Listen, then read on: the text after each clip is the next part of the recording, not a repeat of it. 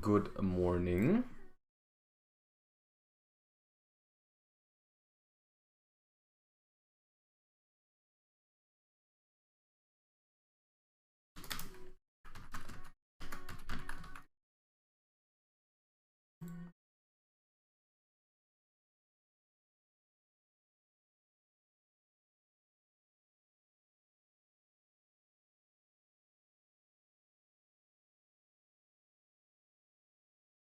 Okay, tweet has been made. And yeah, after the last couple Pokemon streams, we will return to the normal, you know, Yu-Gi-Oh! It is time to go back. It is time to go back.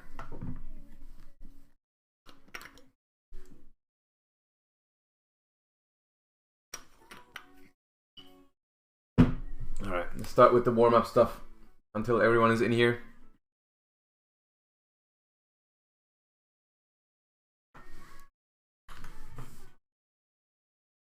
Ooh! The right defense this time. Not bad. Getting closer for Lone Fire.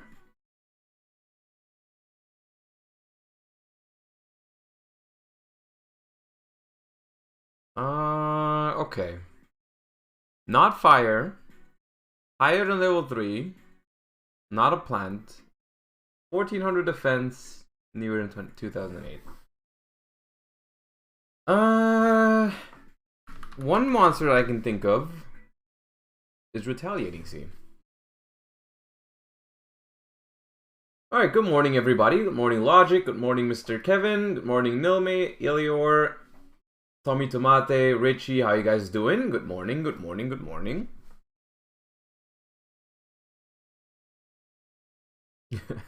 Hana.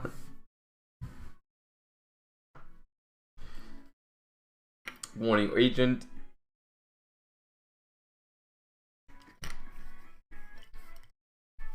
What's up, Wind Up World? It wasn't Lone Fire again. How can this be? Okay, high level. Morning X Crazy. How you guys doing? One day? I don't know if it's gonna ever be. I mean, theoretically, at some point. Canahawk? I mean, it's not a... Do you mean another Canahawk? That's not... Nah. It's weird. Big Baba, thank you for the 5 months. Appreciate you. Welcome back. Was this very quiet? Or was that just me? How was the alert sound? For me, it was very quiet. It was fine? Okay.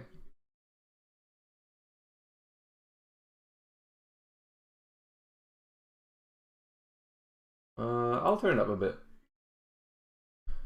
Did my sub go through? I mean, you are subbed, Wind Up World. I just didn't get a notification for it, but it seemed like it worked. Either way, thank you. Appreciate you. What's up, Waver? What's up, Pharma? Okay, let's not try to get caught up with the 1400 defense here. Let's try to find some more hints first. Hyrie, thank you for the 2 months. Appreciate you. Welcome back.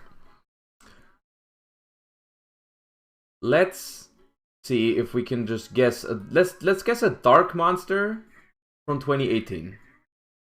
Good morning, Adrichino. Thank you for the 3 months. Appreciate you so much. Yeah, let's try and look for a dark monster from 2018. Dangers are from 2018. So let us take level 7 danger. Let's use Nessie. It is a level 7. It's not dark. And it's even newer than 2018. Will you please try to make Goatee work? I don't know about Goatee. Wait! No, it's not a dark. But I was thinking about trying some rogue stuff on stream. In general, in the next couple of days. Since I don't know how much content or how much I want to make content concerning just like Ishizu tier all the time. Mick Billy's the Earth's Arctic. Earth's Arctic. I mean, you're probably right. Yeah, okay. Okay. I did not know that card. The Rogue arc starting now? I don't know. I mean, the thing is, we can potentially talk about the decks that I was thinking about bringing to YCS Dortmund that I ended up not bringing. There is still some experimentation to be done there, and I don't think that'd be bad.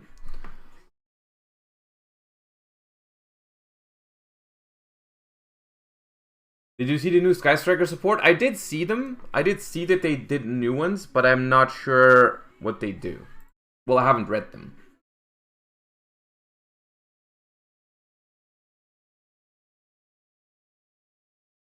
The French dessert. It does, yeah. Medolce is one of the decks that I was considering. We could look at Medolce if people are interested. I don't mind.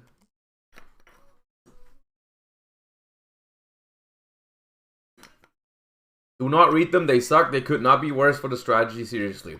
I mean, I feel like that's kind of been a trend with the Sky Striker support recently, or like recently, the last couple. Ever since Rose, I feel like there hasn't been good Sky Striker support anymore. I guess they just want to give the Sky Striker fans something, but I don't actually want to make the deck good again, is kind of the vibes I'm getting. The new Chaos support is very good. We can look at it. If you have a link to the new, anything new that was announced, feel free to drop it. We can read it. But first, let's see if we can muster up a good card guesser round, alright? Let's go. This looks somewhat familiar. Oh, this is Neo Flemvel Hedgehog. I think. Yep. Okay, focus, chat. Focus. This looks familiar. But I don't know what it's called. Yeah, that's why. I've seen this card recently, but I couldn't remember.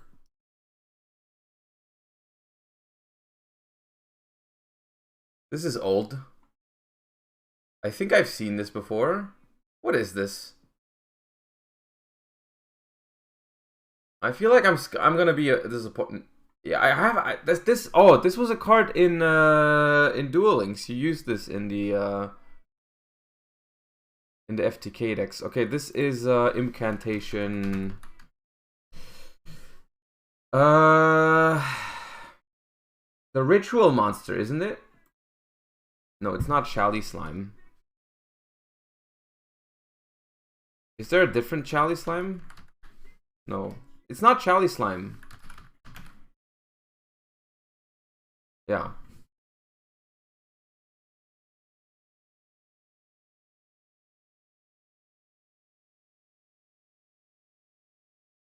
Yangzing Prana.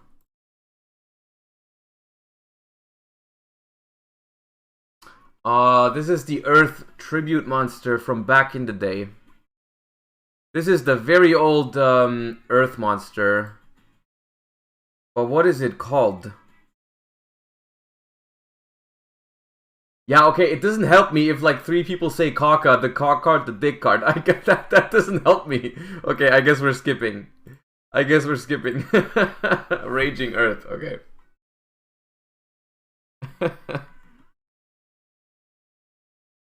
Who is this?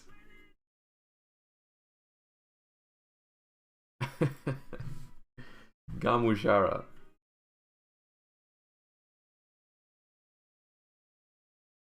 Okay, this is not a good round. I have, like, what are these cards? Surely it's some symphonic or, yeah.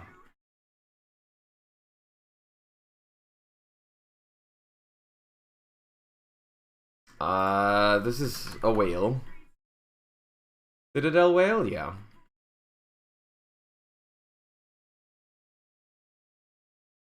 Is this Jetroid? I do think so, yeah. This should be Flame Swordsman. Yeah.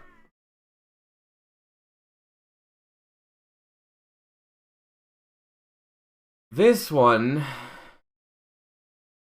Does not look familiar. Steel Star Regulator. Never seen that before.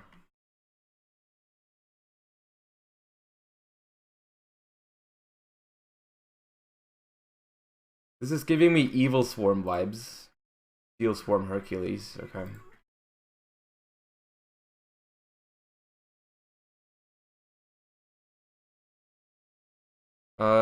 This is some Rio-Ran. No? Not. Oh no, Rio-Ran's the vanilla. Spirit Ryu. Yeah. Today is hard. This one looks familiar. Never mind. Gishki Mollusk. Okay, no, never. I take it back. This is Harpy. Is it Channeler? How do you... Harpy... Is it Channeler? No, it's not Channeler. Oh, God.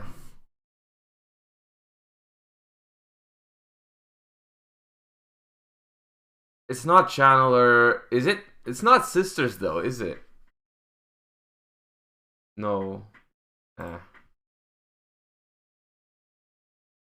Harpy Lady Elegance. Okay. Are we catching Mons today as well? Very later on. Until the normal stream and then maybe after. This is a Dragon Sync. Is this Exploder Wing? That one. Yeah, the Edison one. I ordered this one for Edison. That's why I know this.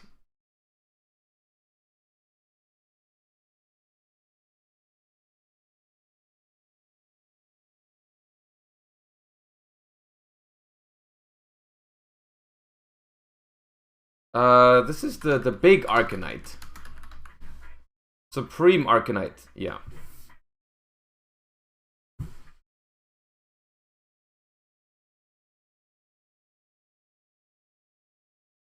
I have seen this, but I cannot name it. Guardian Dread Scythe. Okay. This is an Earth monster. I read this when I looked at all the Earth monsters before Dortmund. Cataclysmic Crusted Calcifida. Sure.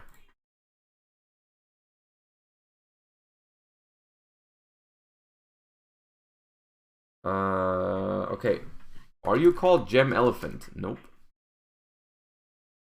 I mean, some elephant. Oh yeah, you are called Gem Elephant. Okay, that makes sense.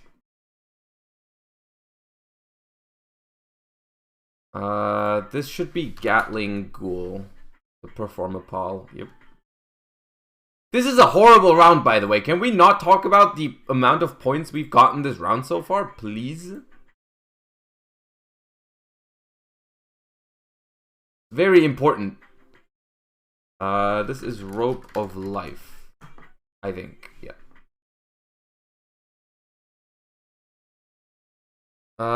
This is the Bad Breaker Defender. Yep. What's up, Rabozu? How you doing?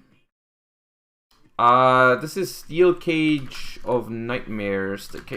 Nightmare Steel Cage? Yeah, that one. Is this Card of Save for turn? Yeah. Okay, we're getting better, but I still don't think we can turn it around. Frike, welcome back. Thank you for the 2 months. Appreciate you.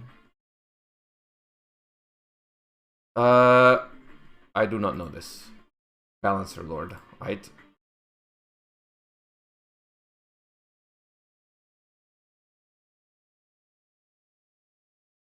Okay, just as I said it's getting better, we get cards like this, which I've never seen before. What the hell is a Dimension Slice? Oh my god, is this VFD? No. I thought it was. Oh no, it's the other. It is a True King. I was in the right little you know. I was in the right little corner. BCXR2, thank you for the 3 months. Appreciate it. Yomi ship. After this round, I'll tell you what we'll do today. This is Reflect Bounder.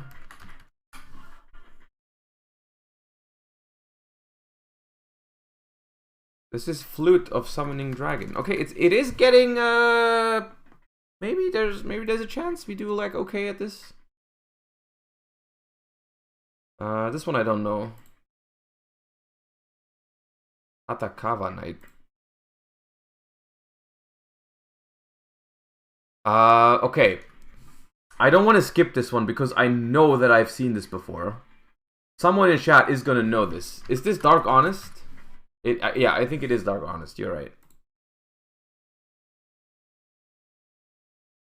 Okay, it's a Dark Magician support card. I do not know its name, but once again, I'll leave it to you, chat. Surely someone knows this.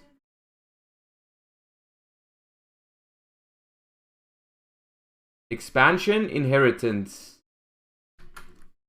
Dark Magic Expanded? It is that. Okay, thank you.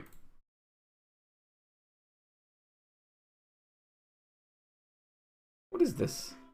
Oh, it's Amazing Dragon. Could have gotten that earlier.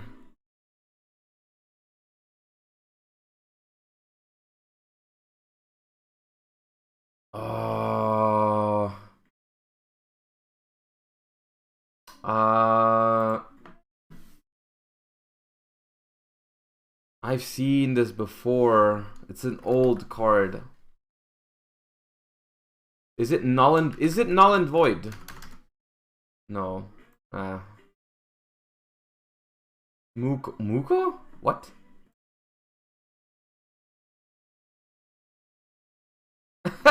Who is this? Is this a Sylvan? It's a Sylvanar Naturia. Oh, it's Rose Whip. What the hell? The cutout was so weird for this one that I didn't see it.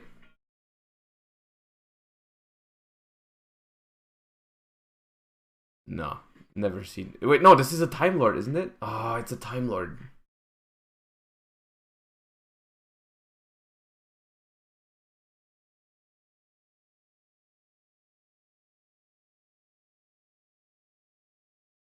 Okay, never.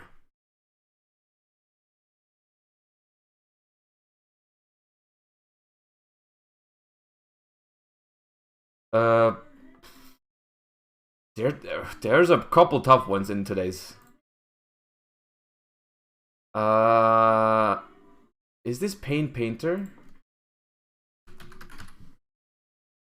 Yeah.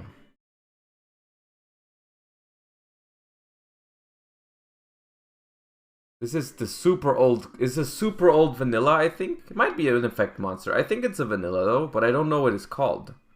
It's not Dream Clown. It is not Dream Clown. I think it is Mystic something, but I don't know.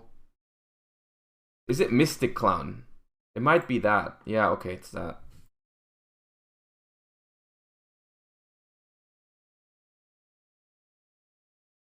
Oh, wait, no, this is Frenzy. Dinomorphia Frenzy. Yeah.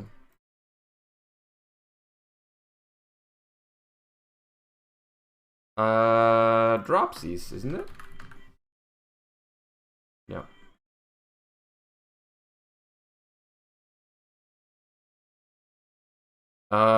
This might be Dark Fusion. Please? Yeah.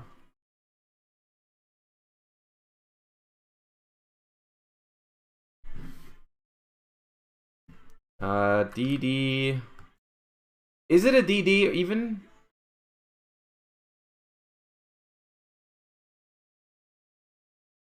I don't think it is. It's called twin-headed behemoth? No.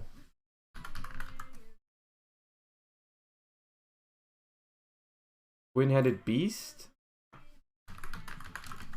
Twin-headed wolf. Okay.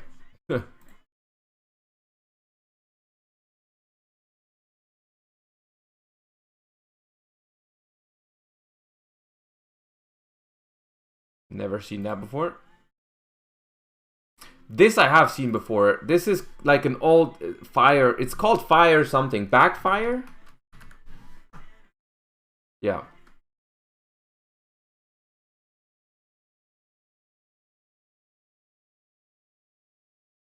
This is also very old.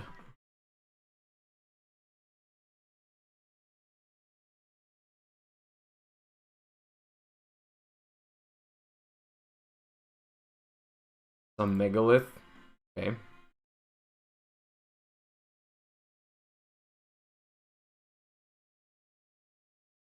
Guard Dragon Garmides.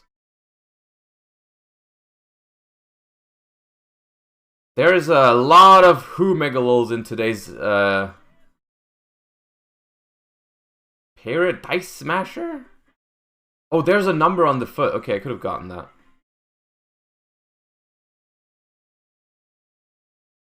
Could have gotten that. This is called Maharagi or something. Yeah. And I for some of these, I don't even know why I know this. Like, this card was never relevant. This is a Naturia, but okay.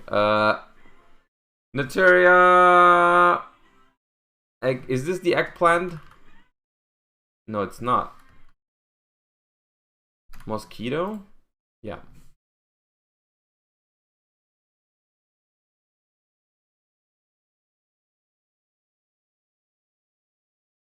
Some pixie. Sunny pixie? Yeah.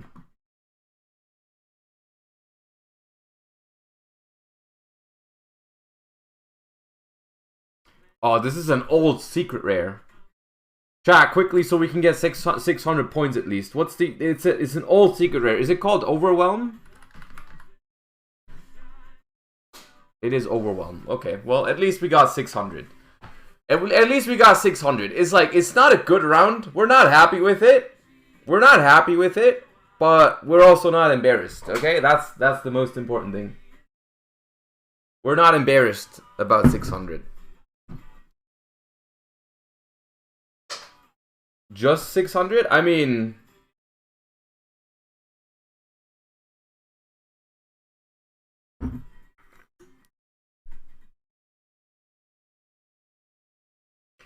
just 600 is we were happy about 600 a while ago. You didn't enter any small tourney for the foreseeable future while waiting for the YCS. I will be playing a regional in December in Frankfurt on the 18th. Until then, I don't know if anything else is planned. I don't know about any other regionals or something like that. I can't even get over 300 by myself. How long have you been playing Waver? Have you been around?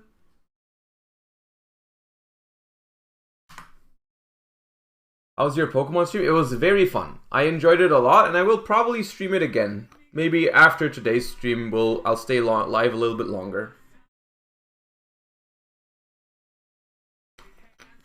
Do we look at Photon Hypernova and Amazing Defenders? I'm down. So okay, I mean with that, let's talk about what we do today, because I am in a little bit of a weird spot when it comes to Yu-Gi-Oh content. Of course, I want to keep streaming Yu-Gi-Oh, like that's not gonna change.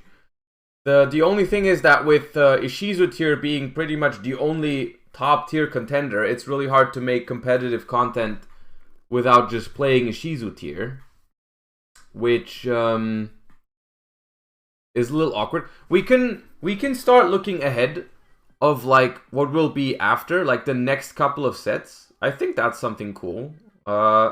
We could also maybe play a little bit more of Dark World, right? Trying out Dark World or other stuff, right? Other decks. I don't know. The thing is, I wanted to look at Photon Hypernova. I already have it open here. I already have it open here. The problem is that for some, it's a little weird to me, but it releases. Is this true? Are they correct on this? Does Photon Hypernova release in February? Is that because that's a long time still? That's 3 months from now. Why is it so long? Because I checked between Power of the Elements. Power of the Elements was August. Right? Power of the Elements was August. And then Darkwing Blast was October, which is 2 months. There were 2 months between Power of the Elements and Darkwing Blast. And now there's 4 months between Darkwing Blast and Photon Hypernova. Why is it so... why is the spacing so weird? I mean, this is weird. This is bad, especially considering the format that we have is like a tier 0 format. People are gonna be very unhappy. People are gonna be very unhappy with a 4-month break between the 2 main sets. Unless there's a ban list relatively soon. Then it could be okay, but like... yeah. Didn't Pote get delayed? Pote may have been delayed. Was it delayed? I don't remember. Maybe that's the reason. Maybe that is the reason for this. But yeah, okay.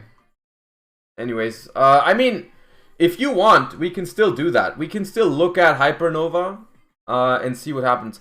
But is this there? Surely, Photon Hypernova is not the next product to release. We don't have 3 months without product, do we? Surely they release something in December or January. Amazing Defenders. What's Amazing Defenders? Yu-Gi-Oh! Amazing Defenders. Amazing Defenders. Amazing Defenders is a booster pack in the Yu-Gi-Oh! Trading card game. Okay, but we have no info on this. We have like no info on what's in this. Lieutenant, thank you for the Prime. Appreciate that so much. We do. It's an OCG set. The OCG version is out. Okay. For the OCG booster pack, see deck build pack. Amazing Defenders. Rescue Ace. E-Pearly. Wait, didn't we look at these? Oh, this is the Puri, or whatever it's called, right? The Puri archetype. Mikanko. We've looked at Mikanko. Okay. It's a very small set. It's a very small set in the OCG.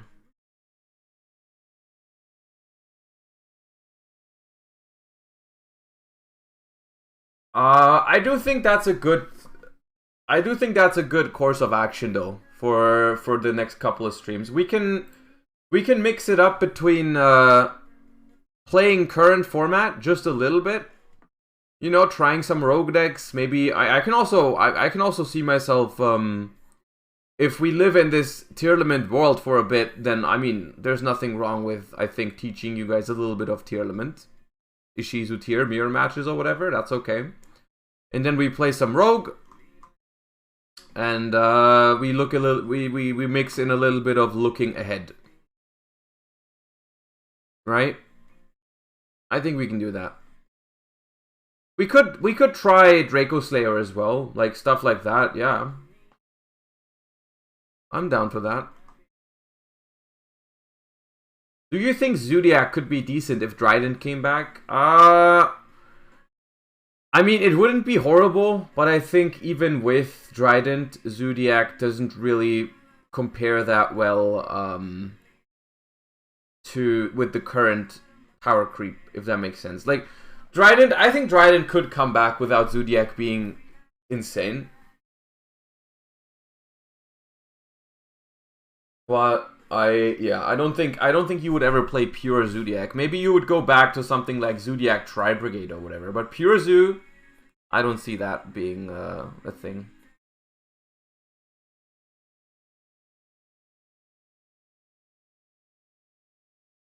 What if we checked out Kashtira to buy Goo early? I mean, I have One thing that I... Give me a second. One thing that I was thinking about checking out was the newest OCG results, just quickly, to see what's ahead of us as well. I want to quickly look at the Dogmatica ritual cards. There's stuff in Photon Hypernova that makes it playable. We have looked at that. I remember we have looked at that before. But, I mean, maybe. If we talk about Photon Hypernova in general, we'll go over all the cards. Can we just agree that the last ban list was a complete miss and bring back Ronin, Snow, and Chaos Ruler? I mean, I'm kind of glad that the last ban list happened still, for the most part. I mean, I miss Ronin dearly. It still breaks my heart. But, like, for the most part, those bans were definitely warranted. You can argue that the last ban list wasn't enough. Definitely. I would be with you on that. But I don't think they should just undo it. I don't think that's a reasonable take. Okay, so we're going to look at the OCG results in a bit, but for now, for a start, link me those new Chaos cards. I see, like, a lot of people asking about the new Chaos cards in chat. Show me those new Chaos cards. YG organization. These, okay. Yo, this is... Okay, Ray alternate art. Okay. There's none, you got baited? I mean, this looks like a Chaos card to me. We'll see.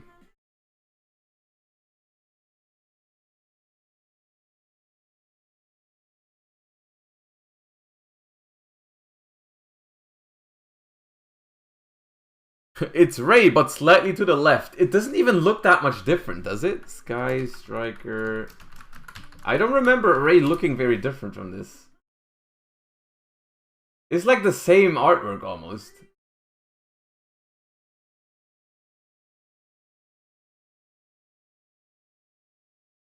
It's like barely different. Well, whatever. Arms Regeneration.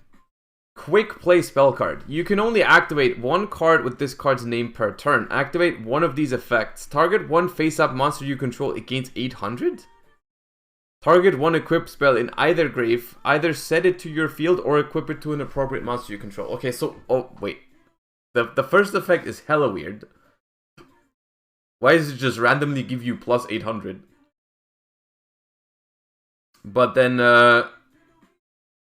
resets equip spells? I mean, okay. It's, for equip... I don't know if any equip play decks need this, but it's like, okay. Duality. Quick play spell card. You can only use the first and second effect of this card's name each once per turn. Tribute one light or dark monster. Special summon one light or dark monster with the same original type and level, but different original attribute from your hand or extra deck. Tribute a light or dark monster. Special summon a light or dark with the same original type and level, but different original attribute from your hand or extra deck.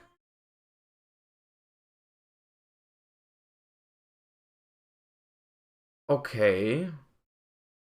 Ooh, okay, so a light monster does not have to go into a light monster. A light monster can go into a dark and vice versa.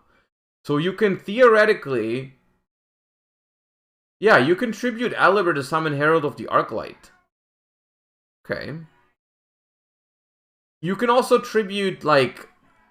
One good monster to tribute with this that I can think of right now is, like... Also Despia related. If you go Branded Fusion into Albion and activate Albion's effect, you can, like, tribute the Albion and then summon whatever you want and then banish the Albion for Mirror Jade. During your main phase, you can banish this card from your grave, then target one light and one dark in your grave, shuffle both into the deck, then draw a card. Okay. This definitely has potential to be like a good card in general. I'm not sure if I like that, I'm not sure if I like the design on this card because it gives you such generic access to the extra deck. It is a little bit, it's like specific because you need to have the same type. But I'm sure there's a lot of possibilities with this. It's like, yeah, it's like if you ordered Metamorphosis on Wish. But the fact that it's a quick play makes it very nice because it's like interactive, right? You can use it on the opponent's turn. You can chain it to like Effect Veiler or Impermanence, like stuff like that is quite cute. And then it also has a bonus effect in the grave of like recycling lights and darks and then drawing cards. Okay, it's a decent card, I think. It's dangerous design because like yeah, I mean, one thing that's worth mentioning is that like some super broken extra deck monster, like if it's a super broken extra deck monster, they usually have the clause of can only be special summoned by, or can only be fusion summoned, can only be synchro summoned. You can't summon those because it doesn't ignore the summoning conditions, right? Like you cannot. It's just like a regular old special summon, right? It can't go into link monsters because of level. Also can't summon XYZs, of course, but yeah. Can you summon Darklaw with this? I'm pretty sure you can. I don't know if Darklaw says you need Masked Hero Darklaw. Masked Hero Darklaw? No, you can't. You cannot. Because Darklaw says must be special summoned by mass change. You cannot summon Darklaw with this. It's not possible. That's what I mean. Like, most cards have, like, restrictions like this. And this card does not beat those restrictions. But okay. Sprite Thunder Dragon? With this card? What would that have to... Like, you would have to... You can only summon level 2s if you tribute a Sprite. What would you summon as a level 2? What level is Lubellion? I think he's level 8.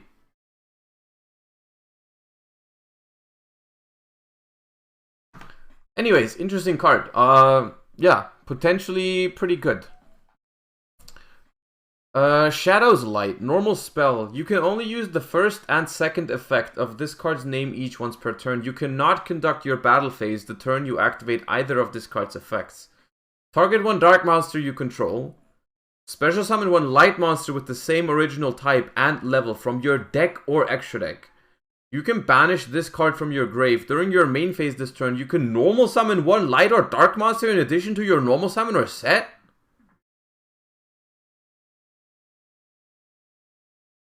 What? Yo! Ren Kazuma, thank you for the 2 months. Pokemon was very fun. Of course, we're having less viewers and all that stuff, but I'm still enjoying it a lot. And the way I decided to go about it, is I'm just gonna do my regular streaming, like the Yu-Gi-Oh streams, and then if I want to play Pokemon on that day anyways, I'll just do it as like a bonus stream. So, yeah. Invisible Doom, thank you for the 3 months. Appreciate that. Welcome back. This card's nasty. This card, what? This card is also just this card, but better. Because you don't have to tribute the monster, and you get an additional normal summon. What the hell?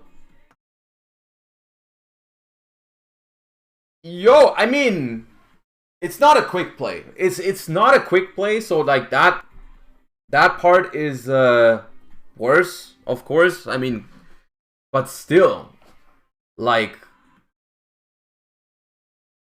okay, no, okay, it's different in some other ways.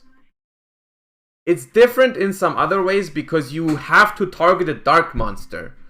It doesn't go with light or dark, right? You have to have a dark on the board and you summon a light. You cannot do light into dark. This one only does dark into light. So what are the implications with this? Name like a broken The first thing I could think of is like normal summon Aluber, grab Branded Fusion, and then you can summon a Herald of the Arclight for free. Seyfert? Okay. Summon Seyfert by targeting a level 4 dragon.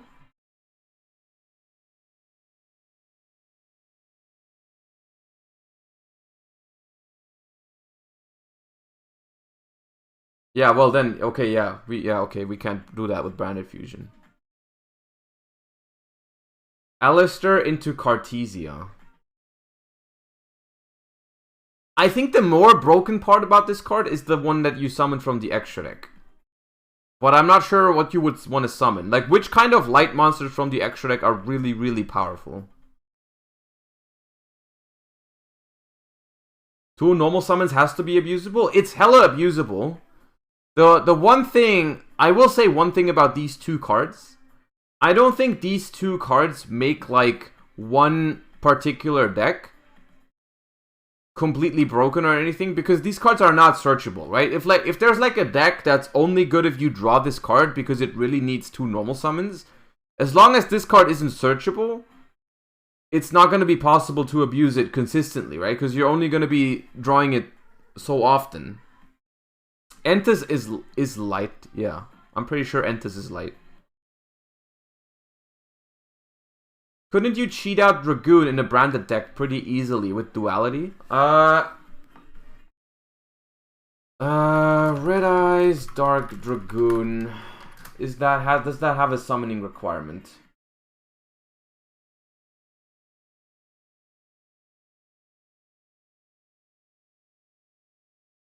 Cannot be destroyed by card effects. Neither player can target this card with card effects. Yeah, no, you can.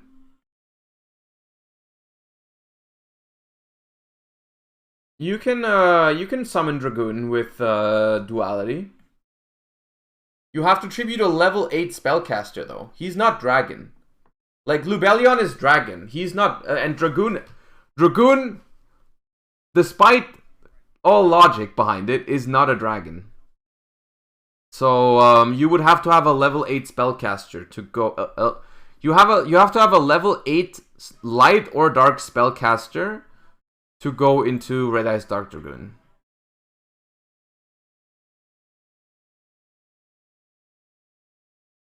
The Cartesia fusion is spellcaster.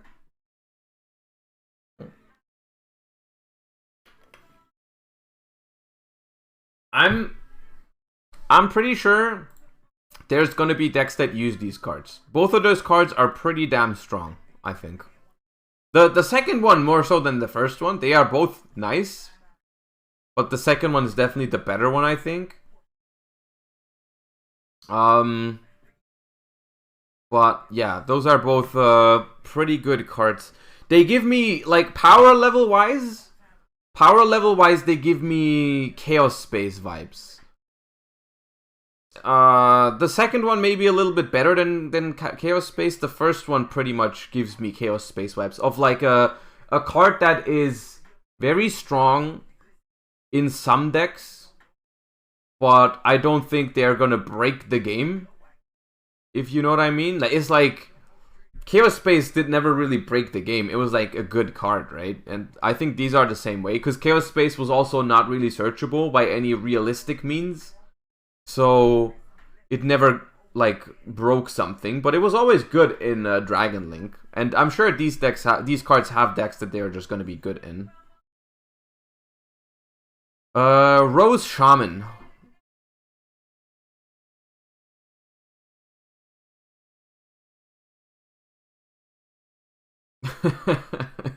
Thank you, Gnorgard. Thank you for the 4 months. Welcome back. Appreciate it. You can only use one of the first and second effect of this card's name per turn, and only once that turn. You contribute this card, draw 1 card. You can banish this card from your grave, then target a plant in your grave, add it to your hand, then if its original level is 7 or higher, you can send a plant monster from your deck to the graveyard. Don't really see an instant way.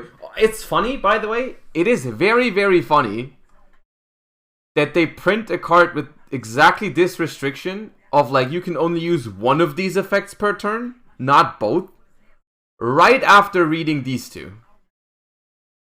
Right after reading these two spells, where they should have done that. They should have done that here. They throw it onto that card. Where, like, I'm not even sure if you could use both effects of this card. If you could use both effects of this card, I'm not even sure if it would be good enough. You know what I mean? They decide to throw the restriction on this one instead of these ones. And, like, yeah. I don't know. Why is this a warrior? A lot of the Rose cards are warriors. There's like Rose Paladin and Rose Archer or whatever. Those are all warriors, I think. It's like a weird it's like a weird thing, you know? But okay. I mean, hypothetically, if this card wasn't restricted to one of the effects, maybe it could be okay in some type of deck, but yeah. Did you change camera angle? I did adjust the camera a little bit for the Pokemon streams, yeah, because I'm like I got another monitor on that side, so I was looking that direction while playing Pokemon, so I switched it up a little bit. But it should still be fine, shouldn't it? Isn't it? Catty Corn, level 4 plant effect. You can only use the first and second of this card's name each once per turn. If this card is special summoned and you do not control a card in the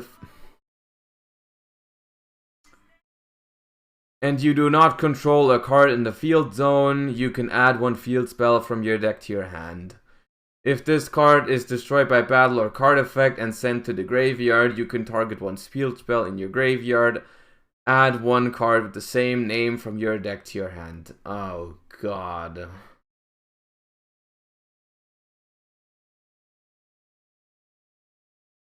Man, honestly, mine people arrive.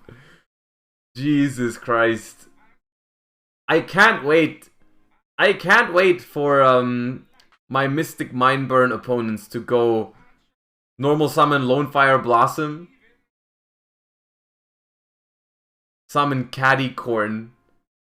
And the freaking Catty Corn adds Mystic Mind from deck to hand? Why does the freaking plant cat Mystic Mind me now? Oh my god.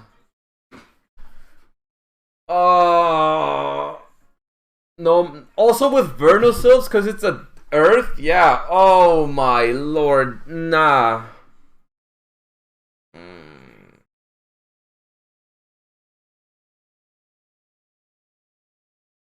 Imagine having like oh god, no. I mean, there's like two things about this. There's two things about this card. Even without Mystic Mine, I believe this card would be... the design would be problematic. I'm just not a fan of generic field spell searches anymore. I honestly think field spells have gotten out of proportion. Because like, field spells are just the spell version of continuous traps. Like, they're just like the field spells are also, they don't have the infinity symbols, but they kind of do, right? It's kind of the same thing. I wish, honestly, high key, I wish they just brought back the old field spell rules. Honestly, that's like the one thing I want. You can talk about terraforming, you can talk about whatever. I don't care. I just want the old field spell rules. That's all I want. That's all I want. I want to activate my own field spell to out Mystic Mine. I wanna get rid of the freaking Pearl Rhino of my opponent by activating my own field spell. It's all the field spells are just too strong. Field spells are too strong, and I want to be able to counter field spells with other field spells.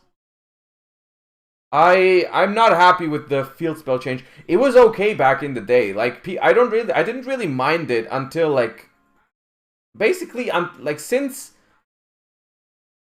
there was a point. I can't pinpoint exactly when it was. It's somewhere between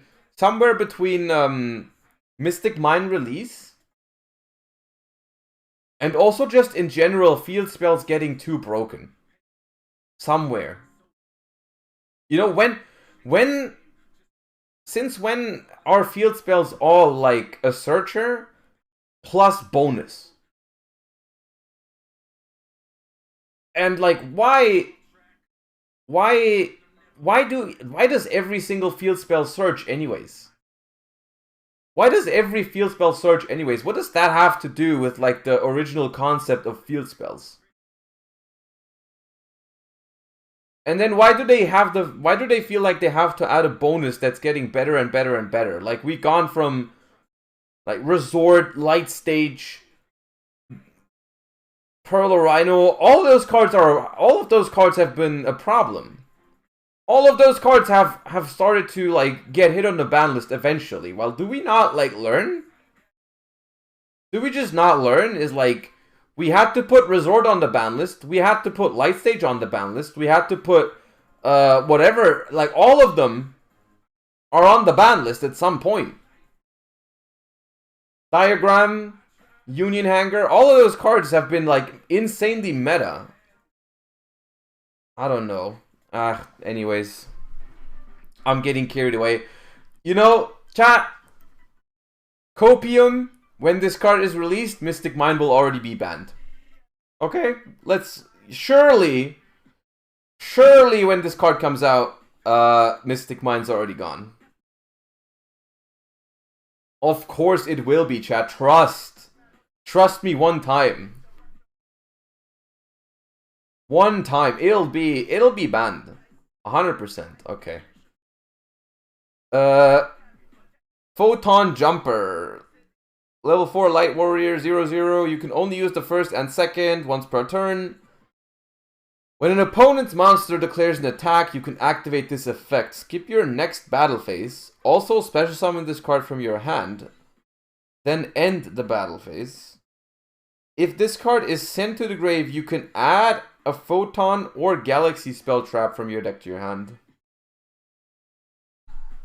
Not awful. I mean, I'm sure it's broken in Galaxy or Photon decks. I don't know much about those. But it can like search a couple of even generically good cards, right? I mean, Photon Thrasher was a card that was a card for a while. Galaxy Cyclone. We trust your mind prediction as hard as your Magnitude draw ability. Yeah, I'm okay. Okay, not like this. I did actually pull 3 Magnamoots by now, chat. So, you know, you just played yourself. Because I pulled 1 in the 3 boxes. I pulled 1 in my Dortmund entry packs. And then I pulled another one in my Dortmund bounty packs. So, joke's on you. I've pulled 3 Magnamoots. Okay, so I'm sure this card is like insanely poggers for like the I'm sure this card is insanely poggers for the Galaxy enjoyers. But I don't know. In general, I don't know if this card's gonna be good. I pulled Lubellion and the Ultra Trap from an entry pack turn. Okay, you win then. Alright, I mean... It is so nice. Alright, let's see this. Is this Photon? Oh my god, okay. Hold on, I'm gonna stop you right there. I know none of these cards. Photon Vanisher. Cannot be normal summoned or set. Must first be special summoned while you control a Photon or Galaxy monster. Cannot attack. You can only special summon once per turn. If this card is special summoned, you can add a Galaxy Ice Photon Dragon from your deck to your hand. You play the OG? An XYZ monster that was summoned using this card on the field as material. Banish any monster. Wait! Okay, I may have been... Maybe I'm slow. But is Photon Hypernova... is it like Galaxy Ice Photon support? Is that the theme? Yes? Okay. I just realized. Okay. Photon Orbital. During your main phase, you can target a Photon or a Galaxy, equip this monster from your hand to it. You can send this equip card to the grave, add a photon from your deck to hand. Okay. Okay, Galaxy 100. 1-card combo. When this card is activated, you can send a photon or galaxy card from your deck to the grave. Oh, that turns this into a searcher. Okay. If Galaxy Eyes Photon Dragon is special summoned, you can look at your opponent's extra deck. Ooh, that's nasty. Banish a monster from it, special summon one number from it to your field. Okay.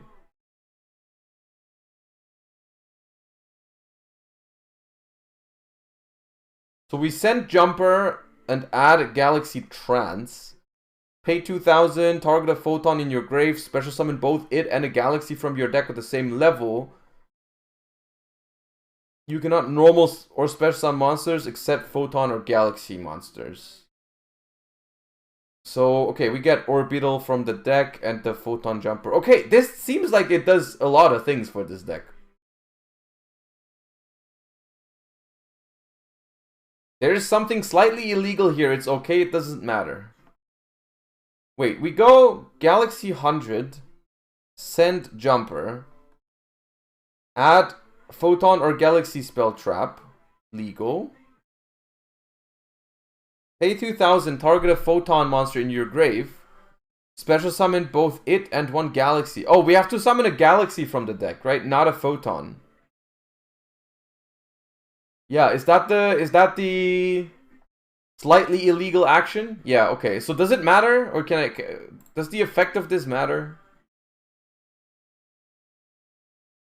Maybe it doesn't. Galaxy Photon Dragon?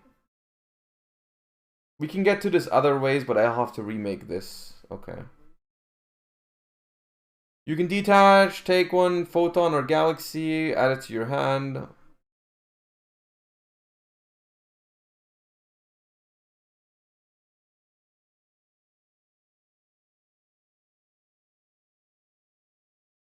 I'm not gonna bother reading all that shit. Okay, we wouldn't have this guy, so it would be different. What is happening?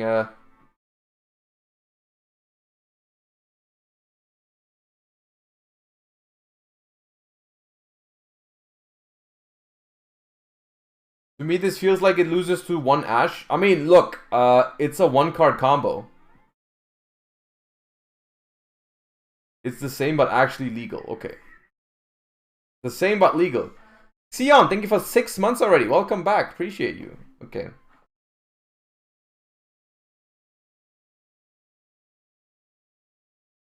Alright, so Jumper, Trace, that's the same. Trance, I mean. Trance and... Oops, pause. Galaxy Summoner. If this card's normal or special, target a Photon or Galaxy in your grave, special summon it. You can target one other light. It feels like... I'll say one thing just off rip, without knowing all the card. It feels like if you don't open exactly Galaxy 100, you might have some issues getting to start your combos. Because most of these things, like this thing needs something in the grave, this thing needs something in the grave. That's just my first impression, though. I might be wrong on this.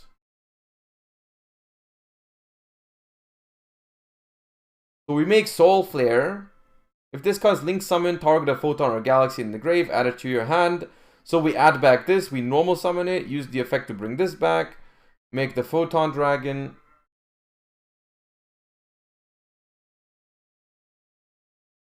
And we search Eternal Galaxy.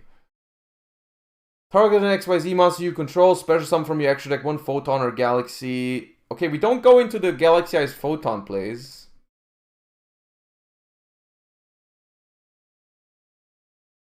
On this turn. Wait, we still...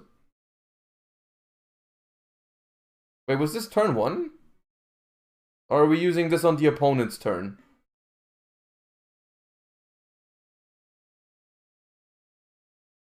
So we don't get to look at the opponent's extra deck. But wait, this isn't... I mean, honestly, for 1 card, putting up this guy isn't bad. As like a... What is this? Monster Omni Negate? But this is not... I don't think this is good enough, but... Managed to beat Sprite 2-0, Ishizu 2-0, Brand 2-0, and Flu 2-0 this weekend to get me a Euro spot using Sortel. Congratulations, Kenver. See you at Euros then. Well done. What was that? OTS Championship? Is what qualifies you. It qualifies you for Euros as well, right?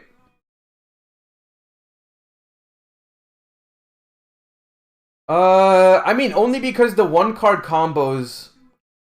Only because the one-card combos are, like, in a way, sub-optimal. Or, like, don't seem insane. Doesn't mean the deck is bad, right? I mean, it could still be okay. It could still be awful. I don't know. It could still be awful, but, like... looking at, like, for example...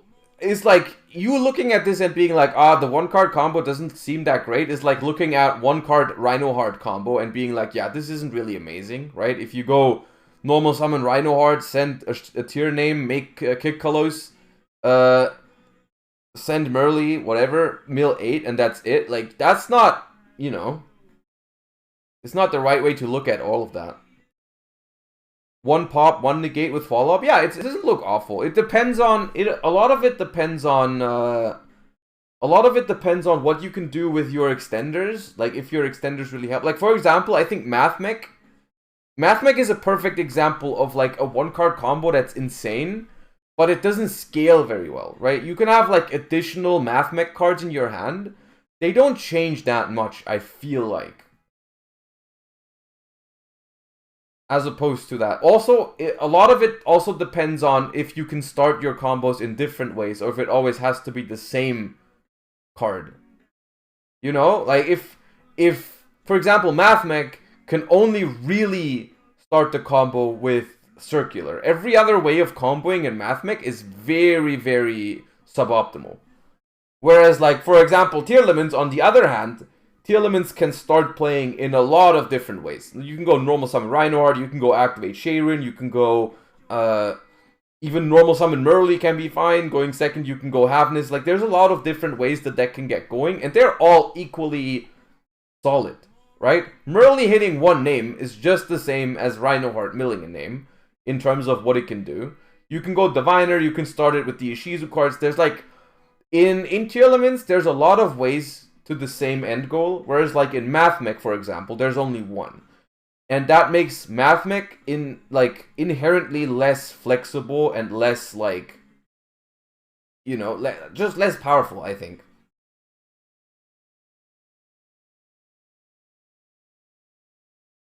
But whether this, I don't know the Photon cards well enough to know whether this is good or not. I'm not sure. Yeah. Did you test Draco Slayers? What are your thoughts on this deck? First of all, Dog Ray, I don't hate Pendulum. I like Pendulum as a... Like, I like some Pendulum cards. I definitely do. Paxio, thank you for the 5 months. Appreciate you. I like Pendulum. I do. I just don't think it's... Or it's been a while since I actually thought Pendulum was good. Right? I've played Pendulum in the past, even when it wasn't meta. Like, for example, 2016 Euros, I entered with Pendulums, even though the meta was like Monarch, Cosmo, and BA for the most part. There was like only very few Pendulums. So I think sometimes Pendulum can be very strong. I just think that in the recent years, ever since they changed. Or like, there's two things about Pendulums. Yeah, it was with Kirin. It was the Odd Eyes Magispector Pendulum deck.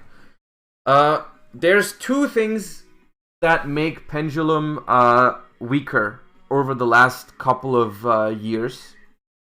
Shurek, thank you for the 3 months. Appreciate that so much. Welcome back.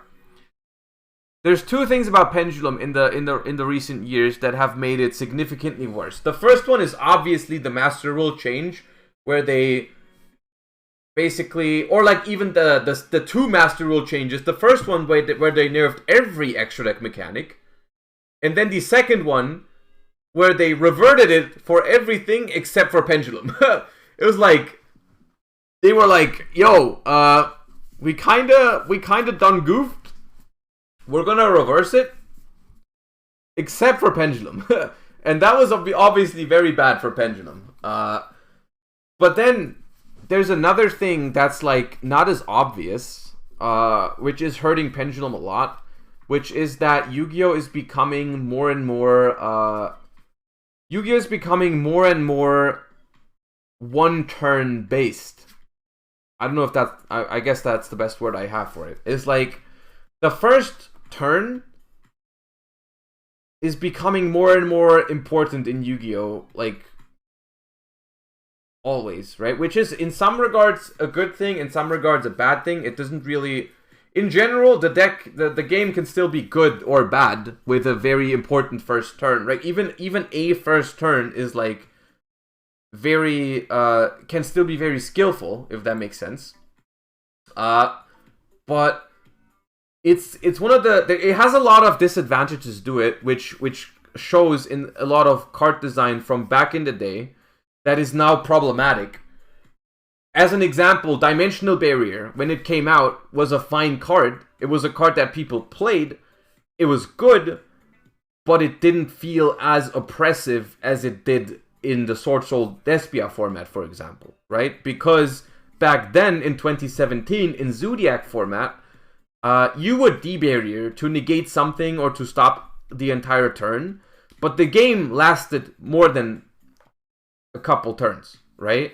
It was like basically skipping one turn back then wasn't a floodgate. It wasn't considered a floodgate because that didn't matter as much. Scythe is a good example in chat that I see. Scythe was not a problem for a long time, simply because the game of Yu-Gi-Oh was like designed to be for longer than just one turn, and so skipping one turn wasn't as impactful.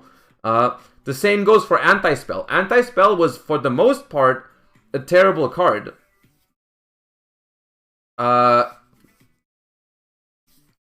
D-Barrier during Zoo was the end of the turn and the game if you didn't draw D-Barrier or Strike. Nah, it wasn't. It was just not. It's just not true. D-Barrier was strong, but D-Barrier was not even close to what it was last format. Like, absolutely not. There's so many cards there's so many examples like this of cards that were designed and completely fine for a long time. Droll and Lockbird, Anti-Spell Fragrance, Dimensional Barrier, even Abyss Dweller. Like, Abyss Dweller was good, but only because it lasted for 2 turns for a long time. Like, against Mermail, for example, Abyss Dweller was really strong because it would prevent both turns, not just one. If Abyss Dweller only had one XYZ material, or it had to detach both, it would have actually not been good for a long time. But it's just in general, the game has become much more based on the first turn of the game, which just makes it so that a lot of these card designs have become problematic over time.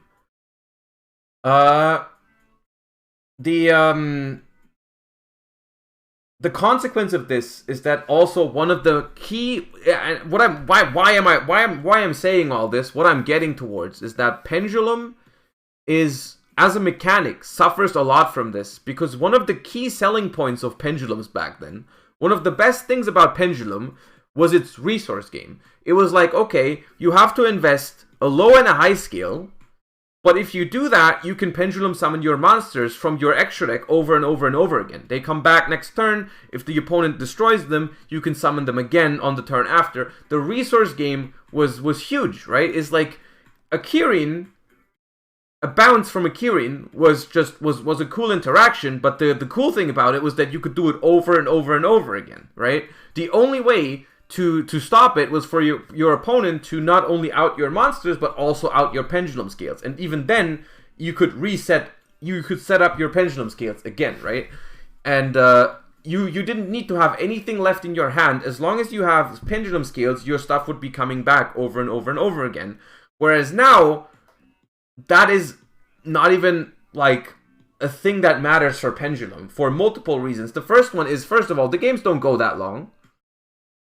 The games don't go that long, right? It's like, or like long, not in a time aspect, but in a turn aspect, right? The games still go long, but just not in turns, right? In time they do, but not in turns. And Pendulum only getting 1 or 2 turns means that the recursive aspect of it doesn't matter at all. Right? It doesn't matter at all that pendulums can come back from the extra deck. And also, you can't even bring back all of them, because without link monsters, the only thing you can bring back from the extra deck is 1 pendulum monster. Right? So, investing, on your first turn, investing 2 cards from your hand to enable a pendulum summon, which of course not always the case. Some decks, like the pendulum decks, try to get around that, like trying to only invest 1 card to get scales, or trying to get scales for free by other means, stuff like that, of course. But for the most part, it's like investing into pendulum scales just to be able to special summon and use them once feels like a little weak to me personally. And is, I think, the problem why Pendulum suffered, out of all the summoning mechanics, I think Pendulum suffered the most from the rule changes and the pacing changes in the last couple of years. And it's not that I don't like Pendulums, right? It's not that I don't like Pendulums, I just don't think it's like good in the sense of the time that we are in for Yu-Gi-Oh! If that means what it's not up to date, basically. On the same subject, 1 turn, 2 turn games, do you like the in-engine hand trap? This feels really good to play nowadays. In general, I think in-engine hand traps can be okay. I think, I mean, mostly referring to Havness. I don't like the random aspect in it. I don't like the random aspect. For example, I like Kelbeck in that regard. That it's kind of like an okay card in its own right, but it's also a hand trap on top of that. But as a hand trap, it's not like completely broken. It's like fine. But yeah. Kelbeck is okay. Havness I don't like that much because of the random aspect. I am a little bit concerned about, or like concerned, I'm not sure if concerned is the right word. The direction that we're heading with hand traps is a little weird, because I feel like they've designed a lot of decks now that are just somewhat immune to hand traps. Like the fact that like Veiler, Imperm, even Ash start feeling not enough at any given point. Like, drawing 1 of these feels like never enough in this metagame, which I'm a little bit concerned about. I think it's fine. I think it's fine as long as the end boards are okay. Like, for example, I think that Tearlament is incredibly strong, don't get me wrong, but I think Tearlament is also one of the better designs in some ways, because it doesn't really involve anything completely oppressive. It's like, if you play a strong deck, at least before Ishizu. Maybe after Ishizu, I might have to rethink that standpoint. But before Ishizu, I felt like if you just let Tearlaments play and you have a full 6-card hand, there's definitely a good chance that you can like beat what they do, right? It's not one of those designs where they play for 20 minutes and then whatever they have at the end is not beatable at all, right? Which some decks had that in the past, right? They would hand loop you, they would put up like multiple heart negates, whereas like Tearlament before Ishizu was like okay, I think, in that regard. Whereas like after Ishizu, I have a couple more problems with the deck in terms of if you just let it play. If you just let the deck play, I think it has too much interaction on too many different axes, right? It has the Havness that it can search a lot. It can even search Kelbeck some hands. It has back row, like Spell and Traps, which means that Dark Ruler isn't enough. It has Scream now. It has Perla Rhino, which like Perla Rhino now, before Ishizu, Perla Rhino was just like a good card. But after Ishizu, Perla Rhino is like completely ridiculous. Like it's completely unreasonable. Because like they can just use the Mudora or Keldo at any point. At any point, they can enable a pop from Perla Rhino.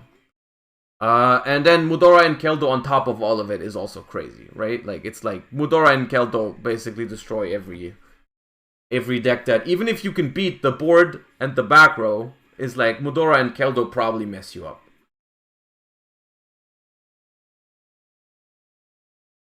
But yeah, I mean, I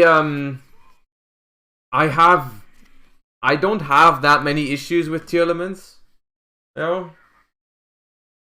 But yeah. Appreciate that, is EC Nice. Thank you for the 3 months. Welcome back. You're welcome as well.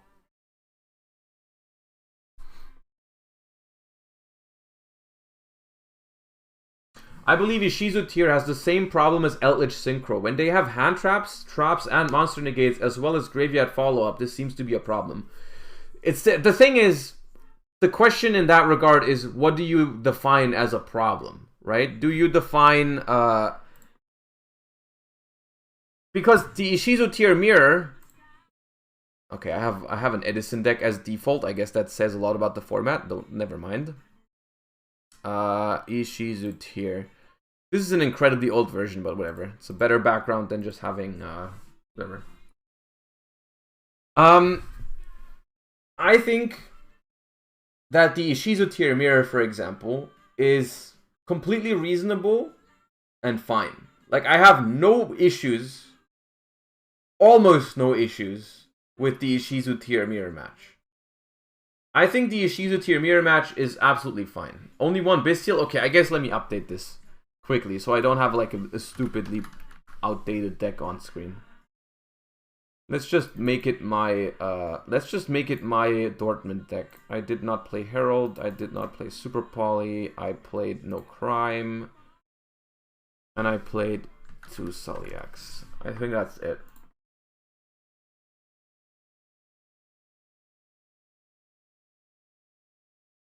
And I played 2 Scream, but I did play 41. Oh, Heartbeat. I meant Heartbeat, yeah.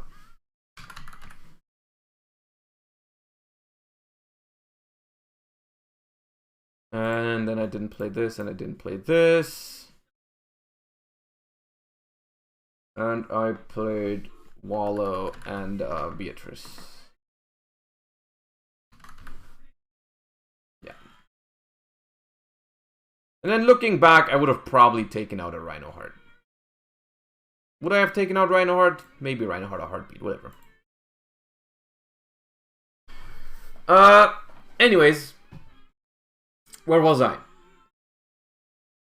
Tier players calling for Abyss Dweller is the most ignorant thing I've ever heard.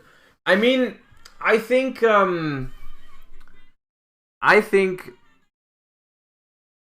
it's not unreasonable to call for an Abyss Dweller ban, because I think this entire thing of the game being very, very focused around one turn, basically what we've been talking about the last 15 minutes, right?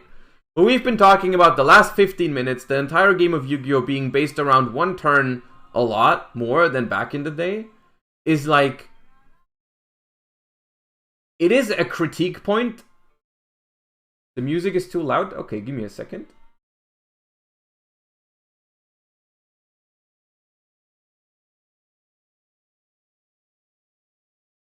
Is this better? I said that 1 hour ago. I didn't see it. Unfortunately, sorry. I think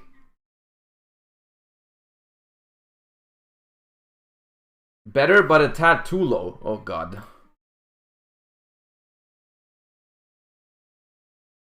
All right. Now I think we've met in the middle. I think we've met in the middle now.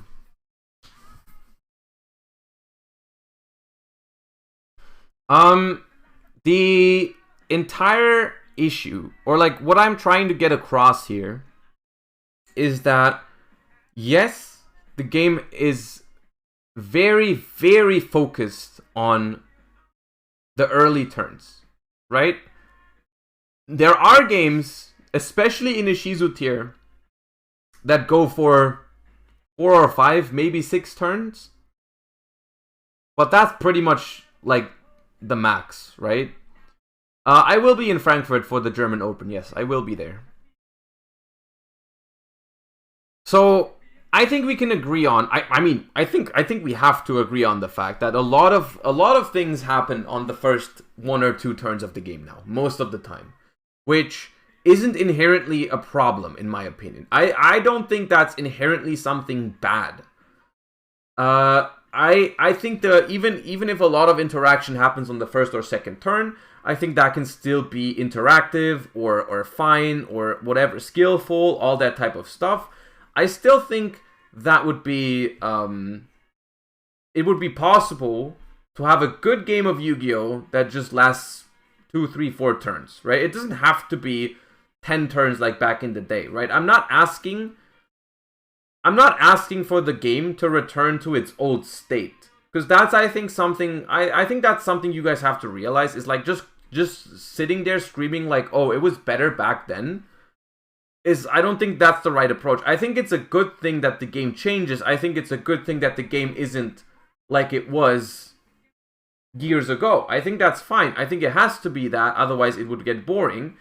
And I also think that Konami is doing, at least currently, a good job at trying to also make it happen for people that miss the old days of Yu-Gi-Oh! To just be able to play those old formats again. It's called retro formats, and it exists, right? It's getting more support, and if enough people go to these retro events, then I'm sure it's going to get more support in the future, and like, that's fine, right? The game was better in 2010. Yeah, I mean, I like 2010 Yu-Gi-Oh! A lot. I also like 2022 Yu-Gi-Oh! A lot. I'm enjoying the current format. I enjoyed YCS Dortmund. I enjoyed watching YCS Minneapolis. I enjoyed YCS Utrecht. No bias, by the way. I did enjoy YCS Utrecht a lot. I also enjoyed the Euros metagame. I think overall, we had a good year of Yu-Gi-Oh! You know, I think we had a good year of Yu-Gi-Oh! I think we had a couple of very good formats. Is my opinion on that. Of course, the formats weren't perfect. Like Nationals format, we don't want to talk about that one. That one wasn't that good. But for the most part, everything after Power of the Elements and Darkwing Blast was pretty nice. I liked it.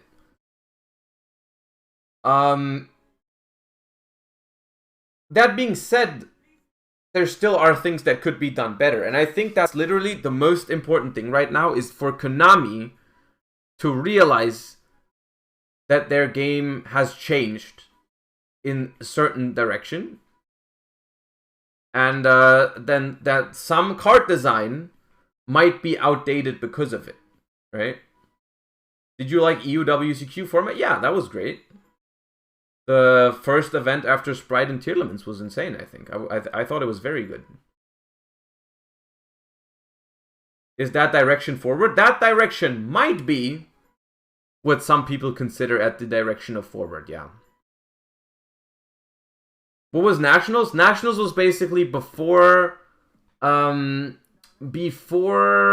of the Elements, the one with Sword Soul, Despia, Drytron, Flunder,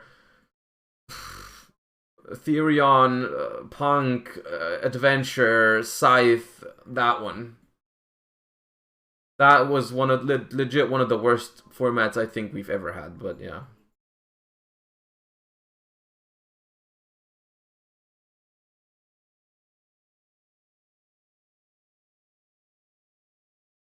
Eldritch, Libromancer, yeah. Stuff like that. Yeah.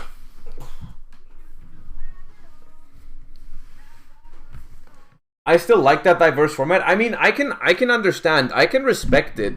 I can definitely respect if someone liked that format for its diversity, because it was diverse. There's a lot of things you can say about that format, but you can't say it wasn't diverse. In my eyes, that wasn't the positive, though. But it's okay if someone thinks differently. If someone if someone enjoys a format, if it's diverse, then fine, I can respect that. That's okay. It's fine for everyone to have its own opinion on why a format is good or why a format is bad.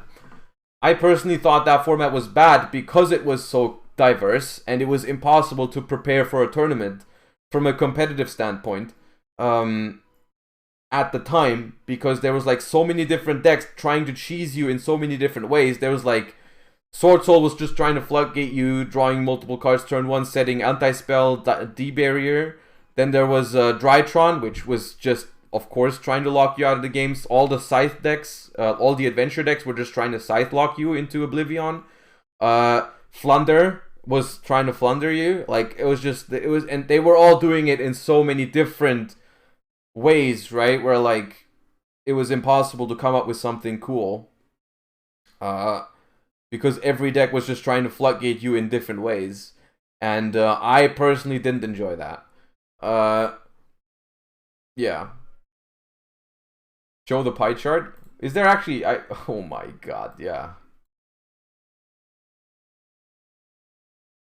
I'm gonna look at this, dude. Prepare for a freaking format. Prepare for a tournament. Go. Prepare for the metagame challenge. Impossible. You know? But I can understand, like I said, I can understand why you would enjoy that, right?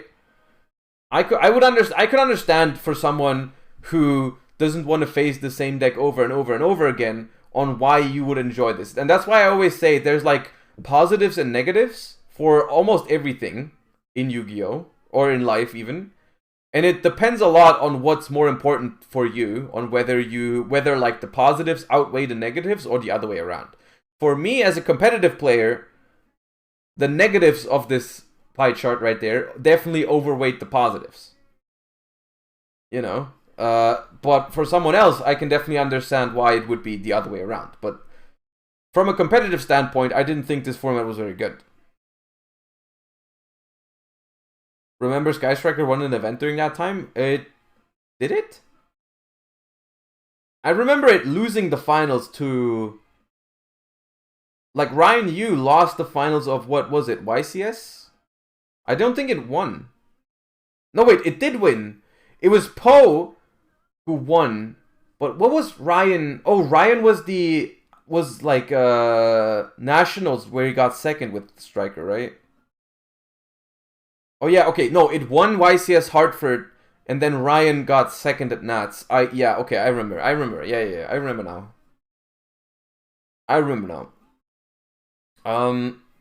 Yeah.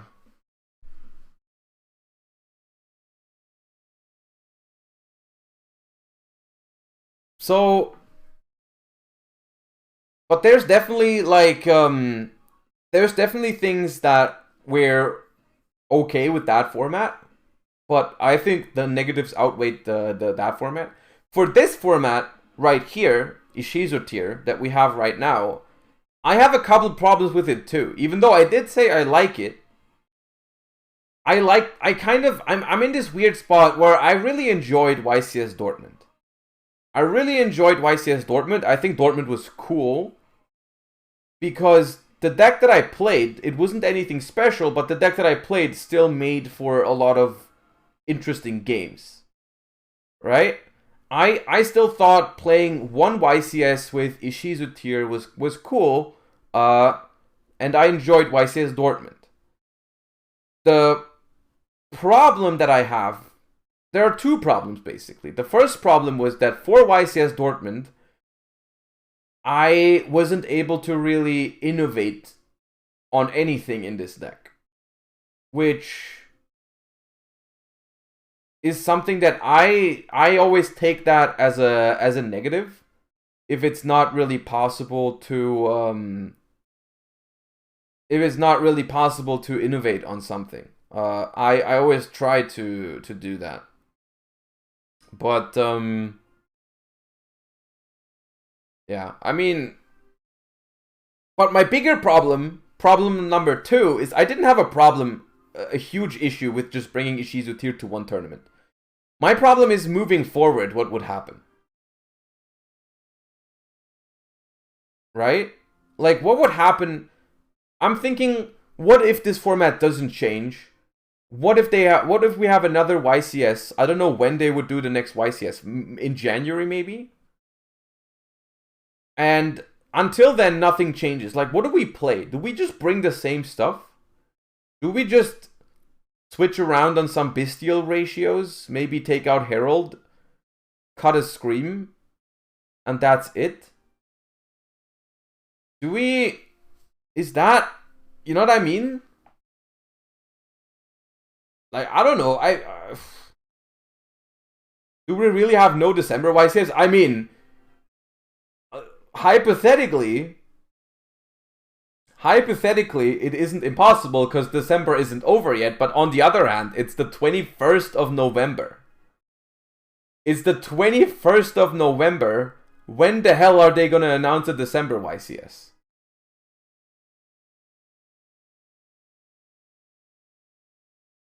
You know? Like, when would that be? Now. Now, yeah. I mean...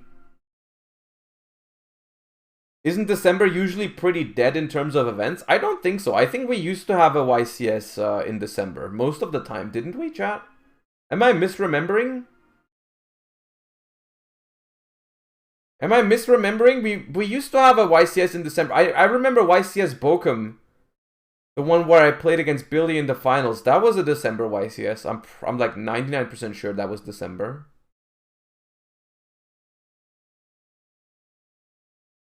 We have a remote YCS. I was thinking about playing the remote YCS, but I think I'm not going to do it for a couple of reasons.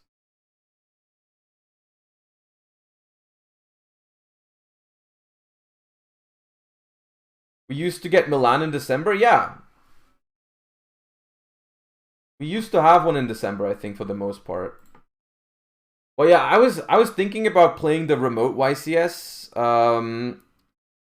but I'm not gonna do it for like 2 reasons. The first reason is I don't think I could stream it. I don't think it would be allowed to stream my perspective. Otherwise, I think I would consider it. And the second thing is just the time zone. The time zone is like awful for that one. Because it would start... I would have to play all night, basically, which isn't great.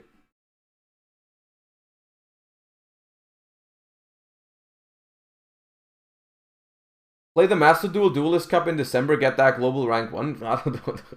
I don't know. I'm not completely opposed. I'm not completely opposed to checking out Master Duel every once in a while, especially now that they banned the barrier statue. I mean, you can say whatever you want.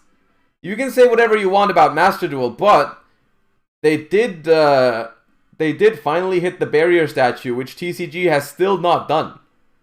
You know, Master Duel, no Mystic Mine, and no barrier statue. Those are 2 cards that should be banned, and they are banned in Master Duel, not in the TCG. So, you know, it's not only worse. It's not strictly worse.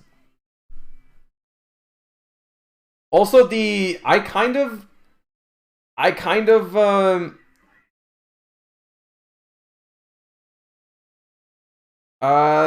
Sukram, for the 3 months. I am not familiar with the Kashtira 1-card combos yet. Is that post Hypernova or now already legal?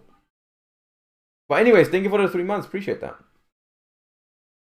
One thing that I really like about Master Duel is also their pacing with like updates. Because they get hella ban lists. They get hella ban lists, which is really nice. I like that a lot.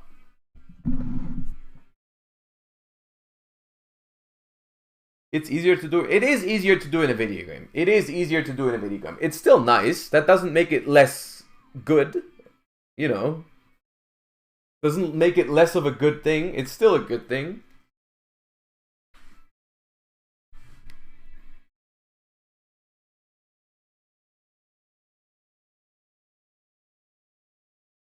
Monthly ban list is a cool approach. That's what I've been saying. I have been suggesting that they should normalize. They should normalize, also for the TCG, they should normalize more regular ban lists with less changes.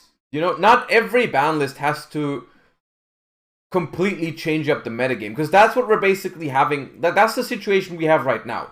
We expect a ban list every 3 or 4 months to completely shake up the format, because we play the current format until no one wants it anymore, until everyone gets tired of it, and we're all screaming at Konami for a new ban list, and then we get a ban list, and it either changes the game and we're kind of happy until we need one again, or it doesn't do enough and we're in shambles for the next couple months, right?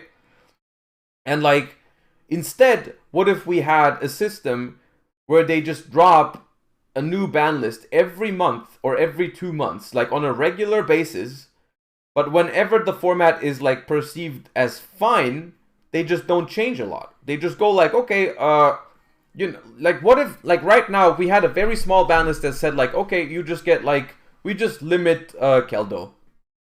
We limit Keldo and we limit Pearl Rhino, that's it.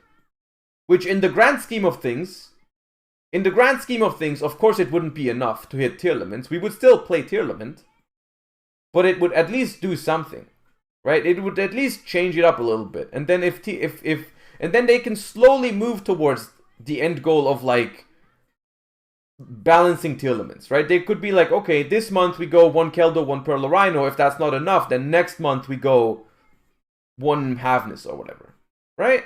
And then like do the same in regards to other things. They need to sell product. I mean, I still don't see them not selling product that way. I'm not an expert. You know, I'm not an expert on freaking marketing and Yu-Gi-Oh market, but I would still think they would, with an open communication like that, they would still be selling product, right? Like for on the counter side, I'm not sure how well we can actually talk about something that I'm not sure what it means, because I'm so unfamiliar with the Yu-Gi-Oh market. I saw something this morning. It popped up on my Twitter about, and I think it fits this topic relatively well, and I don't understand exactly what it means, because House of Champs made a video called Unlimited Edition Yu-Gi-Oh boxes return, Power of the Elements gets reprinted, which is something that I didn't even know that wasn't a thing anymore. It flew completely over my head. I had no idea that was not a thing. And on the note of that, I don't know how well Power of the Elements will sell right now, because we simply have no idea. We have no idea when they're gonna like kill tier limits, right? It stopped being a thing for like 2 years. Okay, so was that a COVID kind of thing? Let's just watch the video real quick. It's not very long. What's good, YouTube? And welcome to a giant curveball by Konami. Unlimited boxes of Power of the Elements have appeared at the distribution level. Now, if I'm sweaty, I'm losing my voice. I just finished working out and my voice has been going. So if I stop to take a little bit of a drink, do forgive me, because there's so much to break down in here. Ban list implications are huge if they're going to be pushing the set once again. And a lot of people are selling their tier limit stuff here in the cold winter market, waiting to pick it back up for the WCQ season if they have to. But they're hoping that ban list will do some work, that they can be playing something else, that other cards come out that power creep a little, but tier limit until the megatons have to sell do seem to be around. So what's the source, John? What's happening here? Unlimited booster boxes. This is GTS distribution. This is actually a source we use quite often on the channel and has been highly reliable, and they're taking people's money right now for this order, meaning it should be very much so a real order that is coming due in 2 days, and then release date is upon receipt. So Konami is trying to really get this out on the hype for the holiday season. These boxes have been gone for some time, except Power of the Elements inside of its own set has cooled off a ton in value. So if you're thinking these are going to be everywhere, well, some people might buy into the hype of the set, but you gotta remember something that's missing from unlimited packs,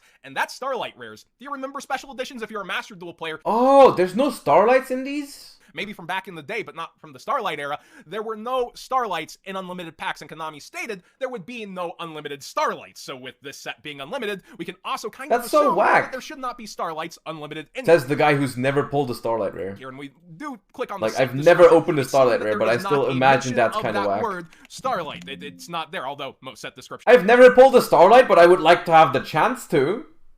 I don't know. Aren't going to bother with that too.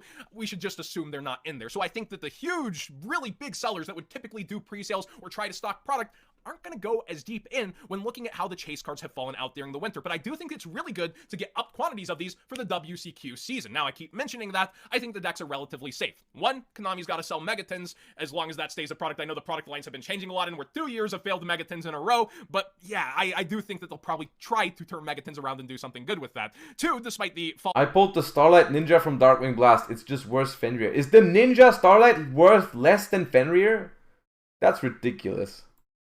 Falling prices, things will heat back up as we head towards that WCQ season if these decks are still relevant. And what leads me to believe 40? Is that the OTS Oh Pack 21 God. That's releasing in February is going to have ultimate rares for Sprite, Tearlament, and Kashtira. Okay, I'm murdering the name. Level 7, rank 7 deck where Fenrir's doing work. You'll know what I'm talking about now. So, these three decks have ultimate rares, and it's likely that Konami's trying to create a triangle or square format for this WCQ to where there might be light slaps on the wrist, but nothing that really takes the decks out and also takes away from them selling future reprints of these cards. If you've been around Konami cycle, you should know this. But again, I know there's tons of Master Duel players who are newer to the game that hasn't seen these kind of cycles, so I do want to dig in deeper for them. And then also talk about the value of the set, because the set itself, the booster boxes have a market price of $77, and most of them are up there. We see one seller at $72. Maybe he saw the news early, super top-rated seller here. But yeah, most of them are around the $77, $78 mark, and that's a sign of a successful set. You still have chase cards that are giving back really good value, and there's so many ultra rares you can pull that are also decently solid, and potential cards like Ultimates. Does this mean Garura gets like less? Does this mean Garura will go down?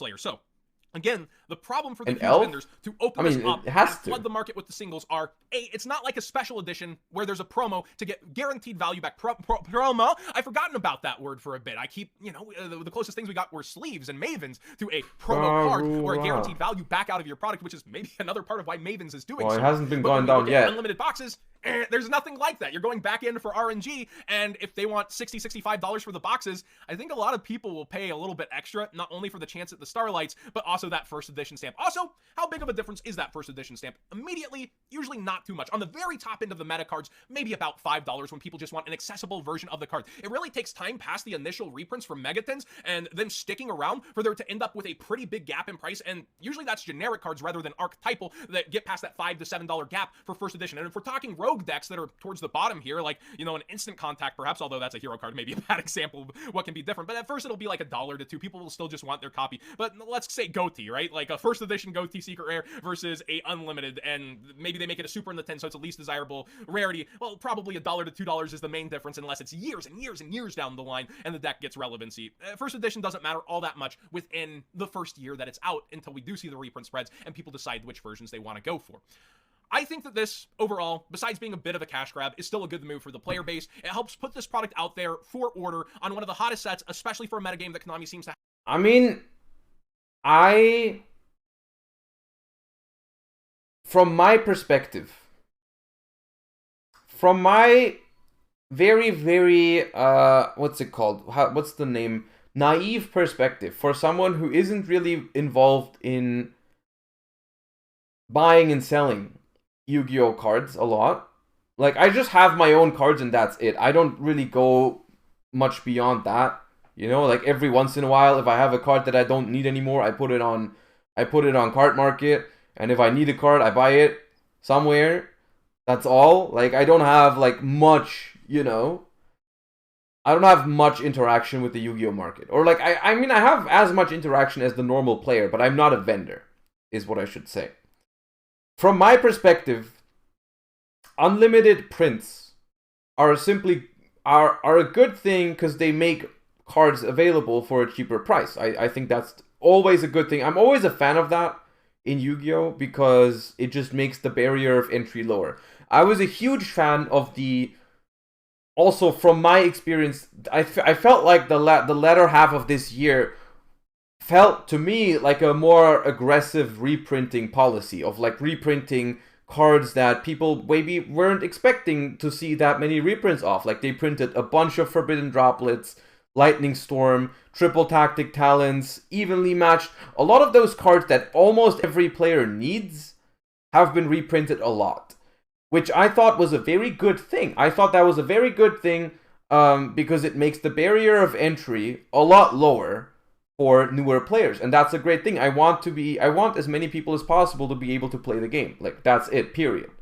And so the cheaper the staple cards are, the better. And not just that, I also really appreciated some of the rarity things that that happened. Some of the decisions that were being made in regards to the rarity of cards. I'm looking at Fenrir, I'm looking at Magnamut. Both of those cards are not cheap. Super Rare Fenrir isn't cheap, Super Rare Magnamut isn't cheap, Ultra Rare Fenrir isn't cheap. But I just want you to take a moment and imagine how much a freaking Magnamut would be if it was Ultra or Secret Rare. And so in that regard, I think we can be very happy that those are Super and Ultra instead of Secret. Because they could have very well been Secret Rares. They could have done that. That is what everyone was expecting anyways. No one expected them to make it super rare. No one did that, and they still did it, right? They still did it. Everyone was ready to be disappointed, but they decided not to do it. And I was happy with that. I was very happy with that. Of course, 20 euros for a super rare is outrageous, but it's still, like, I mean, that's not really in their control, right? That was okay.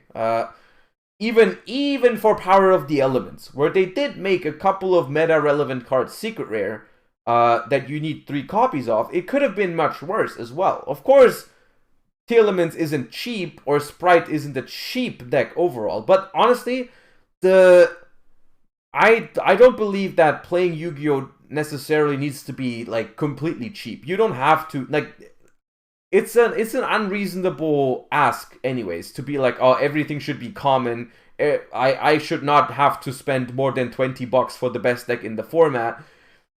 It's okay, right? It's okay for a hobby to cost money. I think it's I've given this opinion a lot. I think the best approach overall, the best approach would be if they make cheap versions of cards and alternative art, alternative rarity, expensive rare versions of cards. You know, I think that's what makes the most sense that's what they've been doing in the OCG, and that's what I also see a lot in other card games. And from my personal standpoint, I don't understand why they don't do that. Like, Pokemon does that. I don't know if Magic does that. I'm not sure for Magic. I know Pokemon does it. I know Digimon does it. I'm sure other card games do it too. And MTG does that too. Okay. Yeah, I do think that Konami should do that in Europe as well. I don't understand why they don't. Regardless, even though their rarity distribution currently and their rarity system isn't perfect, it has still been getting better. Like, I think if you look back a couple of years and you compare it 2022 to, I don't know, 2018 or whatever, I think the reprinting policy and the rarity distribution policy has improved. I think that's something we can agree on. You know, I think that's something we can agree on. I think I don't think it's optimal yet. I think they can do better, but I think it at least shows some kind of attempt at getting better, right? I think they realized at some point that freaking €100 prosperity, €100 droplet, expensive evenly, expensive lightning storm, expensive whatever, those cards, the super expensive staples, have been a problem for people getting into Yu-Gi-Oh, right? The Yu-Gi-Oh player base is already huge, but you still want people to get into your hobby. And if it's like, if every deck, even the rogue decks that want like a prosperity or whatever, if even those are like $400, $500 just to start playing the game at a somewhat decent level, I think that becomes a problem over time. I think that becomes a problem over time. I think you need to, if you want new players to enter the game, I think you need to aggressively make it so that at least the staple cards and the cards that everyone needs are affordable. And if you still want people to spend hella money on boxes, you could just make it so that like those cards are printed in a low rare version and in a very fancy rare version that's very, very hard to get. Like, I, for example, think that a card like Pot of Prosperity should have been printed as a common and just made like a Starlight at the same time. Like, people would still be going for the Starlights. You know, I'm looking at UPAC. Like, there's still people that would spend hella money on the Starlights and would still rip open the product, but it didn't have to be a secret rare at the same time. In my opinion. At least they could try that for a bit, right? They could make one set.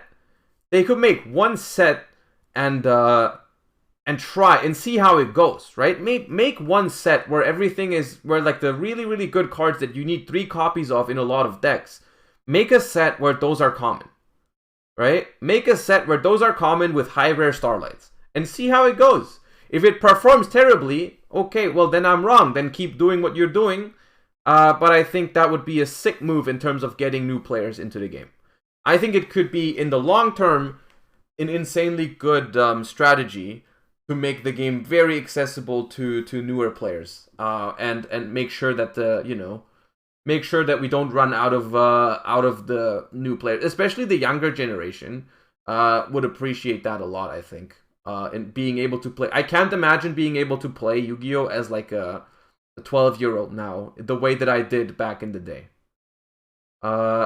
The way that I did back, I don't know. When I was 12 and I played Yu-Gi-Oh, it was possible to play the game without spending infinite.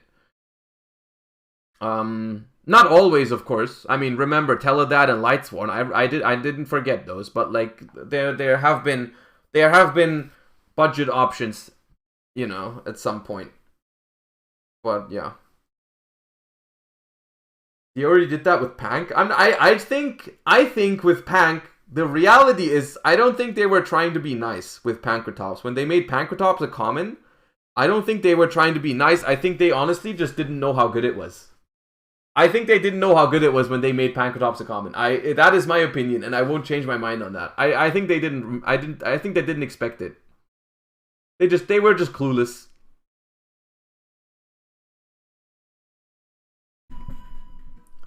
But okay. Pank was a stable 3 of in the OCG, yeah, but sometimes I think they have to make these decisions way before, like, some of these decisions are being made, like, months in advance, I'm pretty sure. I am pretty sure some of these decisions are being made, okay, like, months before. Where's the Pokemon content at? I will be playing Pokemon later, but my main content is still gonna stay Yu-Gi-Oh! I'm sorry if you enjoyed the Pokemon streams. They're still happening, but we'll do that later. Anyways, unlimited power of the elements. Overall, I think that's a good thing. I wonder if how do I word this? The one thing that I think is annoying about this is that I feel like a lot of people, myself included, I paid 80 for my Pearl Rhinos, and now they're 50. Which I'm not happy about. I'm not happy about losing so much money just by playing the format. But I guess I can live with it, it's fine. I just wonder if they would have been 80 if this was known beforehand, right? If they announced this earlier, like basically before Power of the Elements was released, they're like, here's our new set, and this will now have an unlimited printing again. You know? Maybe then Pearl Rhino would have never been that expensive. Not sure on that though.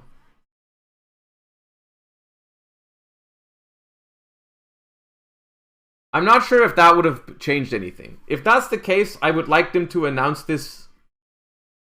I mean, if this becomes normal again, I think that would be a good thing. If we can just expect this to happen every time and the market can act accordingly. But I don't know. Unlimited not gonna happen. At least there's no sign from Konami yet. Trader here. I mean, isn't this a sign though? Isn't Power of the Elements getting an unlimited print a sign for unlimited prints? I don't know. I'm not an expert.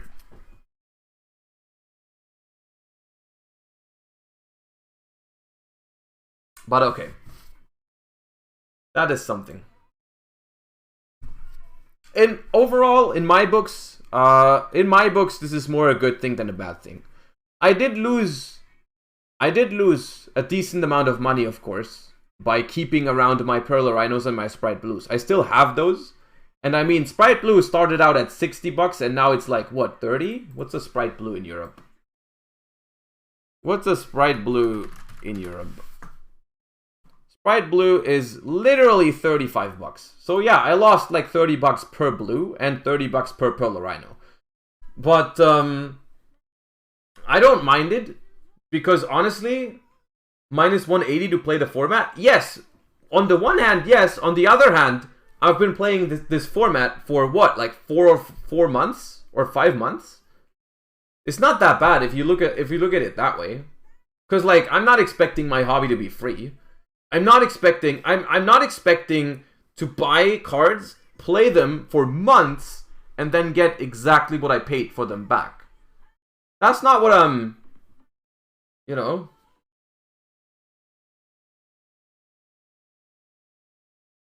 Blue won you a YCS, so it's definitely still plus in value. I mean, yeah, but like that aside, of course, yeah. Like 30 a month, which is not cheap, but fine. I mean, yeah, it's...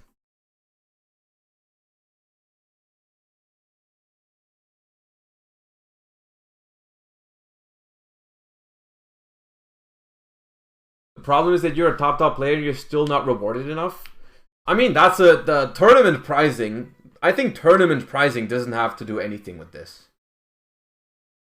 I think you can, of course, you can argue about how expensive should this hobby be in general to play it, but I don't think the prizes for a YCS factor much into this. They should be. I think they should give out better prizes for YCSs, but that like the 32 or 64 people that receive prizes at the YCS are such a small portion of the Yu-Gi-Oh community that doesn't have anything to do with this, in my opinion. Meta decks cost at least 500, and once the meta changes, they're basically worthless. Konami definitely needs to print low rarity, cheaper cards. Yeah,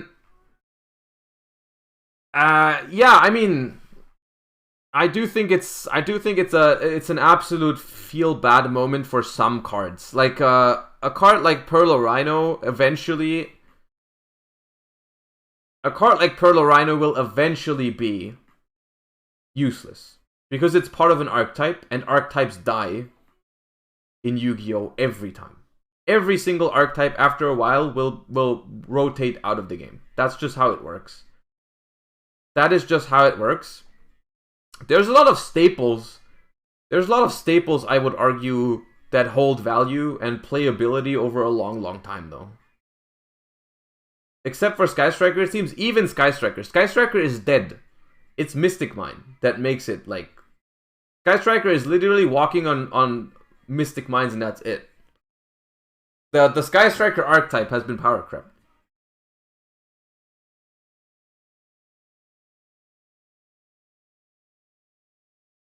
But at the end of the day, honestly, I see Yu-Gi-Oh! Solely as a hobby.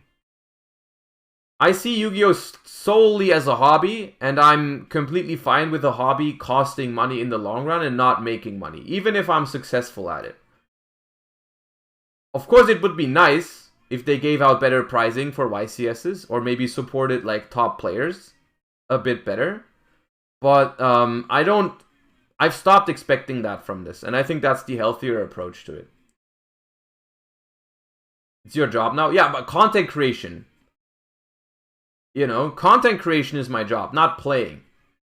Not doing well in tournaments. It's like, it helps my job, but it's not my job.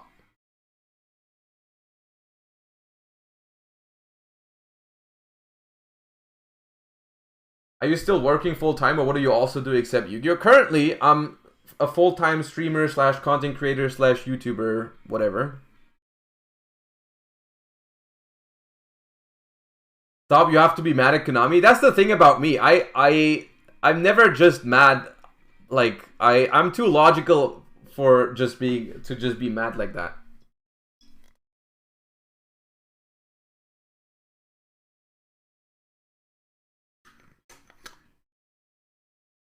No, the YCS prices are bad, but yeah. You study computer science? I did study software engineering, yeah. I did study software engineering, and I would probably be making more. I would probably be making more with an IT job than this, but I probably wouldn't enjoy it as much. So that's why I chose this path for now. Can we play some games on DB? We can stop the rant about card prices now. Yes. I don't know if we're gonna hop immediately onto DB.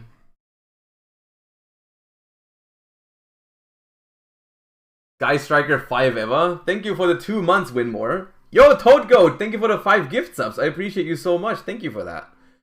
I do like Sky Striker. I do like Sky Striker, but not with Mystic Mine. Have I missed the Pokemon? You have not missed the Pokemon. We do the Pokemon after the Yugimons.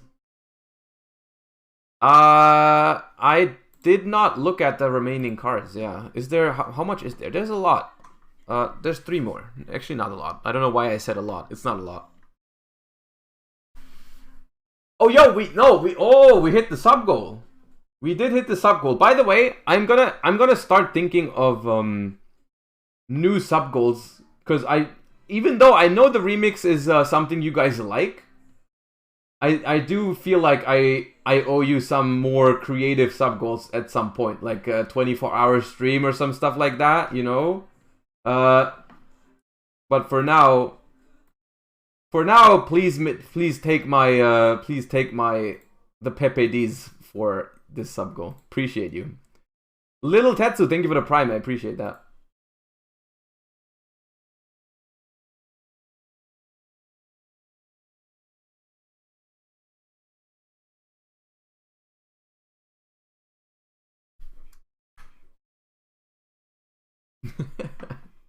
Always hearing us will drive us insane. I don't think that's gonna happen. I think we're a long way. I think we're a long way away from insanity. The way I'm interpreting chat right now is that we are dancing. We are not insane. We are absolutely not insane. We are all dancing.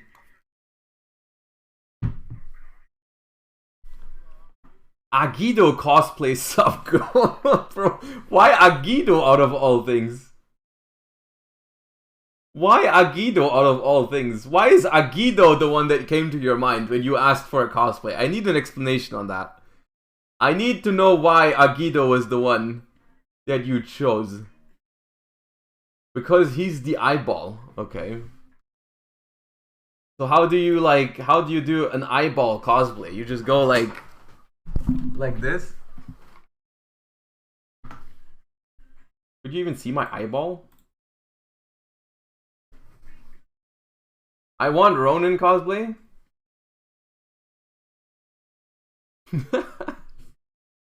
Anyways.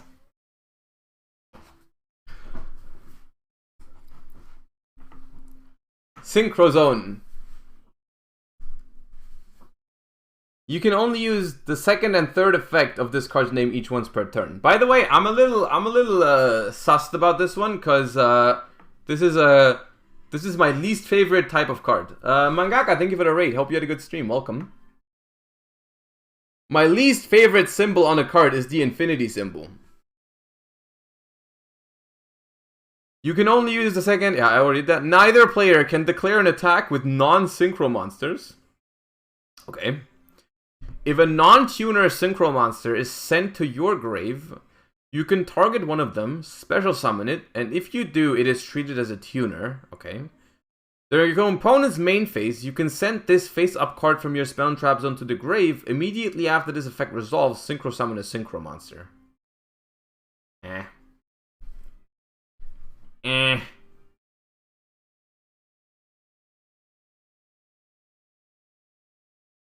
What do you think of Despia Bystial? I think Bystial Despia is a very cool and also strong deck that would be very relevant if we didn't have a tier 0 format. But unfortunately, it's not stronger than Ishizu tier. Wait, this is Sky Striker support. War Magus Akas. You can only use the first, second, and third once per turn each. You can discard a spell, special summon this card from your hand. Meh. If a link monster you control will be destroyed by a battle or card effect, you can banish one spell from your grave instead. Eh. If this card is destroyed by a battle or card effect and sent to the grave, you can target one of your banished Sky Striker spells added to your hand. This is awful. This is especially awful. This is not just bad. This is not just bad. This is also just awful design. You know why? Because this card's effect to protect your stuff requires this card to be in the main monster zone, which is where it can't be because you're playing Sky Striker.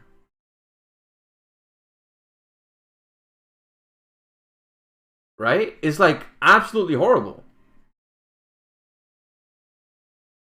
And then if this card is destroyed by battle or card effect and sent to the grave, it's like not even some. It's not even if you could trigger this. If you could trigger this from Area 0 or multi-roll, then I'd be like, okay, finally a way we can recycle banished Sky Striker spells. But you just can't do that. It doesn't have any synergy with any card in the archetype. Wisdom Magus Himmel. You can only use the first, second, third once per turn. You can discard a spell, special summon this card from the hand. When your opponent activates a card effect that targets a link monster, you can banish 2 spells from your grave and negate that. There's the same thing. If this card is destroyed by battle or card effect and sent to the grave, you can target one of your banished Sky Strikers added to your... It's the same concept. It's even... No, there's even more that's wrong with this. There's even more wrong with this because you banish spells from your grave, which you don't want to do. Like, these literally have nothing to do with Sky Striker. They shouldn't be a thing.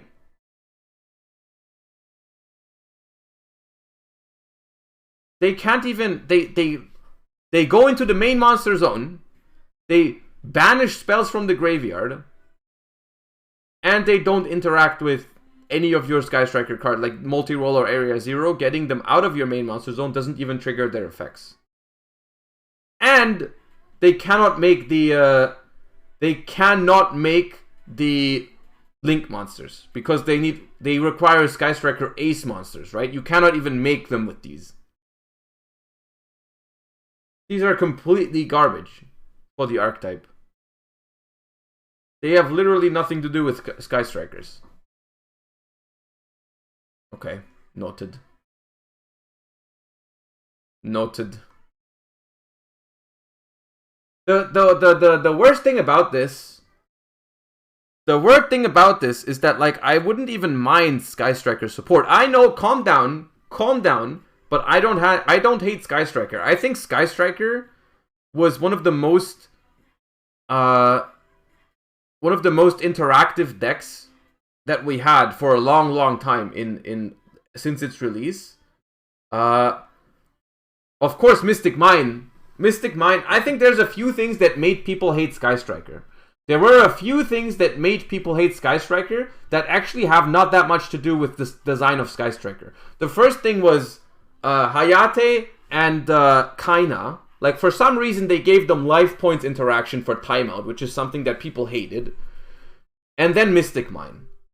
Right? Those were the two things that made Sky Striker really, really annoying. But not Sky Striker itself. Like, Sky Striker itself was always cool. Yeah.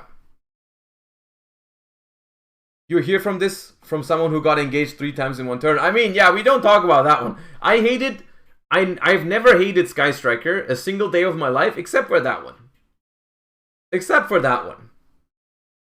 But we don't talk about that day. We don't talk about that specific day. We just erase that specific day from the history of Yu-Gi-Oh! Sky Striker is fine.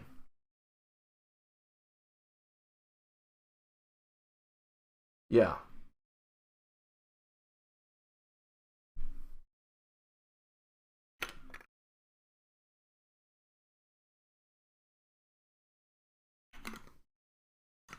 Was Striker Orcust not solved for London? I mean, Striker Orcust is not Sky Striker. That's just abusing Hornet Drones. Like, Hornet Drones was a little careless in design.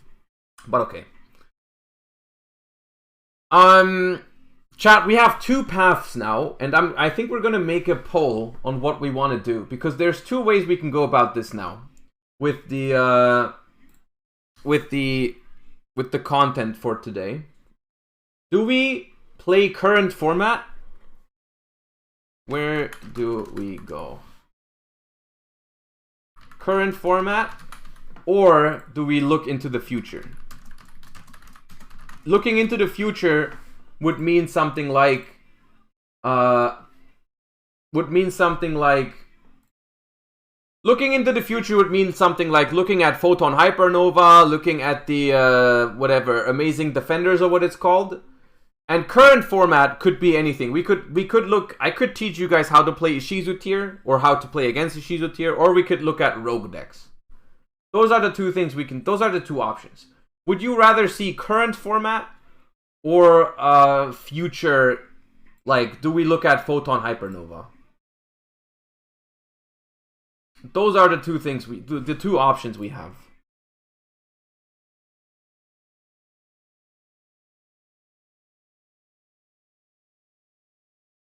I'm down either way. I'm down for either. We can do whatever, you know. And we will also, just so you know, we will do both of those things this week. We will do both of those things anyways. It's just a matter of what do you want right now and what do you want to do first.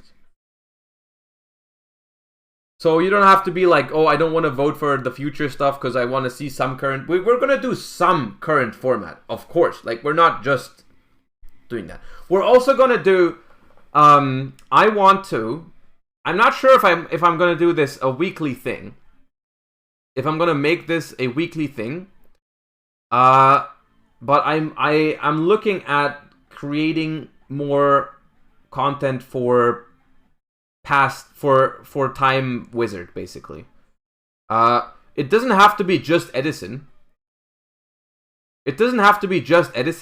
But I feel like whichever older formats we can, like, we could design. Would you guys like making that like 1 day a week kind of thing, like retro, I don't know, retro Thursday or something like that?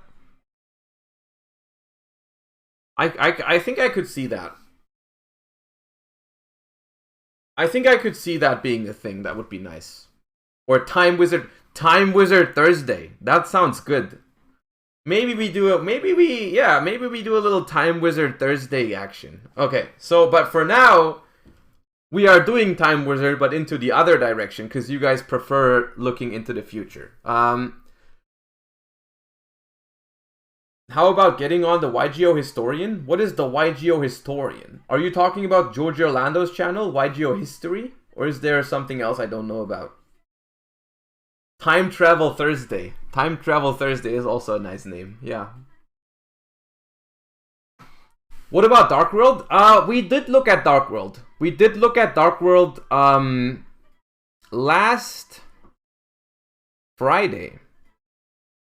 So if you want to check out some Dark World testing, you can check out last Friday. We will look at more Dark World once the structure deck comes out, or maybe like the next couple days. I'll try my hands on Dark World again.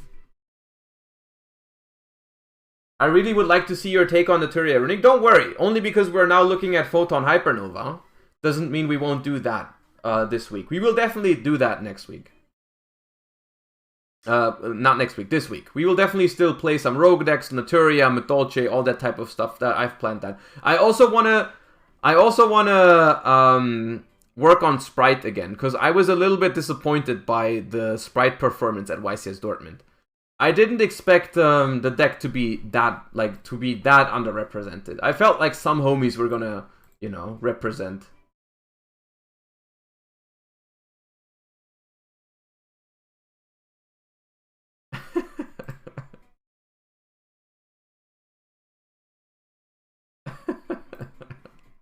Just found out I could have been using the Bystials on my turn, even if they don't have a monster on the field. How y'all let me win a YCS? Feel like Rock Lee going into this YCS. Wasn't he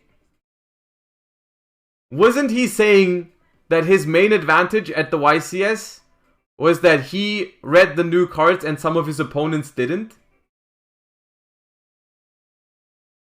My god. I love that give though.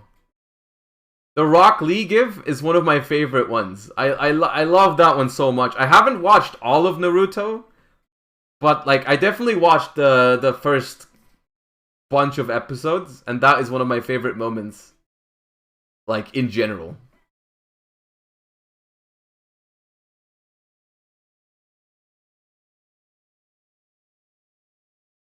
That scene is broken, yeah. That scene gives me chills every time. That scene gives me serious chills. Okay. Anyways, where do I read Photon Hypernova? Wait, do we start with this one, right? Because this is earlier, or is this irrelevant for the most part?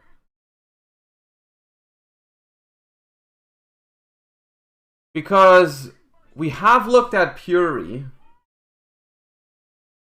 We've looked at Mikanko before. I think I want to do Photon Hypernova. I think I want to do Photon Hypernova rather than that. And also this. I think those are the two things I want to look at when looking into the future, as I said.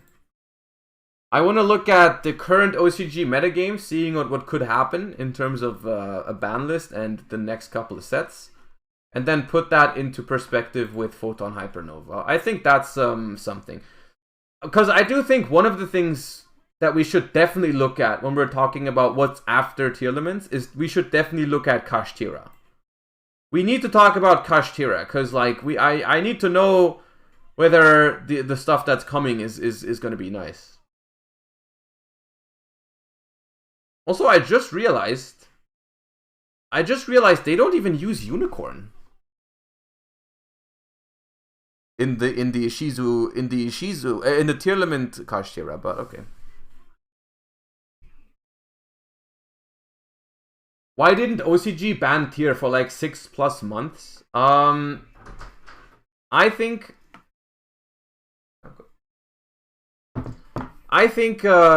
honestly, the last OCG ban list, they tried. I think they really tried. I think they thought it would kill it.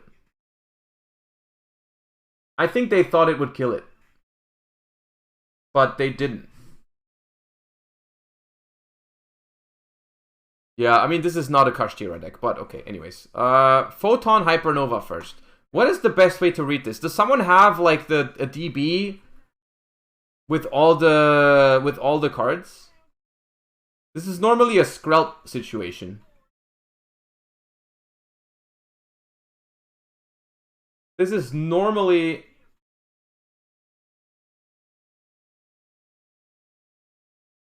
a Skrelp angle.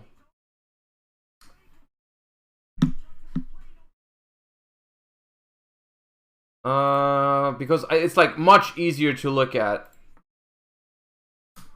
Maybe we can find them here in like, if we search them by release date, search. Can I reverse the order? Release first, new first. This is all it, right?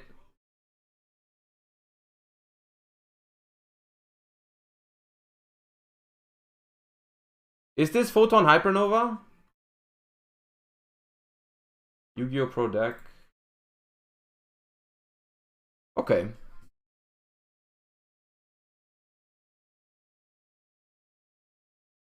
Photon Hypernova. Okay, I still have to open everything, but it's okay. Card cluster. I still haven't figured out what the best place for this is. Yeah, I also have to click and open every single one on card cluster. Okay, so which one looks better?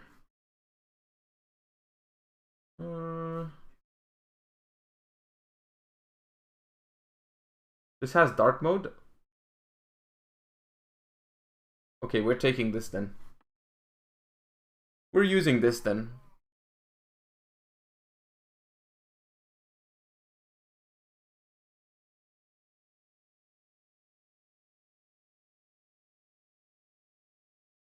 So some of these I'm sure we've read already, but let's just go one by one and quickly glance if we need to, you know.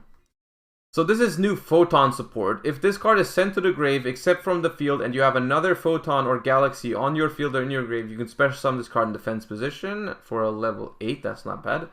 You can only use this effect of Photon Emperor once per turn. After you normal or special summon this card, you can normal summon a light monster during your main phase this turn in addition to your normal summon. Okay. Not terrible.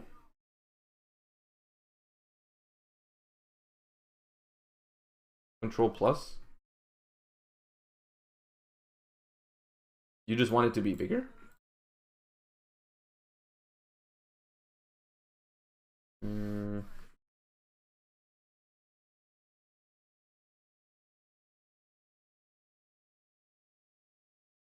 This better.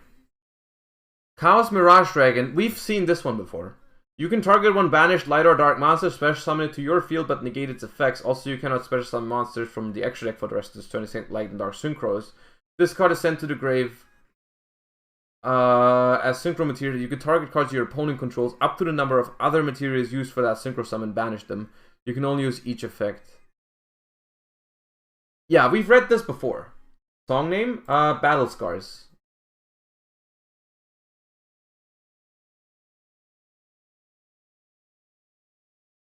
This one is fine, but I haven't seen like a deck with this yet. I think all of the Chaos cards were fine. Especially like, I mean, regardless of whether they're good or not, the Chaos archetypes have always been, like, I've always loved these. Oh wait, you have a... Ooh, yeah, you're insane. Okay, no, this is better. Whee! This is perfect. Thank you so much. Falcon Ace, thank you for the 4 months. Did you like the new Pokemon? I think it's very, very fun, and I'm gonna stream more of it. I enjoyed it a lot. Or I'm still very hyped to play more, I should say.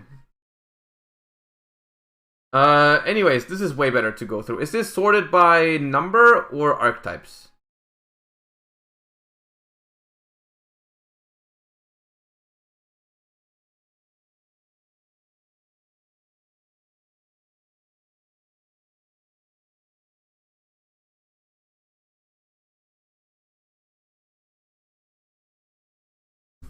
Anyways.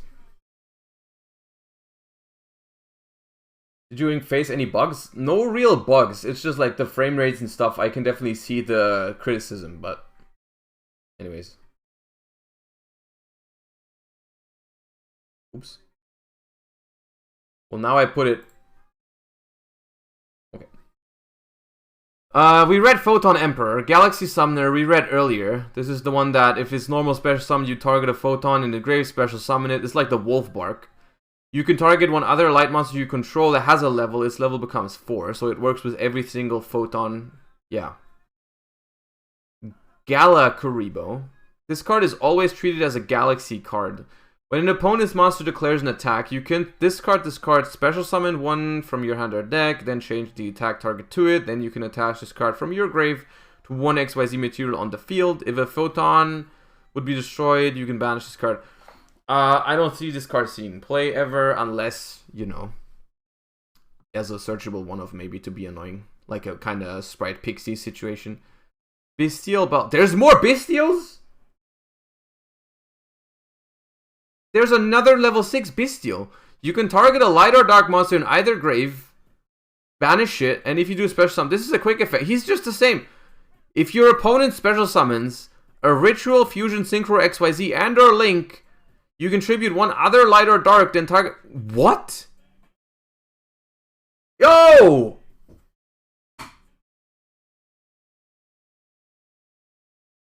He's insane!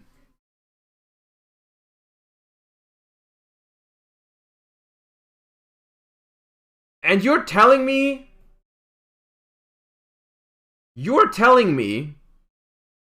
that the OCG is still playing tier limits with 12 good main deck Bestials? How?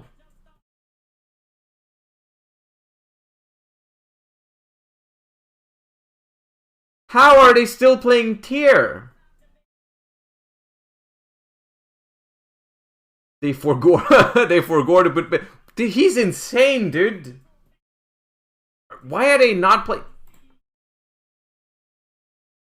There's not a single Bestial in this deck. Okay, I mean, from my... I'm saying this with a grain of salt. Take this with a grain of salt. From my current perspective.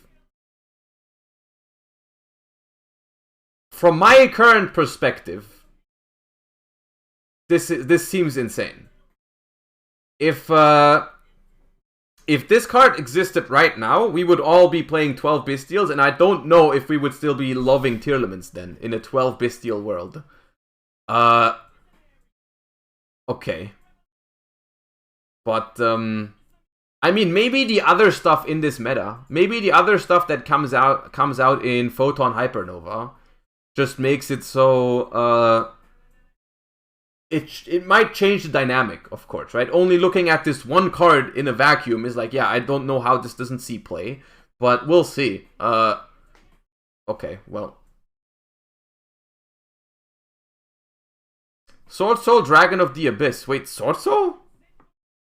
More Sword Soul? Okay. Cannot be normal summon set, must be special summoned by a worm effect.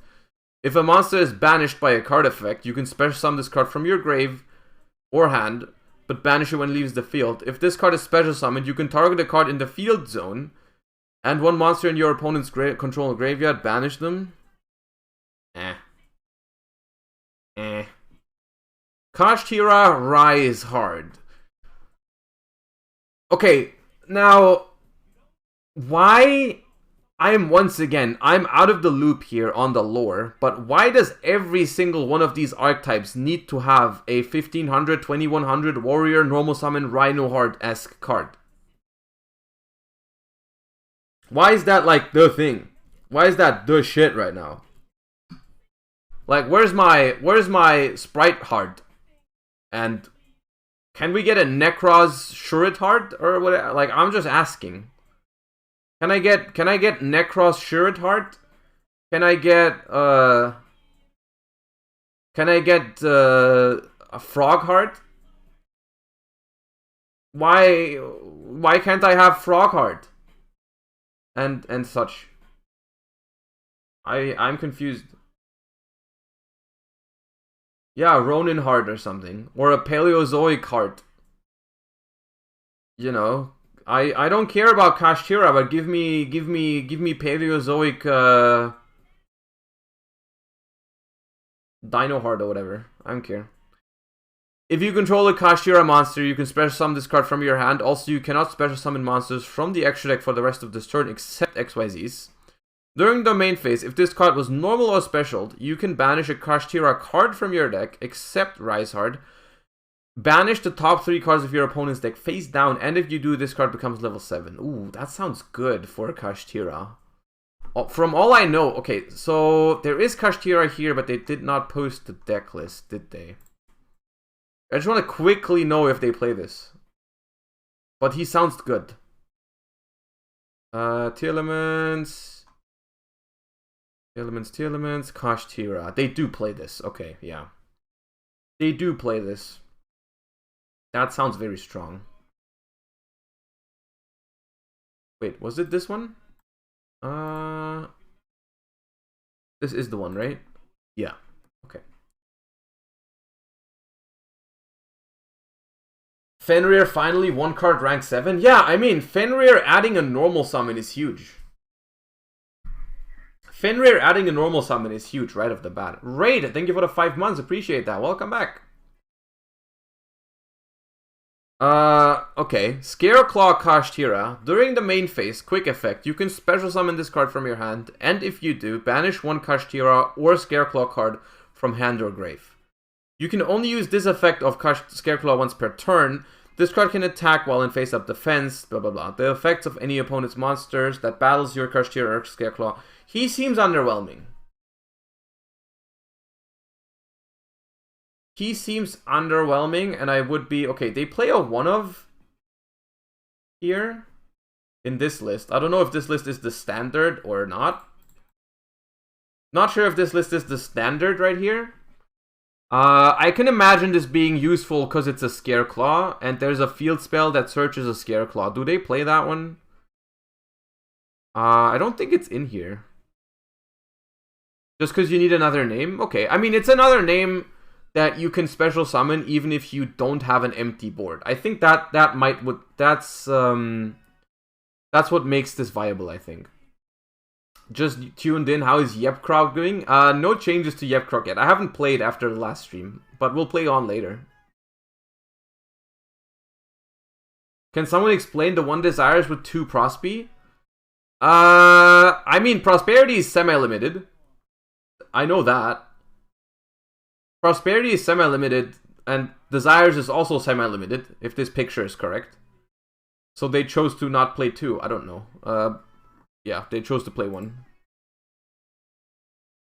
Anyways, Tearlament's Kashtira. I remember this. If I didn't remember this, this would probably be more of a shock to me right now that they decided to make a Tearlament's card for this archetype, but I remembered this.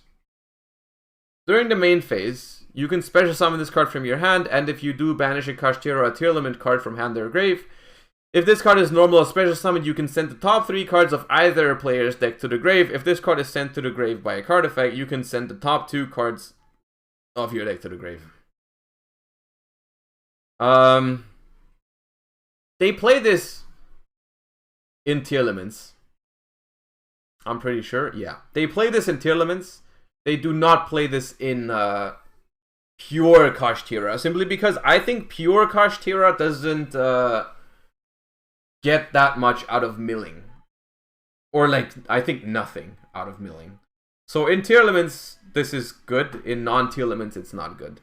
I'm gonna be honest. This might be a hot take. This might be a very, very hot take, so get ready. But I don't believe that Tearlaments need any more support. I know, shocker. But I am worried about... I'm worried about any card that has Tearlament support written on it. And this card has Tearlament support written all over it. Yeah, I know. It's a controversial take. It's a controversial take, but I said it. I said what I said. I'm not taking it back. I'm not taking it back, but okay. Yeah, I'm not a fan of the design on that. Chaos Witch. Oh, those are the Chaos cards. We have read those. Quickly to recap, this is the one that makes tokens. Tribute this card, special summon 2 Black Beast tokens. If this card is banished from hand or grave, you can special summon 2 White Beast tokens, which are Tuner. You can only use one of these effects per turn, and you are locked into Light and Dark Synchros. Card has potential, but locking into Light and Dark Synchros...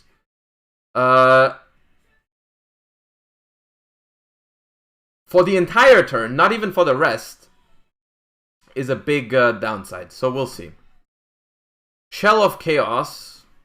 Cannot be normal summoned or set, must be special summoned by a card effect. If this face-up card will leave the field banished instead, you can only use each of the following effects of Shell once per turn. You can banish a light from your hand or grave, special summon this card from the hand. Also, you are locked into Light and Dark Synchros. If this card is special summoned, you can target a banished core and summon it. And core is that one, which is level 2. So together they make a level 6 synchro, which I think is supposed to be the Chaos Beast. Cannot be normal summoned as set, must be special summoned by a card effect. If this face-up card would leave the field, banish it. You can only use up. You can banish a dark. They basically are the same thing, but just like opposite pieces. I'm pretty sure they are just. I'm pretty sure they both in tandem make an instant rank 6 light or dark synchro. Who didn't sort this? I cried for you, Skrelp. 10 minutes ago. I screamed into the void. I screamed, Skrelp, where are you? And now you're here, but you're too late. Now this is what we have to work with. This is what we're working with now.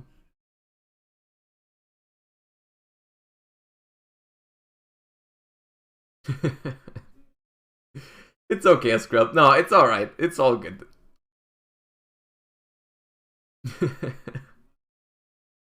Yeah, Skrelp was...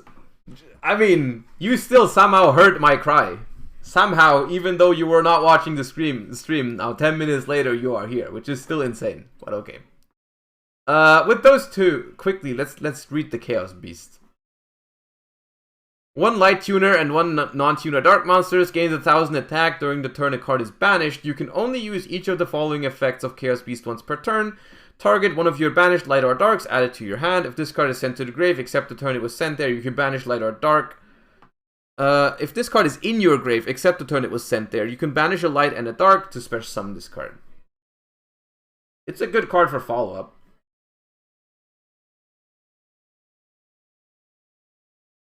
Mind Tuner.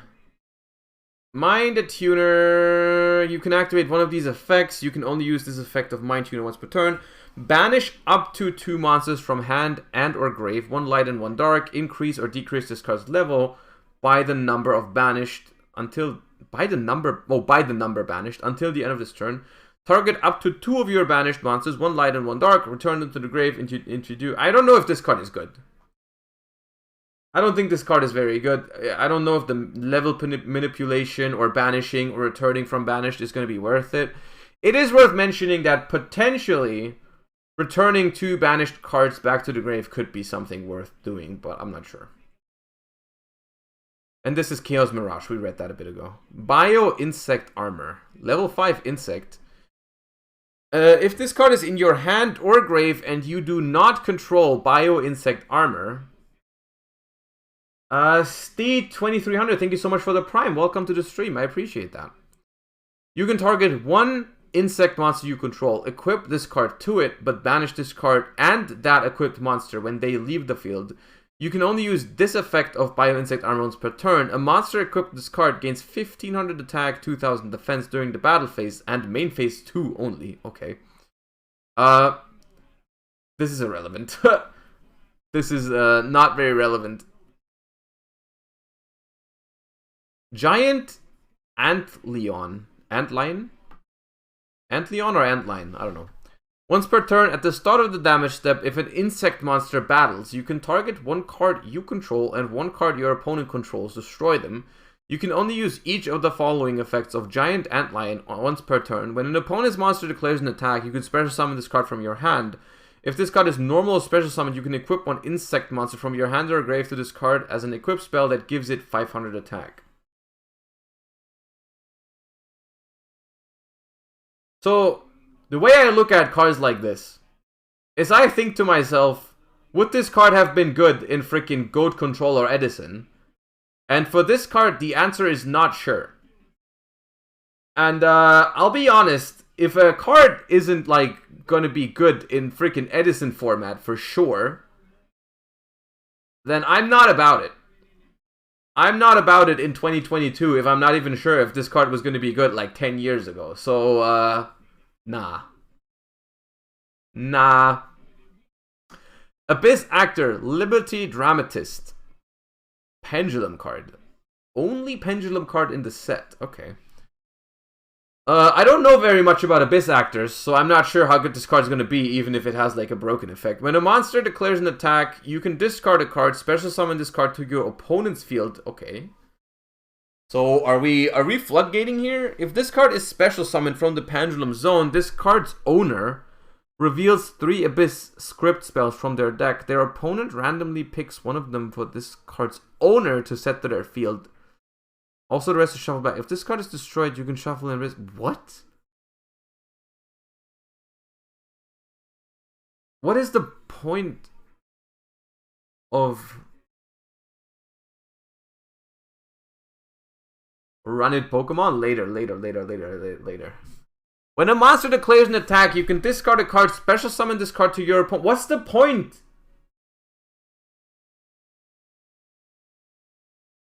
The scripts have really broken effects if they're popped by the opponent. Oh, I remember that. I remember some FTK where they like gave the opponent a card and then it would pop your Abyss scripts and it would be nuts. But wait, hold on. If I summon this card to my opponent, am I still the owner? Am I still the owner? I thought the opponent... Oh, I'm still the owner. Okay. Okay, now it makes sense. Okay, now it makes sense. Well, I don't know how good this is. Well, apparently it's good in Abyss Actors.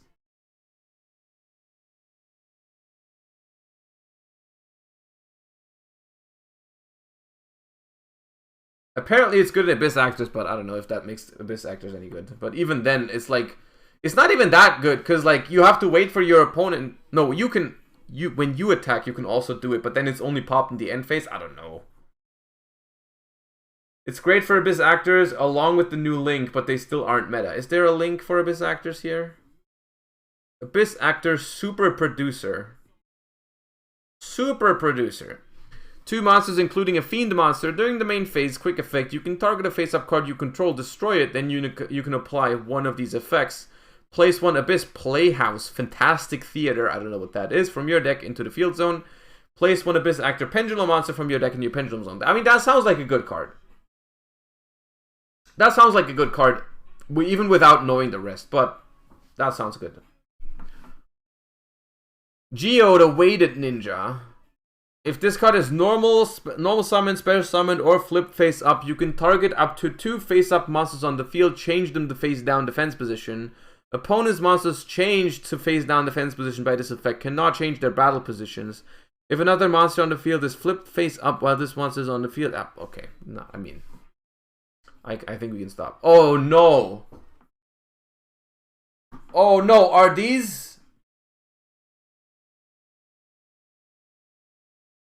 Oh, no! They are? Oh, they are. Ooh, they are what I think they are. Yeah, I think they are, chat. I think they are, chat. Oh, no. Oh, we've read them before. Oh, no, we've read them before. Hot garbage? I don't think they were garbage at all. I think there's some stuff here. Okay, one by one. Gishki Grim.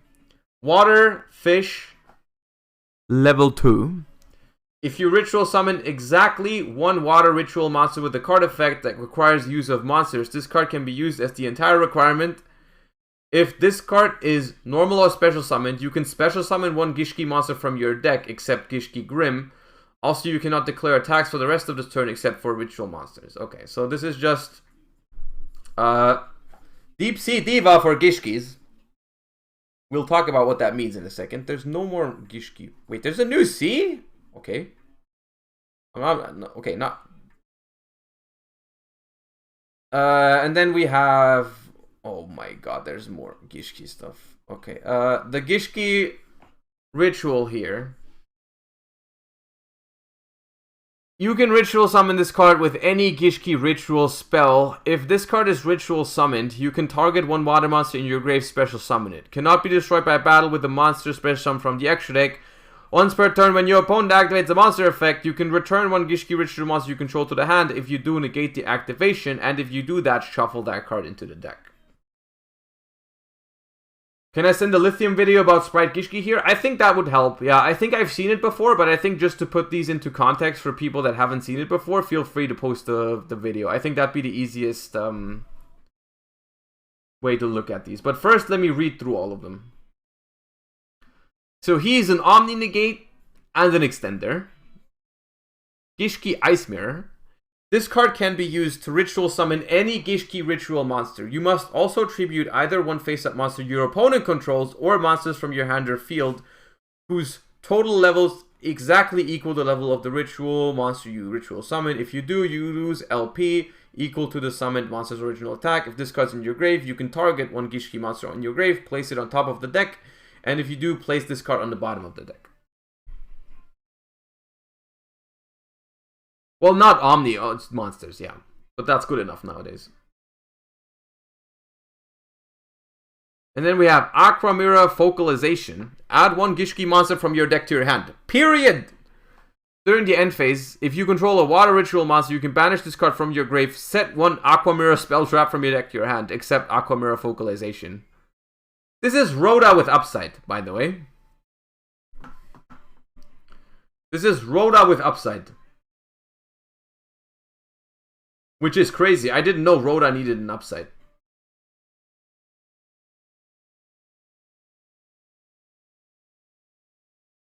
Yo, what's up guys? Welcome back. So,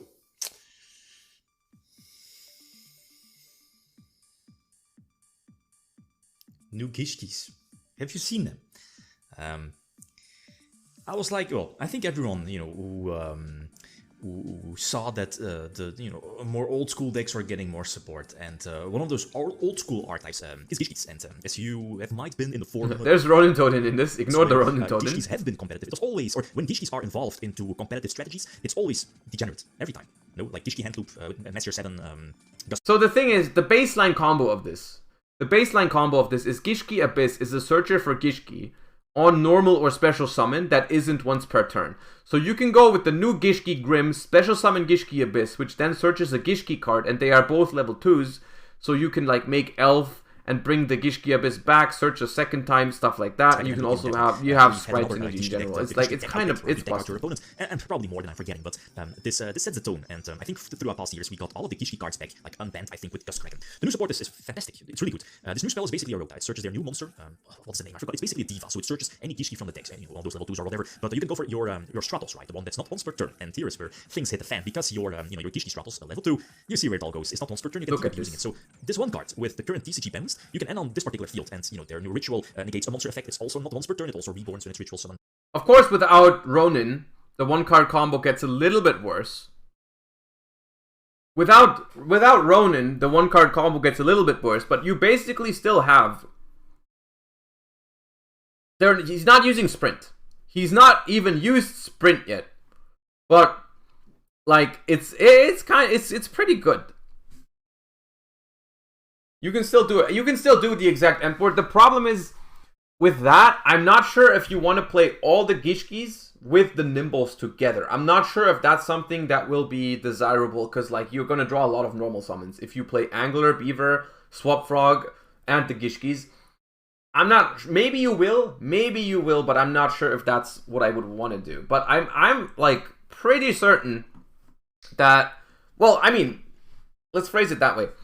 It depends a lot on what they do to Sprite until February. Because, I mean, Photon Hypernova is February. So it's going to take a while until we get these cards. But if they don't murder Sprite until then, which, honestly, I don't expect them to really murder Sprite. Because currently, I mean, look at YCS Dortmund. Why would you murder Sprite? Like, you can, like, slap it on the wrist, but that's it. Like, why would you kill Sprite right now? And with that being said, if Sprite is still at a decent power, if Sprite is still at a decent power level when these cards drop, I think Gishki Sprite might be a real thing. But here in this case, during your opponent's turn, negate the monster effect, bounce itself back to the hand. You have the trap that basically, well, it doesn't ritual summon, but it gives you, it basically gets your ritual Gishki back to the field, so for another monster negation. And there's still James Stalinsky, thank you for the Prime, I appreciate that so much. Thank you for supporting the stream. as well. So all off of one card, so you could have 4 cards in your hand still with this particular field. I mean, look at this. Look at this. He has... he has 8 cards off of 1. So in first tier elements, and you see that I opted to go for more of a power spell, lineup with Mystic Mine and Dark Lure. God. I think it makes sense. This deck can't support, let's say, 15 hand traps in a game. As you saw, I'm not running too many Gishki rituals. They are kind of bricks. Where's his opponent's hand?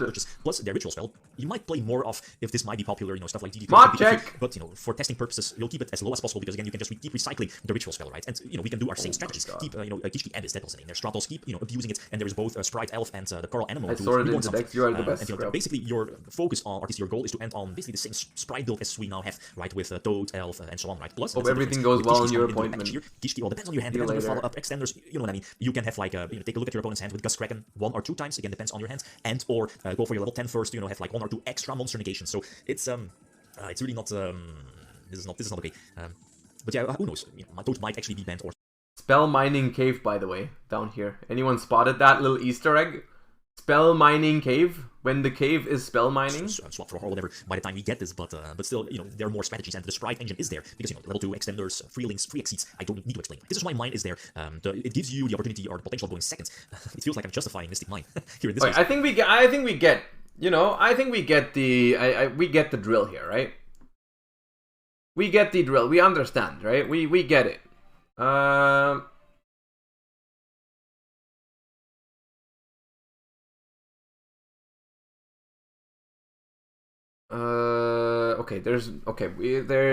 We've gone through chaos, we've gone through the photon monsters at least. Let's finish Gishki so while I'm at it, Gishki's, to be clear, I don't really see this, deck being a thing without the sprite kind of shell. At least from what I've seen so far. I'm not sure if we're ever going to see Gishki do something without sprites. So it heavily depends on what happens to sprite until then. It heavily depends on sprite. Gishki in the OCG doesn't use many sprite cards. I mean, Sprite Gishki has topped in OCG. The thing is, Gishki is one of those archetypes. Gishki is one of those archetypes that I think doesn't really have any way to beat Maxi inherently. So I'm not surprised that it didn't do much in the OCG, considering how hard they hit Sprite and considering how hard they hit Sprite and how good Maxi is against Gishki. I'm not surprised that Gishki isn't like popping off there. But I think that doesn't mean that the deck cannot be good when we get it. I think that's a common misconception. Do you guys... I just want to say one thing. Does anyone remember when we did this exact thing for Power of the Elements? And literally 90% in my chat, 90% in my chat said, don't worry about tier elements. They will not be good until we get the Ishizu cards. That was the common sentiment. That's what everyone was saying when we read the tier element cards for the first time. Think about that for a second. Think about that for a second. I think people really, really underestimate the differences between OCG and TCG. People really underestimate. You can never know exactly what the cards will do until we get them. Right? I mean, you definitely know when cards are too strong and will definitely see play most of the time. But you'll never truly know whether something is really too weak in the TCG only because it didn't do something in the OCG. Right? Only because people were playing only Sprite in the OCG doesn't mean that that tier was bad going into our format. It's just all I'm gonna say, right? I think Gishki is a prime example of something that, even though it didn't take off in the OCG, depending on how our ban list will look at the time when we get these, it could still definitely be something to look out for. Look at Ultimate Slayer. Yeah, Ultimate Slayer, another perfect example of a card that has seen so much play in the OCG, and I'm still sad about this. I thought the card was very cool, but like, so far, it hasn't been popping off at all in the TCG. Not at all. Card has been nowhere. But yeah.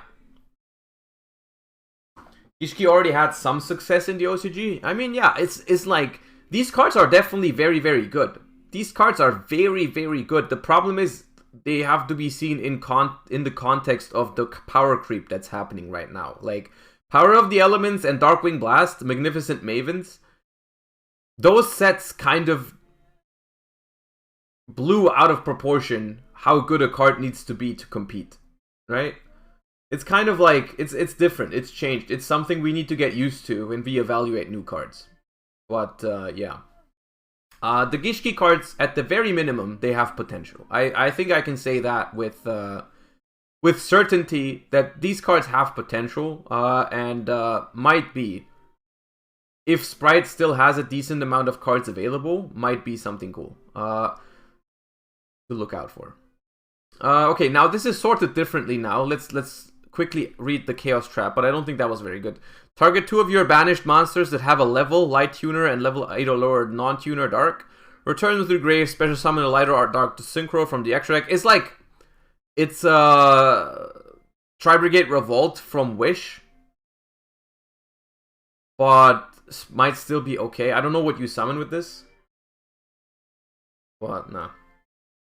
I don't know what you summon with this on the opponent's turn. That's like broken.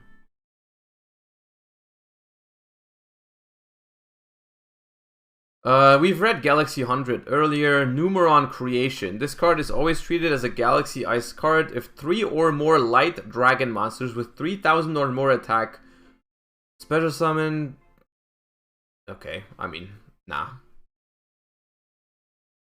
Photon Deceleration. No, Deceleration, yeah. Take a Photon or Galaxy continuous spell trap from your deck, add it to your hand, or place it face up. If this set card on its owner's field's control, in its owner's control is destroyed by an opponent's card effect during their turn, and you control Galaxy Ice Photon Dragon or an XYZ material, you can make it become the end phase.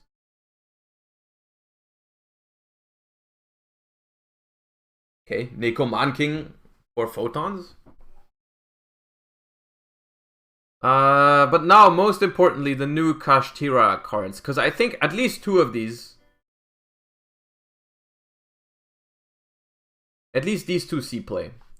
You haven't read the new cards that came out this night, haven't you? Which cards are you talking about? The premium pack ones? I have read those. The Chaos Spells, the 2? We did read these already. Kashtira Overlap. Okay, so keep in mind, Kashtira apparently about to become a relevant archetype after Photon Hypernova. Target 1 monster on the field, banish 1 monster with 1500 attack, 2100 defense from your hand, grave, or that is face up on either field. And if you do, the targeted monster gains 1500 attack. If this card becomes banished and you control a Kashtira monster, you can target an effect monster your opponent controls, negate its effects until the end of the turn. This feels like not that good. I'm not sure if they would play that. They do not. Okay. That is good to know.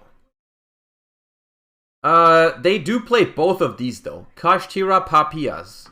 Target 1 Kashtira monster you control.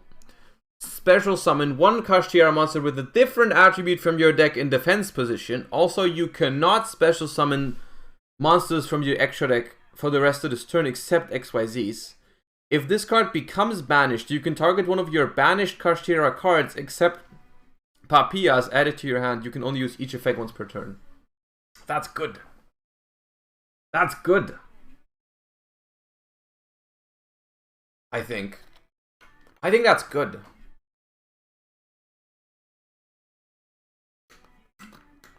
Right? It's like you can special summon Unicorn, grab this.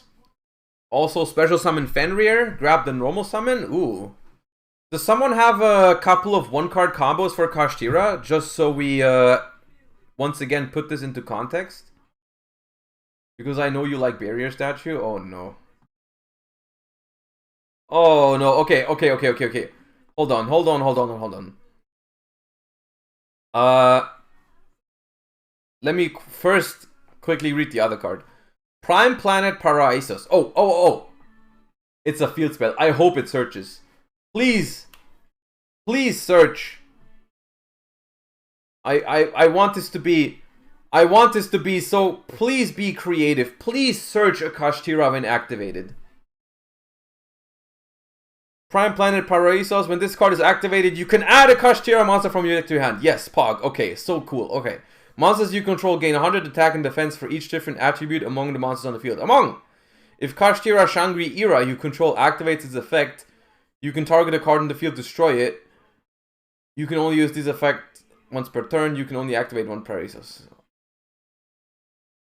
It says the thing! Bro, this is just Pearl Rhino, but for Kashtiras.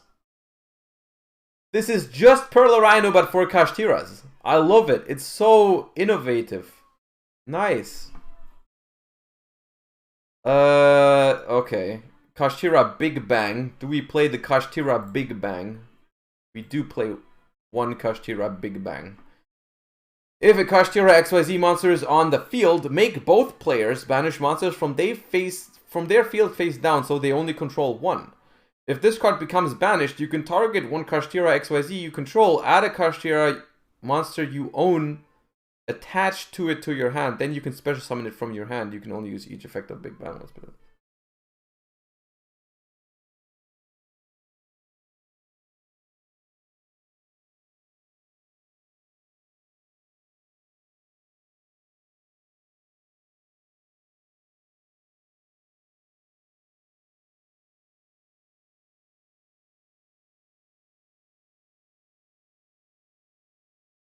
Wait, how do we banish? Oh yeah, banish from deck. Oh my god. Lampy, thank you for the raid. Welcome everybody. We are looking at Photon Hypernova archetypes. We are preparing for a world after the tier 0 format. That's what we're doing right now. So we banish Big Bang. Okay. Shangri Era.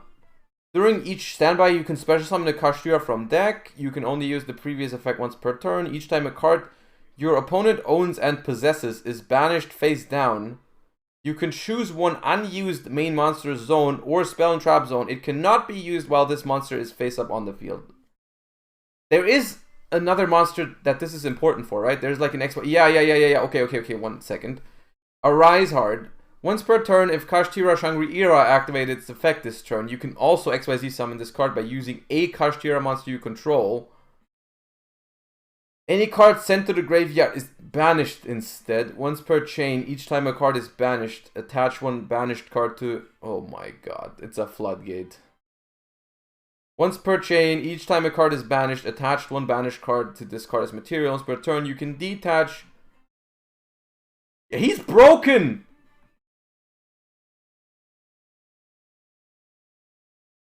He's busted. You can detach 3 materials from this card and target one card on the field. Banish it face down? Quick effect?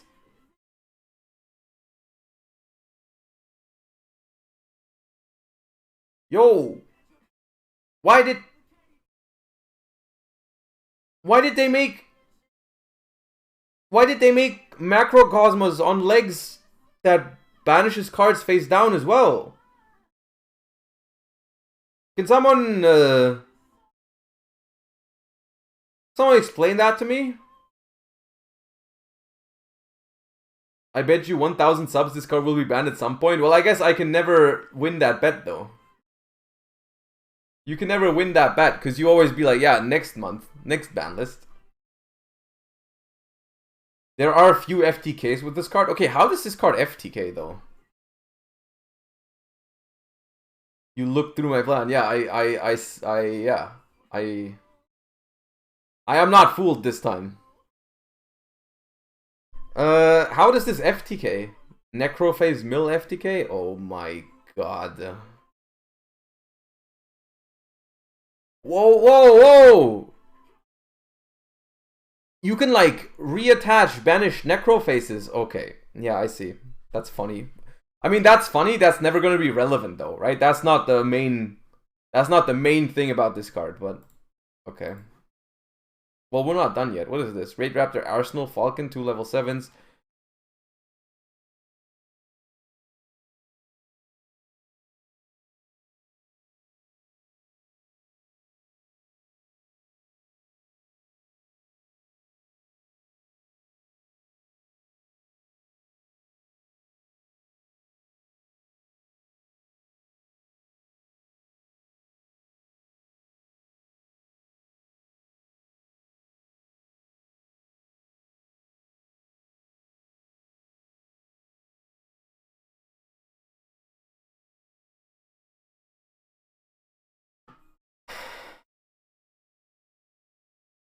There's a rank 7 that special summons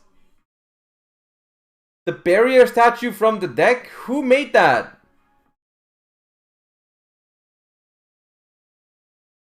Oh.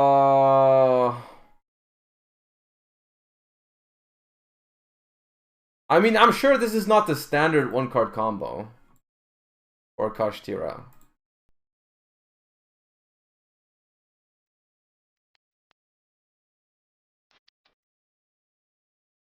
I did. I made that.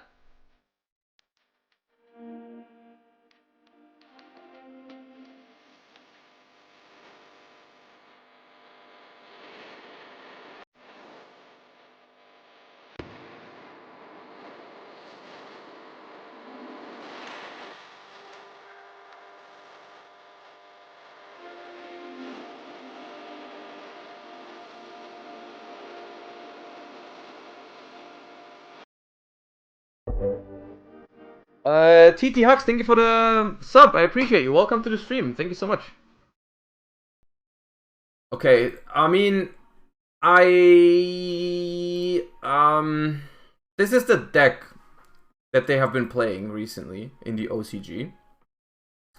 So they play a very, it looks very streamlined, to be honest. It doesn't feel like it does much extension. It feels like it just does the one card combos. Sometimes it might add like a second card into the mix. Like if you draw like, I'm sure you can do other combos if you draw like Fenrir, like plus Birth or something like that. But it seems very, very linear in a way, which I don't love. I don't love the fact that this is relatively, it looks to be very linear. On the other hand, it also feels like, some of these boards are quote-unquote beatable. It's Arrival Turbo? Wait, Arrival? Why is there Arrival? Wait, why? Why are we arrivaling? Oh, they have Tomahawk. Oh, they have Tomahawk. Okay, I see. Okay, so for us it won't be. Right? For us it won't be.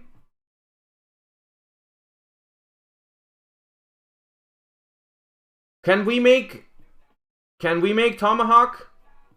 Can we make Arrival in this? Probably not. You know what's scary? We have all the Adventure cards at 3. Adventure seems like it's a big deal in this deck, yeah, because it doesn't need its normal summon. They don't even play a normal summon, do they? They plan on... Because the Arise Heart is a special. And I guess they sometimes normal summon with the Kashtira Birth, right? Sometimes you go normal summon with Kashtira Birth. But for the most part they don't. Okay. I mean, on the one hand, some of this stuff seems really ignorant. On the other hand, some of this stuff also doesn't seem that broken. Like, I mean... You can probably... Royal Decree? Oh my god, what is up with the OCG land? There's a Royal Decree in this side deck. Why is there Royal Decree? Can you explain to me right now why there's a Royal Decree in this side deck? Please, what the hell? Labyrinth? There's no way it's the best card against Labyrinth. Is Labyrinth meta now? Evenly. It beats evenly. You are right. It does beat evenly matched. Bro, if I evenly your board and you chain Royal Decree on me, I respect that. I respect that. I'm not even mad at that. I'm not mad. I respect that a lot. The big welcome Labyrinth is huge for the deck. Oh yeah, that one was pretty good, yeah. Okay, I mean, I guess my man's was really scared of Labyrinth. Sure. I can dig it. Alright. Oh wait, that's Kashtira, that's Gishki.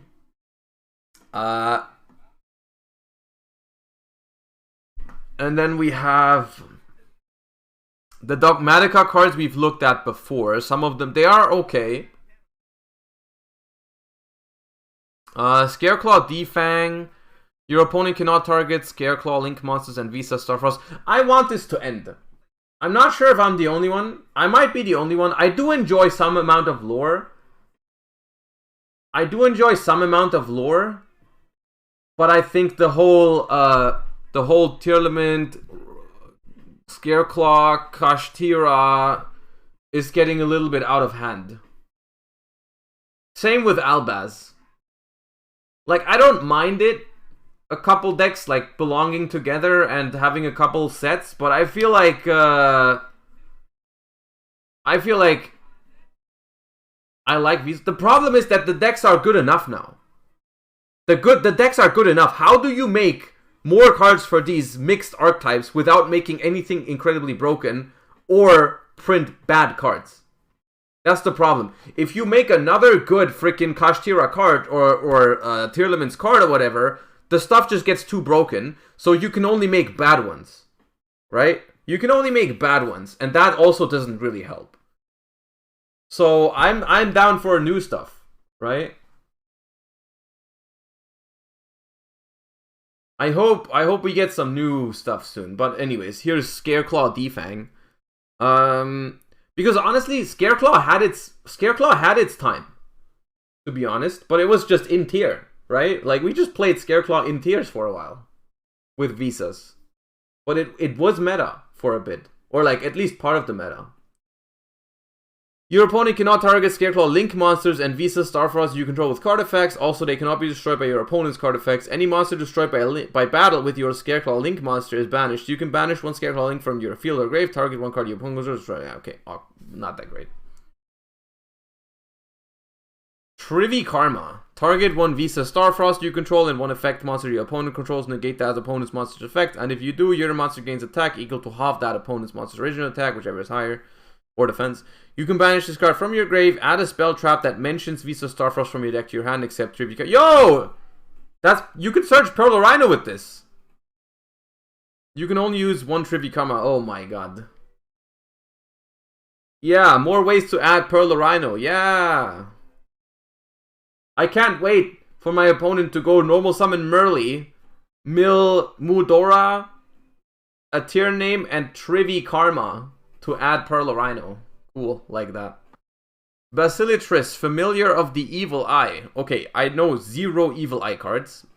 After I'm reading this, I know 1. If this card is in your hand or grave and you control an Evil Eye, quick effect, you can special summon this card but banish it when it leaves the field. During your opponent's turn, you can quick effect immediately after this effect resolves. Link summon an Evil Eye monster using materials you control. When you do, you can treat Evil Eye equip spells you control as Evil Eye monsters and use them as materials. You can only use each effect of Basilitris once per turn. I mean, it sounds like a good card, but I don't know the context of the archetype. I don't know the context of the archetype, but this seems like a good card. Right? That seems like a good card. If the rest is shit, then it still might be bad overall. But using equip spells for a Link's material could potentially be pretty good. We got Evil Eye Resurrection. Send one Evil Eye monster and one Evil Eye spell trap from your deck to the grave. Add one Evil Eye... Wait! You act like that's a downside. You act like that's some sort of cost, but like Foolishing 2? Add one Evil Eye equip spell from your deck to your hand. Also for the rest of this turn, each time you activate a non-Evil Eye card of effect, you lose 500 life points. If you link summon an Evil Eye monster, you can banish this card from your graveyard. Equip one Evil Eye equip spell from your grave to one Evil Eye link monster you control. You can only use each effect. That's all. These are custom cards. This is a custom card. Like, literally custom. I don't know anything about Evil Eye, but this card's a custom card. Foolish Burial, 2 cards for cost, add an Evil Eye equip spell from deck to hand, and a little bonus when you link summon?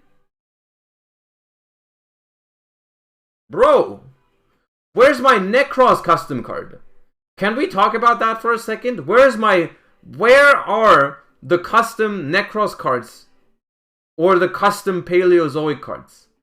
If you're gonna do like fan service like that, why does it have to be Evil Eye? I don't care about Evil Eye. Give me a custom Paleo. Let me make a... Okay, Let me, if you don't want to make one, Konami, let me make it. I'll make you a custom paleo. Trust, it's not gonna be broken. It's not gonna be broken. Trust, I can be trusted with the design of a custom Paleozoic. Surely, it's gonna be fine.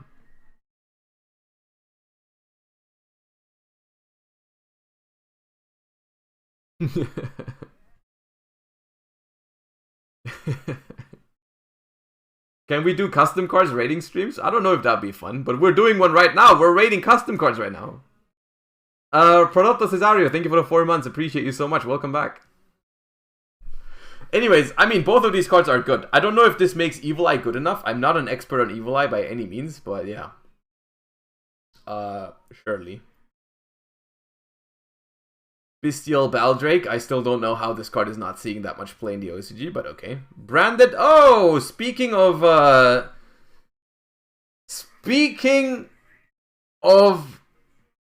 cards and lores that should have been ended by now, there's Branded. Grasso Chicola, thank you for the prime. Appreciate that. Thank you for the support. Once per turn, when your opponent activates a card or effect that targets one bestial monster you control and no other cards, or when your opponent activates a card or effect in response to your bestial monster's effect activation, you could target one light or dark in your grave, banish it, and if you do, negate that activated effect.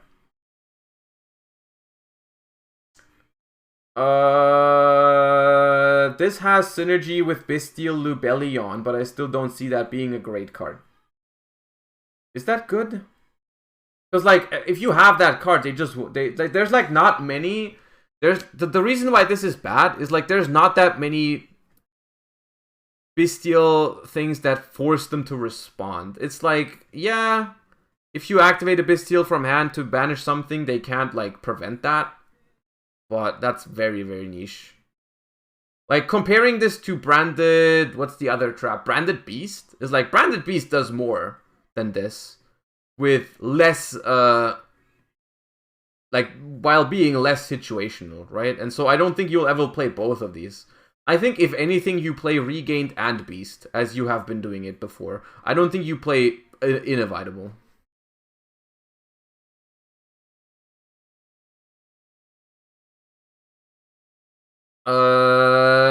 Tearlament's Perla Regia.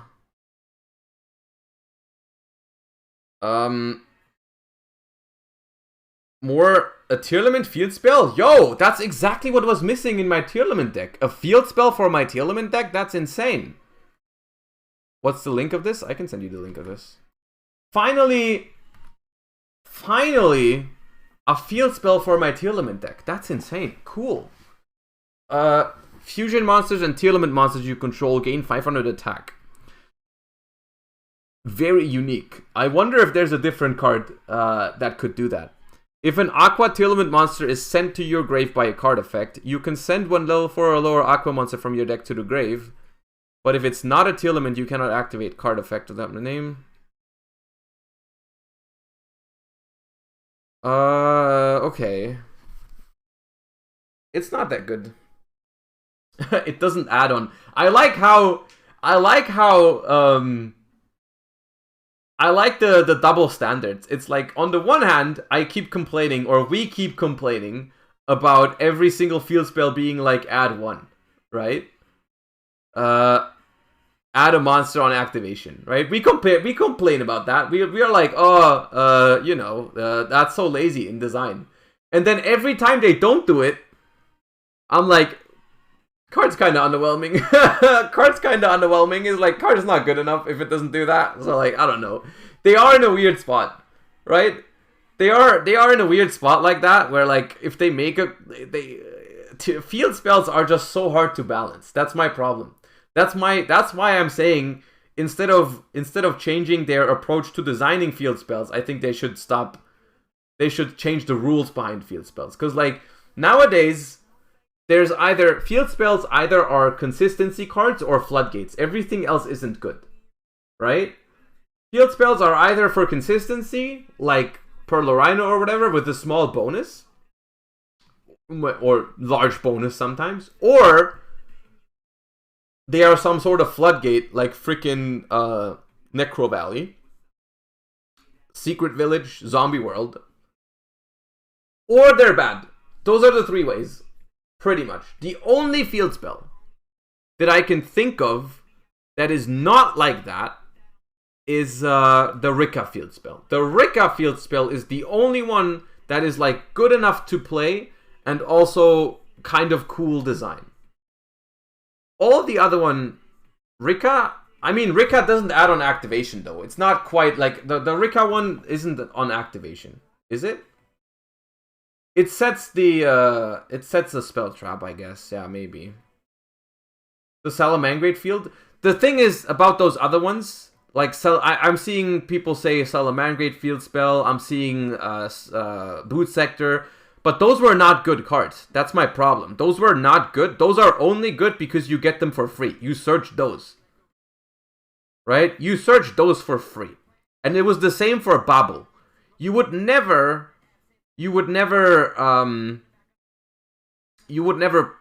like play 3 of these because they are good. You always get those for free. Yeah. Flunder map. I mean, the Flunder map basically adds, right? By banishing, you banish a bird and then it adds it back to your hand. So like it's the same as searching. Pretty much. And so I think we've reached a point once again where a field spell can only really be good if it's like a floodgate or it's a searcher with a bonus, which I think is kind of weird. And I think they should balance it a little bit by changing the rules behind field spells. But I don't know. Maybe it's a weird thing to complain about it, because at the end of the day, then what if? Yeah, then okay, every field spell adds. Okay, well, I mean, I guess then it'd be like that, right? It doesn't mean that it's a horrible thing, right? But it just feels it feels lazy, but it doesn't make the game any worse, right? I'm doing good, Rohansam. How are you? How would you change the rulings? I suggested that we go back to the old field spell rules, where a field spell can pop an opponent's field spell, right? There can only be 1 field spell on the board.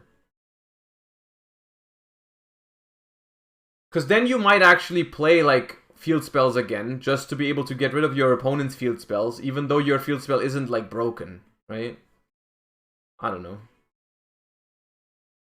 I don't know if that would be cool or not. I think it would be, but it's whatever. Triple Tactic Tasking. Ooh, this card is interesting. We can talk about this card for a bit. Triple Tactic Tasking. If your opponent has activated a monster effect this turn, set 1 normal spell trap directly from your deck except Triple Tactic Tasking.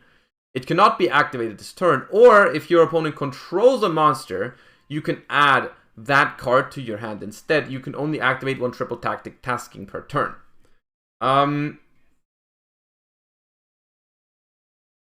Now,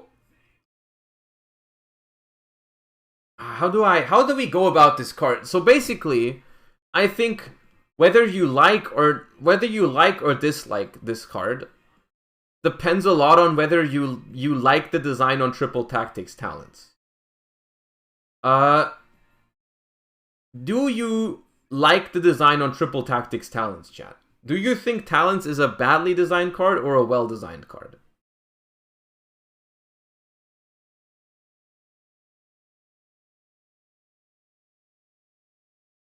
I think I have personally been liking the design on Triple Tactics Talents ever since the last couple. I can see why you wouldn't like it in some spots. Like, sometimes the card is toxic. There's specifically, in my opinion, there is one scenario where Triple Tactics Talents is toxic. In all the other scenarios, I think it's fine.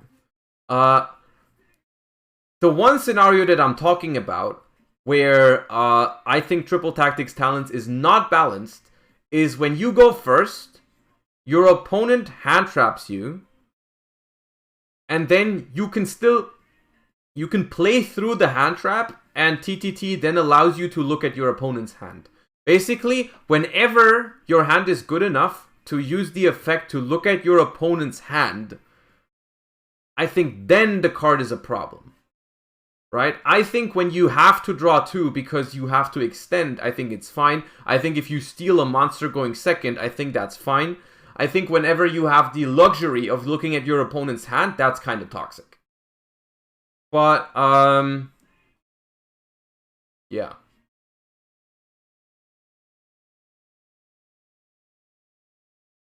People in the OCG search the one of evenly going second or the one of dimensional barrier going first with this card. But is that a huge problem? I mean, evenly matched is at 3. Evenly matched is at 3, and a card that you should be considering anyways when you make your board or when you decide which deck to play. So like having a card that can search evenly with a condition attached to it, I wouldn't even consider that a big like thing, you know. I think I'm not even sure if this card in a vacuum is better than Triple Tactics Talents. Right? I'm not even sure if this card is going to see more play than Triple Tactics Talents. It's definitely a card worth considering. But it's cool, I think. I don't have a problem with the design on this card. I think it's fine. I think it's nice in some aspects. This card can search certain floods. It can, right? It can. But are you really going to play this card going first just to search like certain one of trap cards? You could just play more trap cards. Like, how is this card more a problem? How is this card more a problem than Anti-Spell, for example? Right? Because instead of drawing this, which is a situational card to like a dimensional barrier or whatever, your opponent could just have Anti-Spell. Are you happier about that? It's a bad card. I don't think it's bad. I think it might see play at some point, but I don't think it's going to be a problem. I don't think this card is going to be a problem. I think it's a cool design, honestly. I've seen it in some lists in the OCG, but not many even. I'm not seeing it in many lists, but I think it's okay. You could use it to add evenly? You could, but evenly isn't the problem card. That's why it's at 3. That's why no one is complaining about evenly matched. In every, like, I don't remember the last time we were doing a ban list discussion and anyone was like, oh, evenly matched should be on the ban list. No one said that. And so, like, I don't see how a situational card that adds evenly matched could be a problem. Big welcome, Labyrinth. Special summon 1 Labyrinth monster from your hand, deck, or grave, then return 1 monster you control to the hand. You can banish this card from your grave, then target 1 Fiend monster you control, or if you control a level 8 or higher Fiend monster, you can target 1 card your opponent controls, instead return it to the hand. You can only use 1 big welcome Labyrinth effect per turn, and only once that turn. This card's good. This card is good for Labyrinth, because it does a lot of things. It does a lot of things for the deck. It gives you grind game. It gives you grind game, and it gives you another good welcome Labyrinth card, which triggers your field spell. And it gives you access to your engine, right? I have one additional question. Does it trigger... What do the Labyrinth effects say? Does it say any monster removed from the field by a trap card? So does it trigger Labyrinth effects? Or do you have to get one of your opponent's monsters off the field? Oh, it does. It does. That makes it very good then. Yeah, no, this is perfect. This is like... When I looked at Labyrinth... I was like, this deck is cool, but it's not quite good enough. And then I looked at the Darkwing Blast Labyrinth support, which was the 1 level 8 or whatever card, which was a good card, but wasn't quite what it needed. While this one might actually be that. This card might be the card that Labyrinth needs to become relevant. I mean, it's like, I'm not sure if you can consider that meta 4.6%. But it is the 3rd biggest deck. It is the 3rd biggest deck in the OCG right now. I mean, Tearlaments 64%, Kashtira 15%, Labyrinth 4.6%.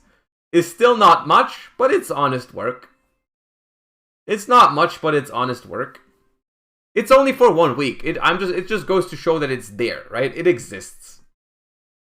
It exists. So we'll see. It's a good card. Weight measuring. If your opponent controls at least 2 more monsters than you do, they must send monsters they control to the graveyard, so they control 1. Decent trap card.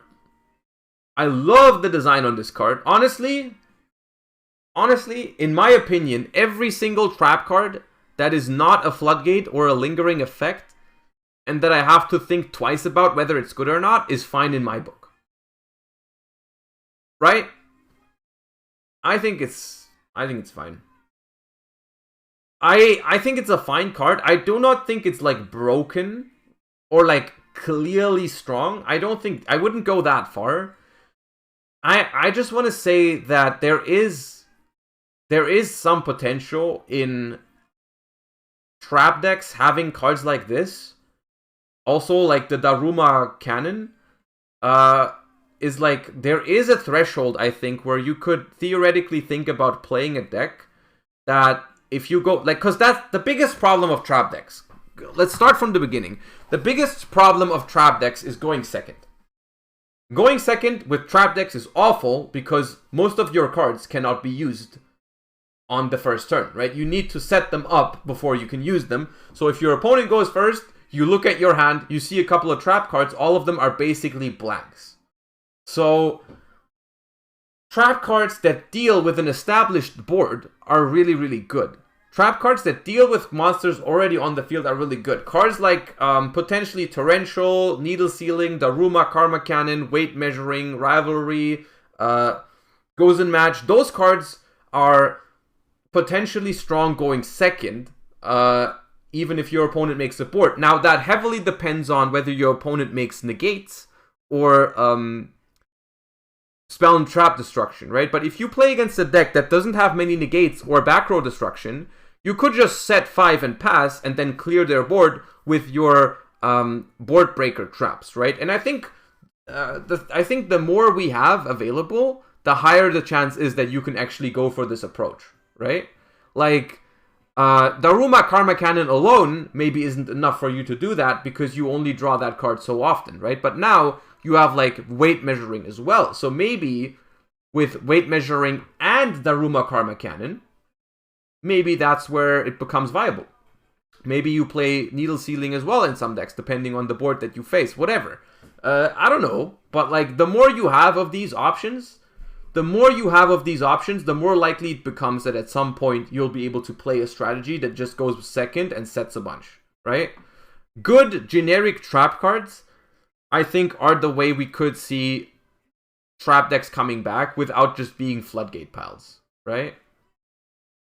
But, okay. Choju of the Trillion Hands. Let me just say, I love this card. Even though I haven't read its effect yet, I love the design on this one. I think we have seen this before at some point. If this card is summoned, you can add 1 ritual monster and 1 ritual spell from your deck to your hand. You can only use this effect of Choju of the Trillion Hands once per turn. It's a lot of hands.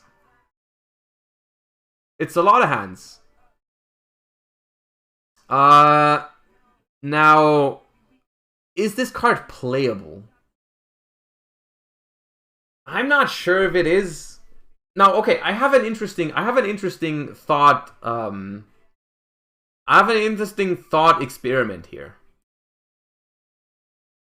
I don't think it's that hard though, but like, if this card was level 4, would this be too good, and would this bring ritual decks back?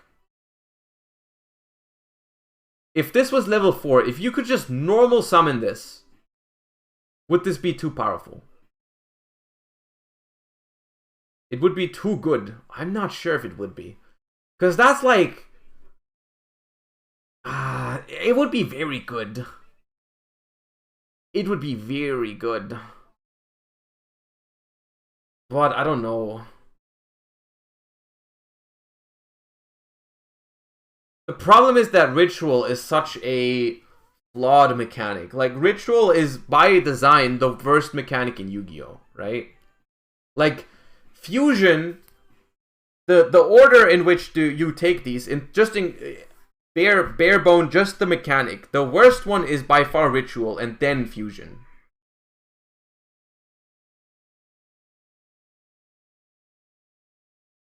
Thank you, Solatir. Appreciate it. It was nice meeting all of you in Dortmund too. Thank you for the 2 months. Welcome back. Ritual is the worst summoning mechanic by far. Like easily the worst summoning mechanic. Because requires the ritual spell, requires the ritual monster in hand, and requires the tributes, right? For fusion, you only need the poly, and you need the fusion monster that comes from your extra deck, right? And you can use the materials, but like, ritual is the one that needs the most help, right? And so like, the only way rituals are ever good is like if they make the design completely broken. Like Drytron was broken, Necros was incredibly strong at the time, stuff like that, you know? And this card in general, since it's like, I mean, it is searchable by Benton, but if this was level 4, maybe it would be playable. As a level 6, I'm not aware of anything that cheats this out. I'm not aware of any combo that would be able to cheat this out. So I don't see this seeing play. Yeah, it's level 6. That's the whole deal with it. It's like it's Manju and Senju. Like, it's better than Manju and Senju. But of course it doesn't, you cannot normal summon it. Shining Angel? Okay. Okay, I should have rephrased it. There is no feasible way to cheat this out. Because, yeah, you can Shining Angel this, but, you know. Nah. Can Diviner summon it? Wait, what Diviner? Diviner... No, level 2 or lower.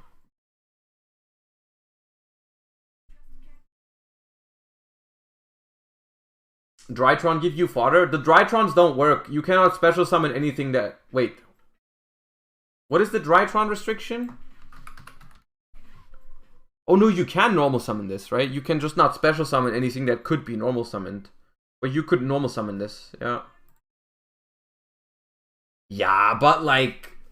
This is not better in Drytron than Diviner. Because it like requires you to already be able to play. It's not good. I don't think it's good. Couple of aces. Yo, Earth Fairy! Ishizu support Pog. If this card's in your hand, you can toss a coin. If the result is heads, special summon this card to your field. If the result is tails, special summon this card in your opponent's field. If summoned this way, draw 2 cards. Level 2 Earth Fairy. Yo, this is Sprite Ishizu support. It's, oh my god. I mean, it's just awful. Imagine, bro, if you activate couple of aces against me at a YCS, and you get tails, and I get this, and then I draw 2, and then you activate Mystic Mine on me, I'm leaving the venue. I'm leaving the venue if you do that.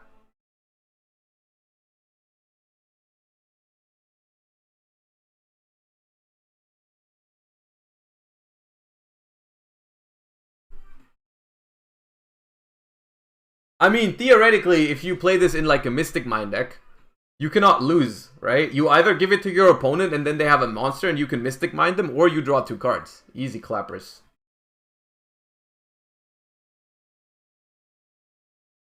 Fierce Tiger Mengu. Ooh, is this Wangu's brother or Wanghu's? All other monsters on the field lose 500. Once per turn, you can destroy all face-up monsters on the field with less attack than this card. Okay, this is just outdated. It's a funny board breaker. It's a funny board breaker because, like, technically going second, it can pop everything that's less than 2200 if they don't have interaction. Right? But, yeah. Dimensional Iso-Allotope Varus. Psychic Tuner level 1. Cannot be destroyed by battle. Oh, that's this thing. Cannot be destroyed by battle with the monster with the same type or attribute. You can declare 1 type and 1 attribute. This card becomes... Okay, yeah. Nah, it's not good. Hexenringe Master Fairy. If there is an insect and or plant monster in either grave, you can special summon this card from your hand. You can only special summon the once per turn this way. If this card you control is used as synchro material for an insect or plant monster, you can treat it as a non-tuner. Okay. Weird Champ Extender. Manticore of Smashing. During your main phase, you can add one Fissure or one Smashing Ground from your deck to your hand. If this card's in your grave, you can banish a Fissure or Smashing Ground from your hand or grave. Special summon this card, you can only use each phase. Yo!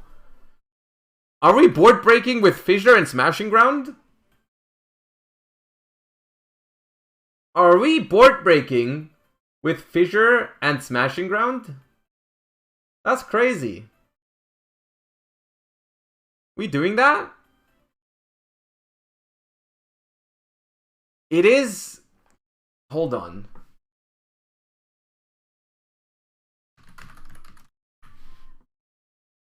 This is the Manticore Fist, right? This is the joke behind this, right? Is that this is what... But is this also Manticore? On Fissure? Because that doesn't look like Manticore. On Fissure, it's not. On Smashing Ground, it is. Yeah, no, this looks way different. But what's the connection then between... Like, why is it just... Why did they include Fissure? Why did they include Fissure in this? But, yeah, no, this is the type of lore that I like. This is the type of lore that I like. Unironically, like, give me some old-ass lore, like a new Senju or Manju and a new Manticore of whatever. I like that. Give me that instead of the Tearlaments card number 2 billion. Smashing Ground causes the Fissure. Okay. Okay. We'll believe that. We'll believe that for now. That's some deep lore, though. Manticore smashes the ground and creates the Fissure. That is some deep lore. Very complicated lore. Very in-depth. Very emotional. Manticore smashing ground creates Fissure. I mean, it's not a good card, though.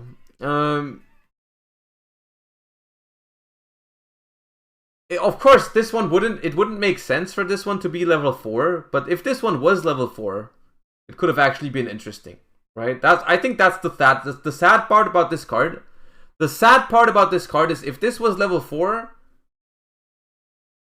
it would still not be good probably, but it would at least be something you could consider, right? Because you go normal summon, add Fissures or Smashing, use it, then you can link it off or rank 4 it off or whatever. And then you can bring it back by banishing that Smashing Ground. It would be something. But the way it is, it's a funny gimmick card that's never going to be good. But Meteor Rush, Black-White Roid. During the main phase, if 5 or more attacks were declared this turn... Alright. Silvered Winged Axe, sorry. Quick effect, you can target one face-up monster on the field, equip this card from your hand or field to it as an equip spell that gives it 100 attack and defense. You can only use this effect of Silver Winged Axe. Sorry, okay. We read the Sword Soul, Great Ice Jade Manifestation. If your opponent has a monster on the field... If your opponent has a monster on their field and or in their grave, and you control a water monster, you can take an Ice Jade from your deck and either send it to the grave or special summon it. If a face-up Ice Jade monster you control leaves the field by an opponent's card effect, you can banish this card from your card, target an opponent card, banish it.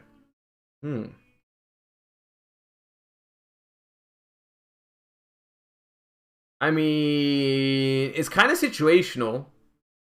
Is Ice Jade a going second deck? Is Ice Jade a going second type of strategy or not? Ice Jade has 0 good cards. Okay then. I mean, this one is like borderline okay, but it's only good going second, so...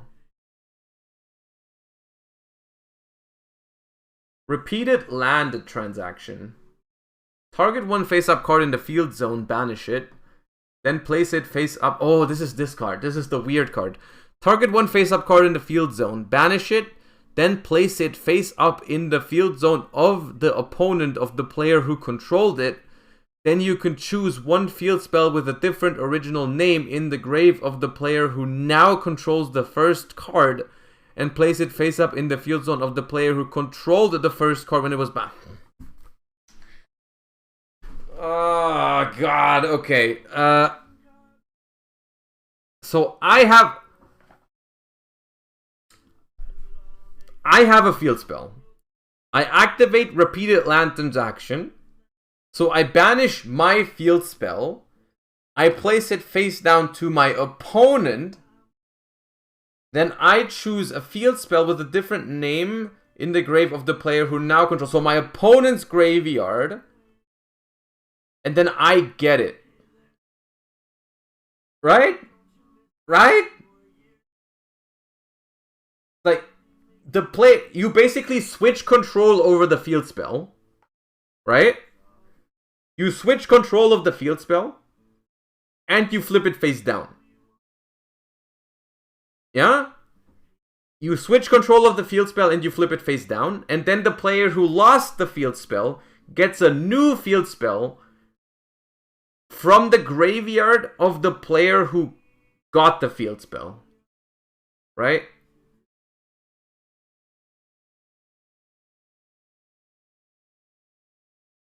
Whatever. It's way too situational as bad. Maybe. I like how you said maybe.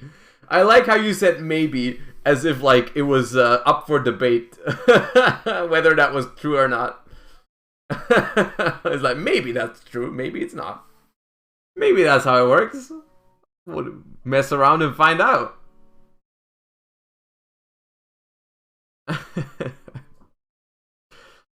Gigantic Thundercross. Target monsters on the field or in the grave equal to the difference between the number of both players' banished cards banish them. Then your opponent can special summon one monster from their deck. Not very good. Since the second part is optional, this is just change of heart. I guess you can... Oh, wait. No. Yeah. You're right. You're right. Actually, it's not a bad card. Because the second part doesn't matter. I was like, it's very situational. Because there needs to be a field spell in the grave. But you can just steal your opponent's field spell and call it a day. Like, if you play a Telement Mirror, your opponent has Pearl Rhino. You can just take the Pearl Rhino. And you even get the activation effect because you flip it face down, right? You get it again. You like banish it and you get it set and then you can flip it and use it. Okay. Okay, I guess interesting. I mean, it's like you're still sad. Oh, it places it face up?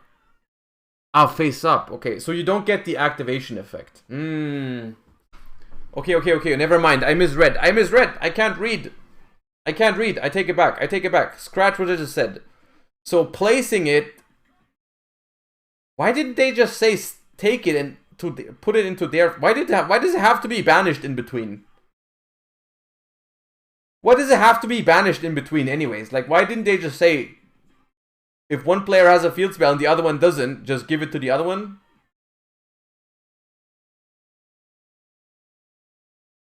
Okay, whatever. I mean, it's like cool to steal field spells. But having to rely on your opponent to have a field spell, like if you have this and your opponent doesn't have Pearl Rhino, they just don't draw it. You're like super unhappy. You're like, oh fuck. Well, dead card. But okay. Gigantic Thundercross. We read that. Red Vinegar Crossing. You can only control one Red Vinegar Crossing. If your opponent controls a card in this set cards column, you can activate this card, return all other cards in its column to the hand. Neither player can use the unused zone in this card's column. Ooh.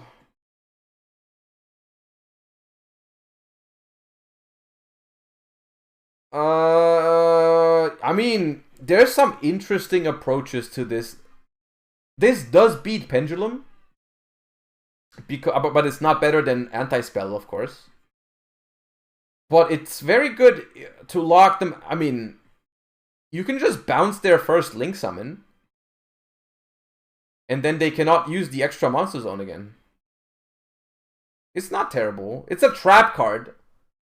It's a trap card, so it's like not amazing, but it's not awful at that. I just don't like that it's another continuous. You know, whenever there's a freaking continuous symbol on a card, I'm a little sussed out about that. I don't know. Threatening or Summon Knight. Target 3 monsters in your grave. Choose one of them. Then your opponent chooses one of these effects for you to apply. Special summon the chosen monster. Special summon as many of the targeted monsters as possible, except the chosen monster. Oh, this is funny. So you choose 3 monsters, and then you either get one that you want, or you get the other 2.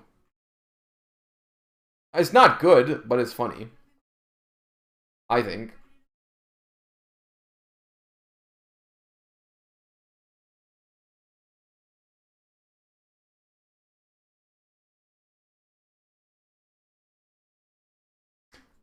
First of all, thank you for the 2 months, Merkster. I think Branded Bestial is... I think it's a good deck. I think for local or regional level, you can definitely play it and do very well with it. It's definitely good enough for that. At like high level of competition, I don't think it's better than Ishizu tier. But it's a good deck. It's a good deck, I think. Okay, we read the big insect. We read the we read the antlion. Hiding Sea. New Earth Insect. New Earth Insect, Pog. When your opponent special summons a monster. Actually, Marcus, thank you for the 4 months. Appreciate that. Welcome back. Thank you so much. When your opponent special summons a monster, except during the damage step, you can special summon this card from your hand and face down defense position. And if you do...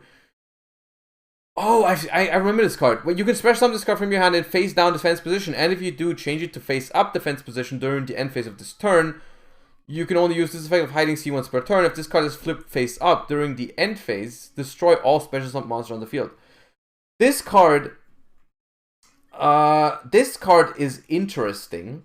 I don't think it's broken or anything.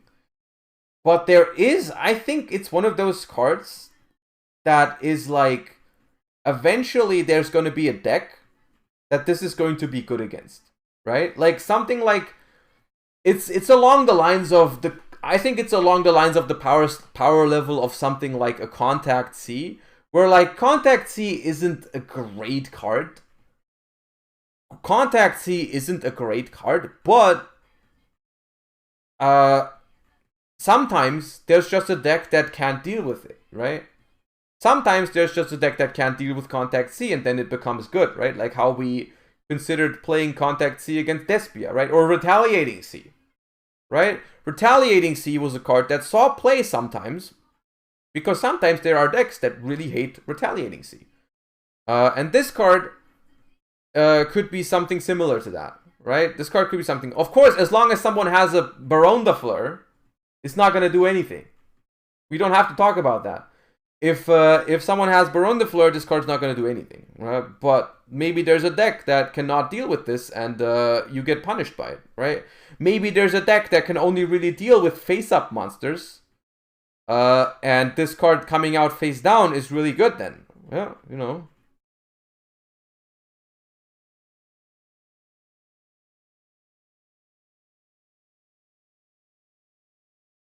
It's good against any deck that can't remove anything or set up a negate.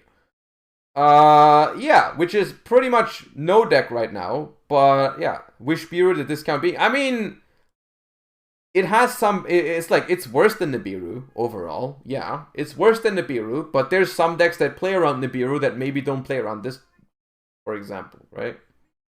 Good against nothing kick, yeah. We'll see. I can see this card catching some decks off guard eventually. It's like one of those cards that you should keep in the back of your head. As an option, maybe. That could be a solid tech card at some point, I think. It's not, like, amazing, but it could be. Tree Crown Armor Perror Bigram. Okay, you had no business giving it that long of a name. Cannot be normal special summon. Set must be special summoned by banishing 3 insects and or plants from your hand or grave. You can only special summon it once per turn. Your opponent cannot activate monster effects in response to the activation of your spell and trap cards or effects. Once per turn, you can destroy all face-up monsters on the field except insect and plants. Also, this card cannot attack directly.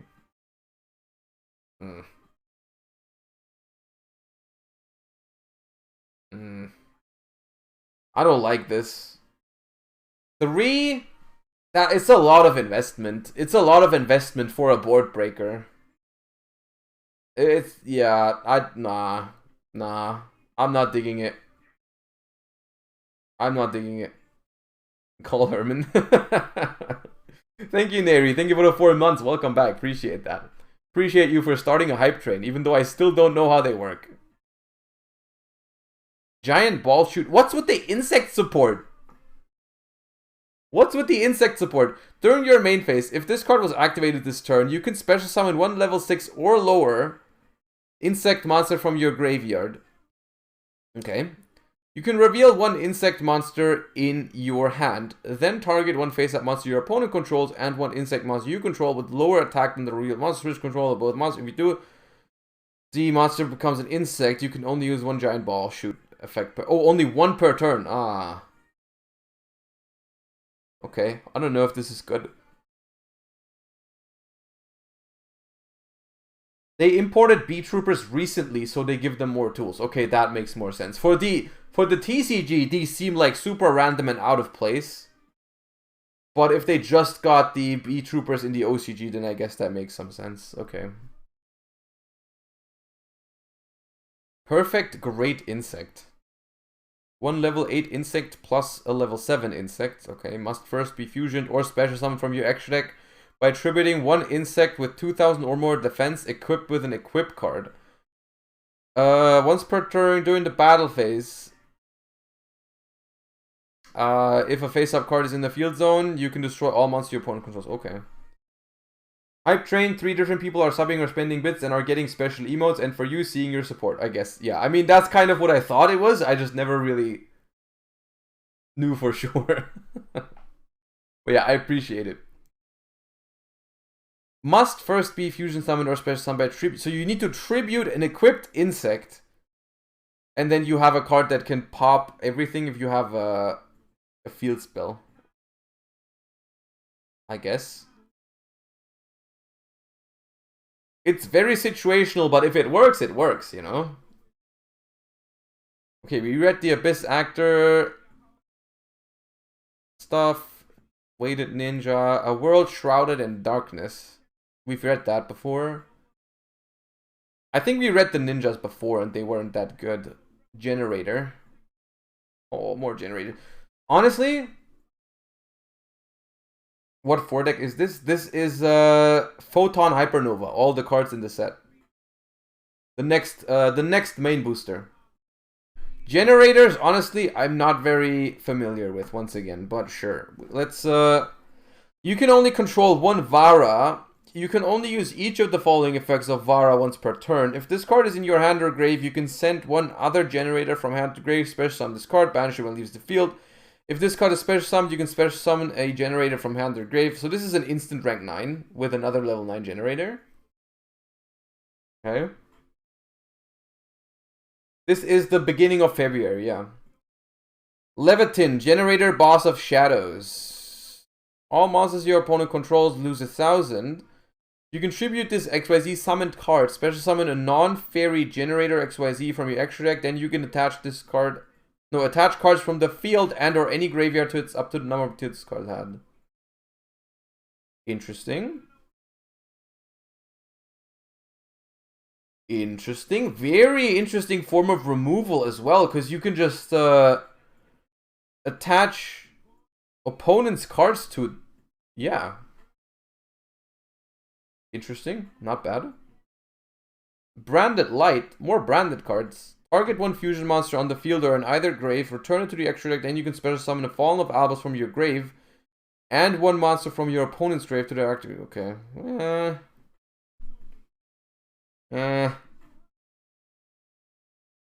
Grand Guignol, the finale dragon. Oh, the Cartesia fusion. That one was good, I think. I remember this one.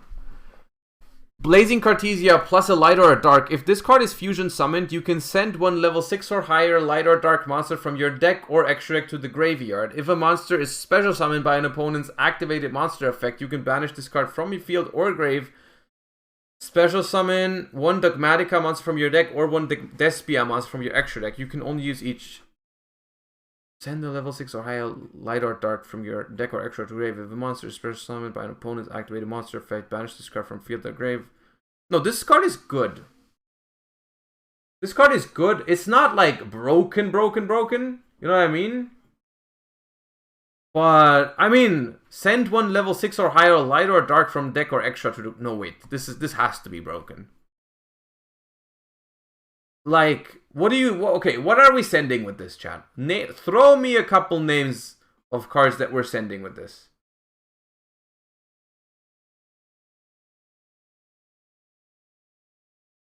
Apcolone, Albion, Militias.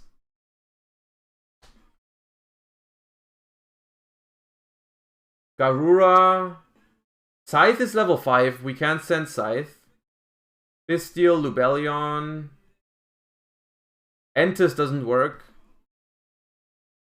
Darkest Diabolos. Iprox, Rulkalos. Rulkalos is a water monster.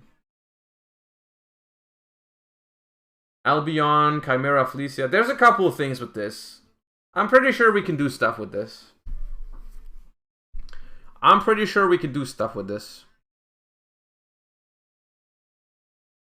Lintworm, the Gunhammer Dragon. Oh, this one was also interesting, I think. A new Albaz fusion with Fallen of Albaz plus Beast Warrior. Oh! Was this the... No, this was not the new Ultimate Slayer target. But this is when a fusion, Synchro XYZ or Link effect is activated, you can negate that effect and return one monster on the field to the hand. Which is already, like, pretty good. During your opponent's turn, if this card's in your grave, you can target one Fallen of Albaz in your grave. If both are still in your grave, special summon either that monster or this card, and if you do banish the other, you can only use each effect of Lintworm. This card is good. This card is good because you can summon out Albaz on the opponent's turn, which is very strong disruption. And the on-field effect is also really nice.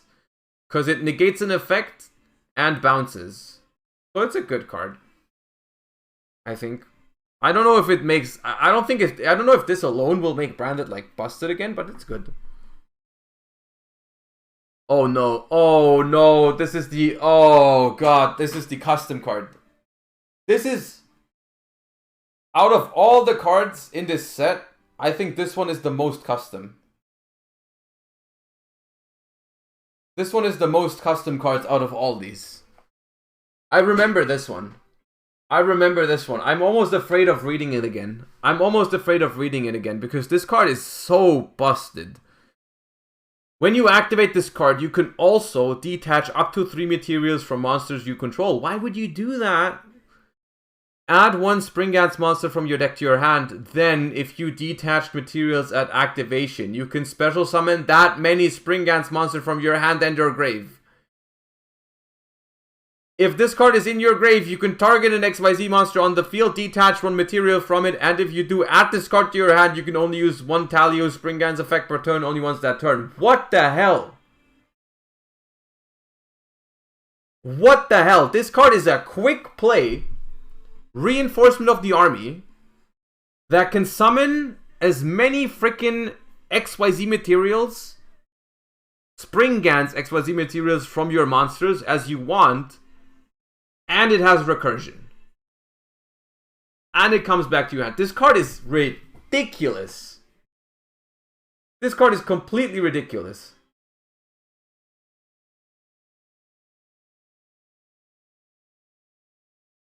Nah. This card is completely stupid.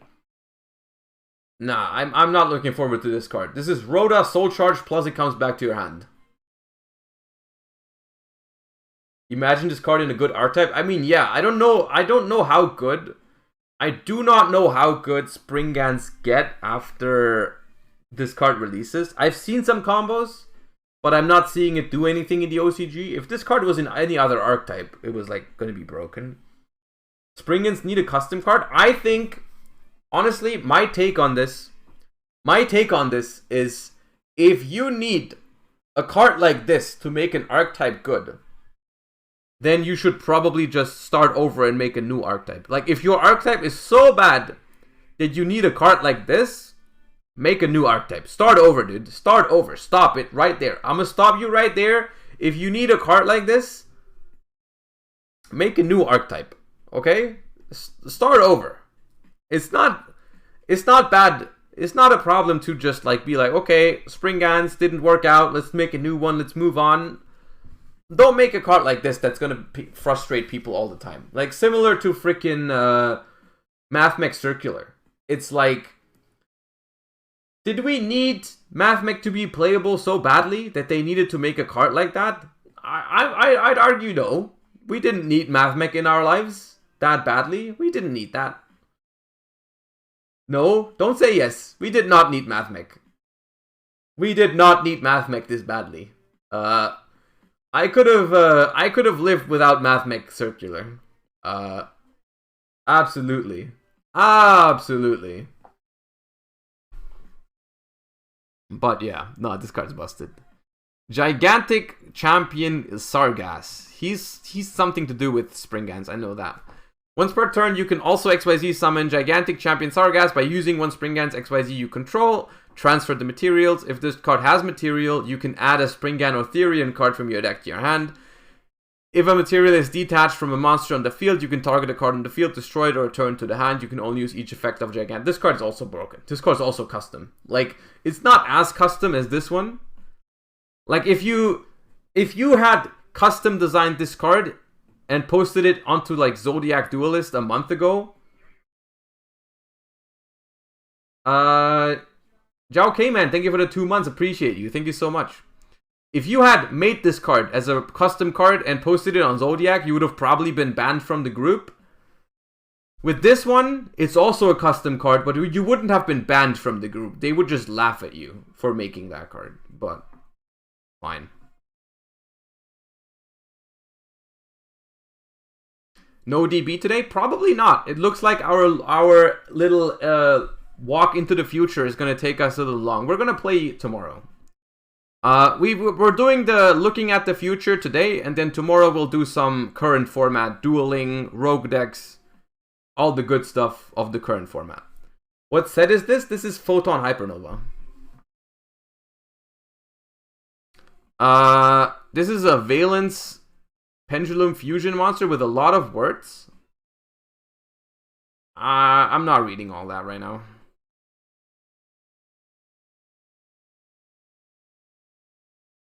Chaos Archfiend. Gains 2000 attack. During the turn a card is banished. This card can attack all your opponent's monsters once each. Also banish all monsters destroyed by battle. If this card in its owner control leaves the field by an opponent's card, you can special summon a Chaos Synchro from your extra deck, except Chaos Archfiend. You can only use this effect of Chaos Archfiend once per turn. This card is okay. It's not like crazy. It's scary going second in the Chaos deck. I don't even know if there is a Chaos deck. But like being able to have 4500 attack everything and banish everything is like okay. Circle of Fairy. Oh, this belongs to this thing. Okay. 1 tuner plus 1 non-tuner monsters. During your main phase, you can normal summon an insect or plant in addition to your normal summon. Okay. When the monster is destroyed by battle, you can target... Nah, this is not very good.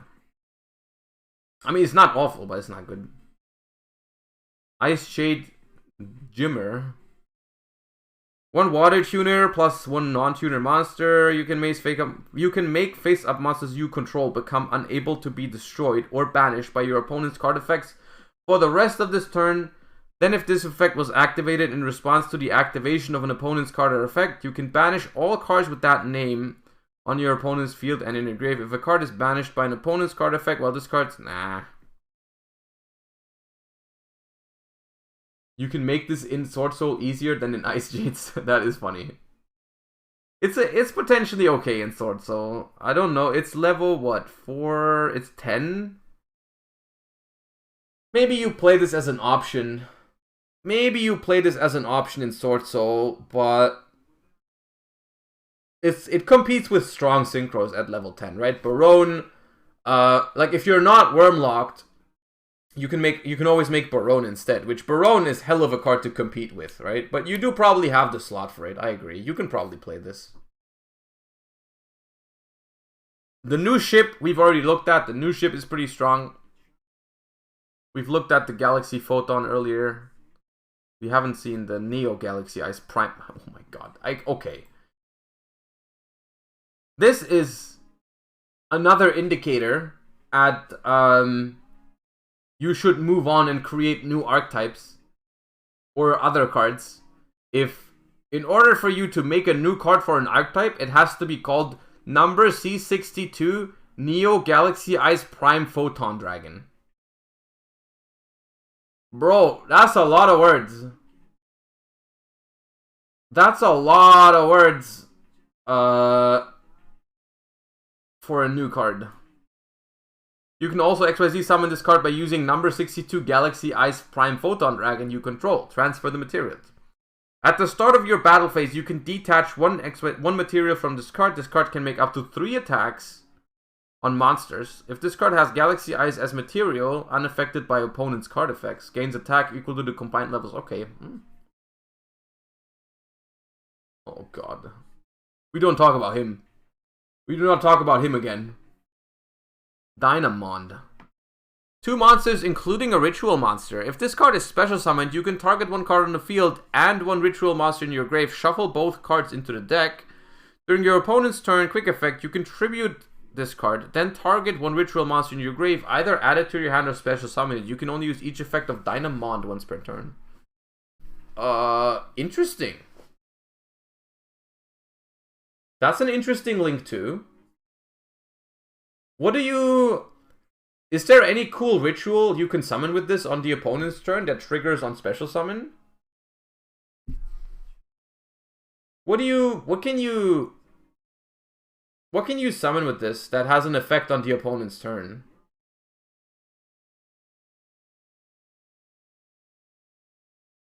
Chaos Max?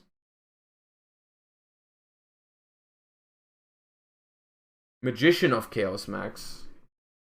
But, I mean, are we really gonna build it? We're not doing that, right?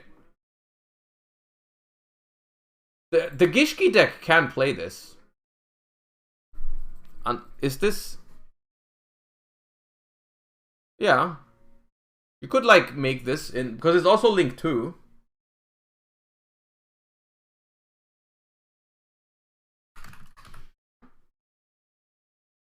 Magician of Black Chaos Max. You can ritual summon this chaos form. If this card is special summoned, you contribute 1 monster. Your opponent cannot activate monster effects. Oh my god. Nah. Oh, that's toxic. That's so toxic. I mean, I don't know if this is gonna be a thing. Probably not. But it's not even that hard to set up. But, I mean, you do need a ritual monster on the field. I don't know. It's funny. It is funny. I wish it didn't exist. I wish it didn't exist, though. God. Drytron? Yeah, I mean, fuck Drytron, dude. Please don't make Drytron viable. Tri-Brigade Arms. Okay, we end on a good one, if I remember correctly. The last card we have to people read, chat. Cannot be special summoned from the extra deck if you have 2 or less Tri-Brigade spell traps in your grave. When you special summon a monster, your opponent cannot activate cards or effect. When a monster declares an attack, you can banish this card. Also banish all cards your opponent controls.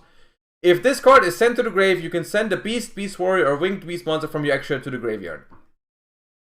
This is literally the only part of this card that matters. I promise. Eldanoza, thank you for the 4 months. Welcome back. Appreciate that so much. Appreciate you.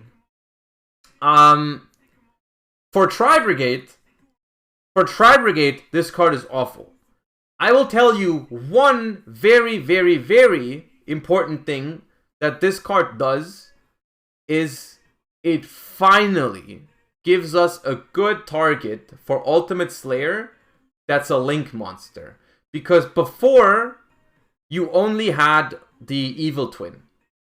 The only way to get a +1 off of Ultimate Slayer was the Evil Twin. But now, you can actually play this guy, and you can just send Garura, which would be in your extra deck anyways if you play Ultimate Slayer. So now, if you play Ultimate Slayer with this guy, Garura, and maybe the Mariologic Aggregator, the rank 9 from Darkwing Blast, you have a good fusion, Link, and XYZ target for Ultimate Slayer that all make you like +1 off of Ultimate Slayer. Well, like, I mean, the aggregator thing doesn't give you a +1, but it negates the card on the field, right? You could also still play Entis if you really wanted to, but I honestly think that cannot be underestimated. The fact that this gives you a good Link Ultimate Slayer target is pretty pog. I don't know if this is alone gonna make Slayer viable, because you still need to have a deck that can play 3 cards in the extra deck for it, which isn't many decks that can just do that. But Ultimate Slayer is a pretty good card. I still believe that eventually it might see play like that. And honestly, for me personally, the fact that I needed to play the freaking Evil Twin brick in my main deck, or in the side deck, and have it in my deck somewhere, was one of the biggest reasons why I didn't play Ultimate Slayer in some decks. And with this one, maybe we can see it. So, in Tri-Brigade, this card isn't very good because you're never going to summon it. You don't have 3 Tri-Brigade spell traps, right? So, I don't know. What are the best cards in this set? If I had to, I don't know, I haven't like made a list or anything, but cards to look out for. After reading all of it now, I guess let's quickly talk about which of these cards will have an impact and which ones probably won't. I think the Kashtira cards have an impact. We know that already from the OCG, that some of these Kashtira cards will be very strong. Mostly, I mean, all of them except for Overlap are good and see play in the OCG. The Bestial number 4 is very strong. This card is very strong. Of course, it's meta dependent whether you want to play Bestials or not, but Bestial Baldrake, very good card. I mean, it's impossible to underestimate Bestials at this point. We know how strong Bestials are in the TCG right now, and Bestial Baldrake is another very good Bestial. So, very strong card. I would say the Chaos stuff, not very likely to see a lot of play immediately, maybe at some point, but like the Photon stuff, the Chaos stuff doesn't seem that great. The Gishki stuff, I think, is relevant if we still have Sprite by that time. Then I think the Gishki stuff is potentially a good deck with Sprite together. Other than that, I think Triple Tactics Tasking is interesting. I think Big Welcome Labyrinth makes Labyrinth real, potentially. And I think Weight Measuring is a card with a little bit of potential. Then we have, like I said, this thing for an Ultimate Slayer target. That's, I think, relevant. Of course, the Kashtira XYZ is relevant. And the 2 Albaz fusions. The 2 Albaz fusions, or the two Despia Albaz support fusions are relevant. I think that's the most important takeaway from all of this. Most other stuff is like, could be okay, but probably not, you know? Did I miss anything super strong that should definitely be mentioned? I think that's enough. The Plunder Patrol ship could be okay. I don't know enough about Plunder.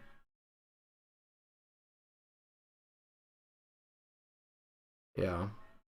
And then I don't know enough about Springans. All I know about Springans is that they don't do anything in the OCG right now, even though this card is crazy. Dogmatica Matrix is pretty nice. Yeah, the Dogma cards are nice, But only, like, the thing is, the cards are nice, but I don't know if they make an impact still. Because, like, they compete with a lot of other very, very strong cards. What about the Chaos Spells? We'll see about the Chaos Spells. They are not in this set, though. So I don't know when we get them. What do you guys think is going to be the price of Sargass? I mean, that depends a lot on its rarity. If it's a secret rare, it's going to be more expensive than if it's a super. We don't know that yet. We do not know that yet. Anyways, I do really need to go to the toilet real quick. I'll be back in a second. Give me a second. Ooh.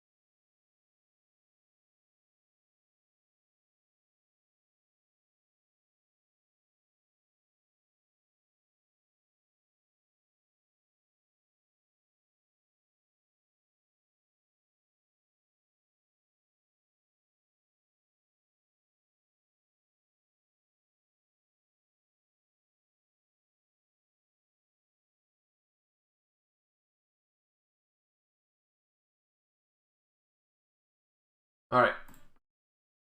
Are these all the cards? Is this a final list? No. These are all the cards in the OCG product. In the OCG set, these are all the cards. There will be TCG exclusives and OCG imports for us. We need a Josh AFK mode. On that note, I'm glad you say that. I'm sure most of you already are. But if you aren't yet, !Discord to join my Discord server. And there is a channel on my Discord server that's called Emote Suggestions. I am planning to get a lot more emotes like next week. I want to have some more emotes made. So if you have any cool suggestions for emotes, it can be Yu-Gi-Oh related, it can be like funny in general, whatever you want. Feel free to suggest them on my Discord. I would very much appreciate some input. I have a couple of ideas, but I have a lot more open slots for emotes. So, yeah. Also, I got my food before we started this discussion, so it's completely cold now, but it's okay. It's just porridge. Porridge is also edible when it's cold. But I do need to eat now. I do need to eat it eventually, because I haven't touched it in like 40 minutes or something. It's completely cold now.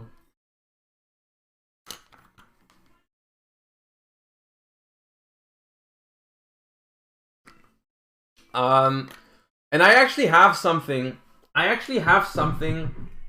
Planned for the dinner break. No, not dinner, lunch. Well, it's almost dinner now, because it's late. What you eating? I just got some nice porridge with some stuff in it, some fruit. It's good. I have already looked up for a video to watch while I eat my lunch. We're gonna watch. You guys know I love every Yu-Gi-Oh trivia mini game, whatever. So we're gonna give a shot to the newest video of Simo, which is a guess the card thing. I've seen the first two of these, and I think they were fun. So we're gonna watch this. Now, very important, I want to guess along. So please don't spoil what the card is, okay? Please don't spoil what the card is. There are over 10,000 cards in the Yu-Gi-Oh! Trading card game. From Pot of Greed to Firewall Dragon, the possibility Possibilities are endless. In this series, can your favorite content creators figure out what card I'm thinking of? I've got I want to do this at some point. Timo, if you see this, let me guess a card.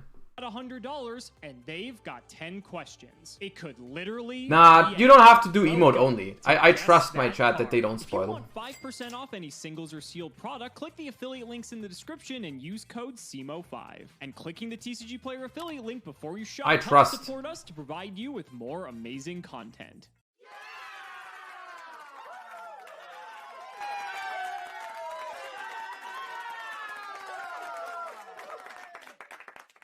Ladies and gentlemen, you know what time it is. It's time to guess that card. For episode 3, we have yet another one of my lovely co-hosts, the one, the only, Mr. MBT Yu-Gi-Oh! Buddy, how are you doing today? You put Ruxin on here before me? Yeah, I'm doing great. I'm No doing pressure. Fine. You were also too busy to get you on prior to this. And thankfully, Dueling Book's down, so I have all the time to film this prior, because I was going to film this with you next week. Folks, But it's in not any going case- well. We're several not weeks going well. behind. This has not been a good week. This has not been a good week. But in any case, we are going to be playing Guess That Card. I am thinking of a card, and if you can guess it within 10 yes or no questions, you will win yourself $100. What do you think about that? Wow, I didn't know that part. You didn't tell me that. All the more reason that you should figure it out. So, as I said, you have 10 yes or no questions. You do not have to ask the name of the card until after your 10th guess, so it does not count as one of your questions. And if you're ready, let's go ahead and dive right in. Okay, I hope I can do this. 12,000 cards you want me to It's a little fast.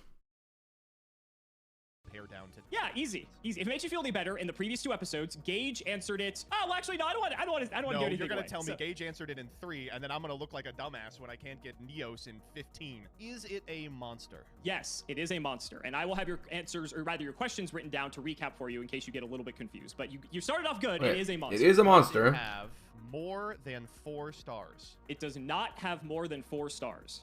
I do not know. I do not know whether it's possible to get this in 10 questions to have like a guaranteed answer. It's a bit quiet. Okay. I don't know if you can narrow it down to 1 card in 10 questions. We're getting somewhere. We're already Yeah, you're down to to about like 8,000 cards at this point. So walk me through your thought process. What are you thinking? Where to go from here? Oh, jeez. So I think there's what, like a quadrillion monsters that are at that level. Yes. I want to ask if it's normal or not, because that would really help me out. If it's not, that's eliminated almost nothing for me. I'm gonna get a little creative, I think. I think that's how you have to play the game. Was this card's first printing after the year 2010? This card's first printing was not after the year 2010. Okay, we're getting somewhere. You took out about half the card pool with that question, so that's So its initial print is 2010 or earlier, and it's lower than level 4 monster. good. So just to recap where you're at so far, you're on question 4. Your first 3 questions are, you know it's a monster, you know it does not have more than 4 stars, and you know that the card's first printing was not after 2010. Honestly, I mean, we're already down to about 1,600 cards from 12,000. I mean, that's pretty good from like 12,000. I'm chilling. Now I have to start thinking like you would think. What terrible card from 2010 are you gonna force me to think of? Man, we could pare down the years even further, but I think that's not very wise. Oh, I'll just ask it. Is it an effect monster? It is an effect monster, yes. Should've That was your led with first that. question. I've got 6 left. Yes, this is your 5th question. To be fair, that last question, I mean, pre-2010, there's a lot of vanilla. Yeah, so I you was took thinking, out a lot by oh, if asking it was that. post-2010, we're good. What's he going to make me think of? Mad Dog of Bumbulus? I don't actually know any normal monsters. But pre-2010, half the cards are named like the ghost that scares the maiden. 2010, I think I can ask a question that I think is going to do a lot of work here. Is this card a member of an archetype? It is a member of an archetype, so you're halfway through now. Oh, we're more than halfway through because members of an archetype are pretty few and far between before 2010. That's actually a very good help. That's like a big help before 2010, because like, yeah, there's not that many archetypes. Well, there is archetypes, but like not that many. Lads, heroes, maybe Blackwing, Lightsworn. That's like it. I'll just ask. Oh man, I don't want to ask. Is it a hero? That's simultaneously. If you say no, it doesn't actually help me at all. But if you say yes, it still only pares it down to. I was about to say, it also doesn't help you very much. Yeah. Okay. Of the archetypes, I think I can ask a pretty pointed question here. Is this card a warrior? Yes, Oh, it is a Ooh. warrior. Now we're getting somewhere. That's a very Yo, dangerous he just question to ask. yo, that was a mad guess. He's a madman. He just took 1 type? What the hell? There's 23, 24 types in the game or something to that effect, and so if you're right, it cuts down a lot. But if you're wrong, man, you basically got nowhere. You would think so, but of the archetypal monsters, most of them are warriors. Like Amazoness, there's warriors in Glads, there's warriors in Lightsworn. So to give you a quick recap, you currently know that it is a monster. There's a warrior in Glads? I don't think there's a warrior in Glads. It does not have more than 4 stars. Its first printing was not after 2010. It's an effect monster. It's a member of an archetype, and it is a warrior. How many questions have I asked? This is your 7th question. So you have 4 questions left, and then you have to give your guess. You can also guess before. That's also allowed too. Will it count as a question if I guess before? Correct. Then Reported no, for misinformation. I'm just saying, if you... in one of the previous episodes, that may or may not have come up. That's the only reason I'm clarifying. Is this monster exactly 4 stars? Yes. Oh, that's the worst possible thing you could have said. We're down to about 200 cards here. You went from about 210 to 200. I will ask the question on everyone's mind. Is this card a hero monster? It is a hero monster. Oh, You're starting to God. catch on. Okay. All right. What are we at? 2 8? questions I've got left, Mr. Rothschild. 2 left to pare down every hero released before Yeah. 2010. Oh, this will be easy. Easy. Okay. If you had been more careful with some of your previous questions, I you may have had some more know! to spare at this point. Level 4 hero. Level 4 hero before 2010. I will just throw any random one in there.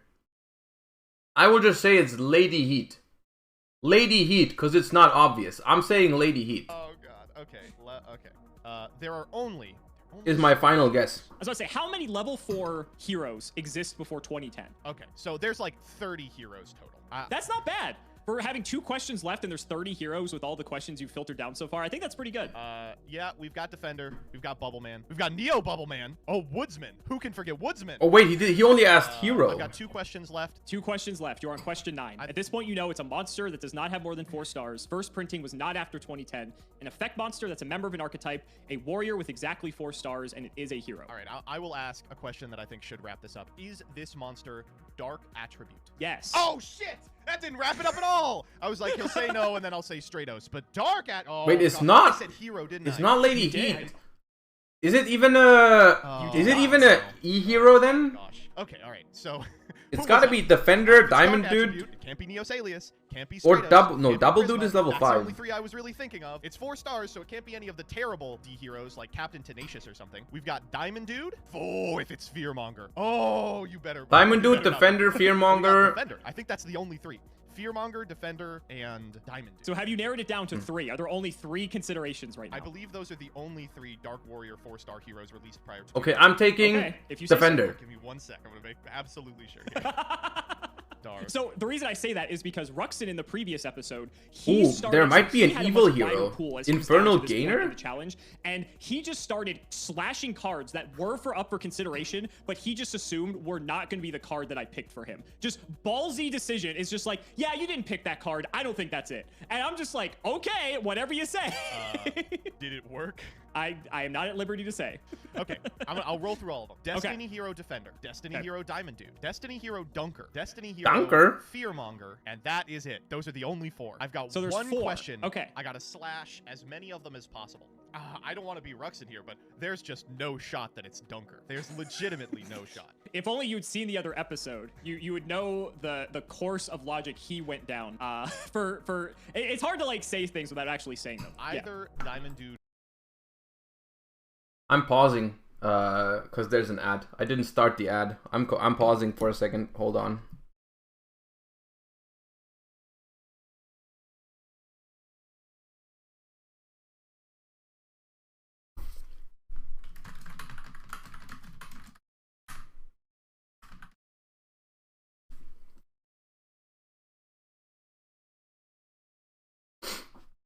I'm pausing. Don't worry.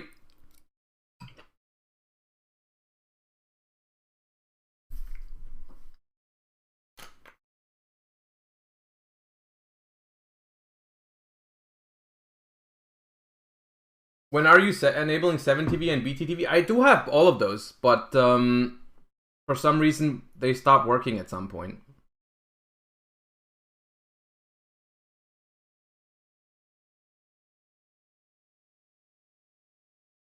All right, 6, 5, 4, 3, 2, 1. Ads are okay. Ads are done. Clickety, thank you for the tier 1. Appreciate that. Thank you for the support. All right, ads are done. I paused so we don't miss stuff. Or Fearmonger. Yeah, it doesn't help that they're all dark level 4 warrior. Yeah, no, I'm like, what's the difference here? I was gonna be like, does something explode on this card? Just go by the attack. Everyone but Diamond Dude is exploding. Because they use like the same like 10 effects on every single card.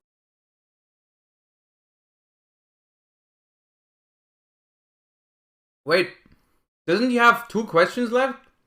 And 4 cards? So all he has to do is like half it twice? Oh, just 1 question. Okay. Benny, thank you for the 5 months. Appreciate you so much. Welcome back. From this era. I have the question. This question will cement if it works or not. Okay. This is your final question. The greatest question anyone has ever asked about the Destiny Hero monsters. Does this card have hair? No.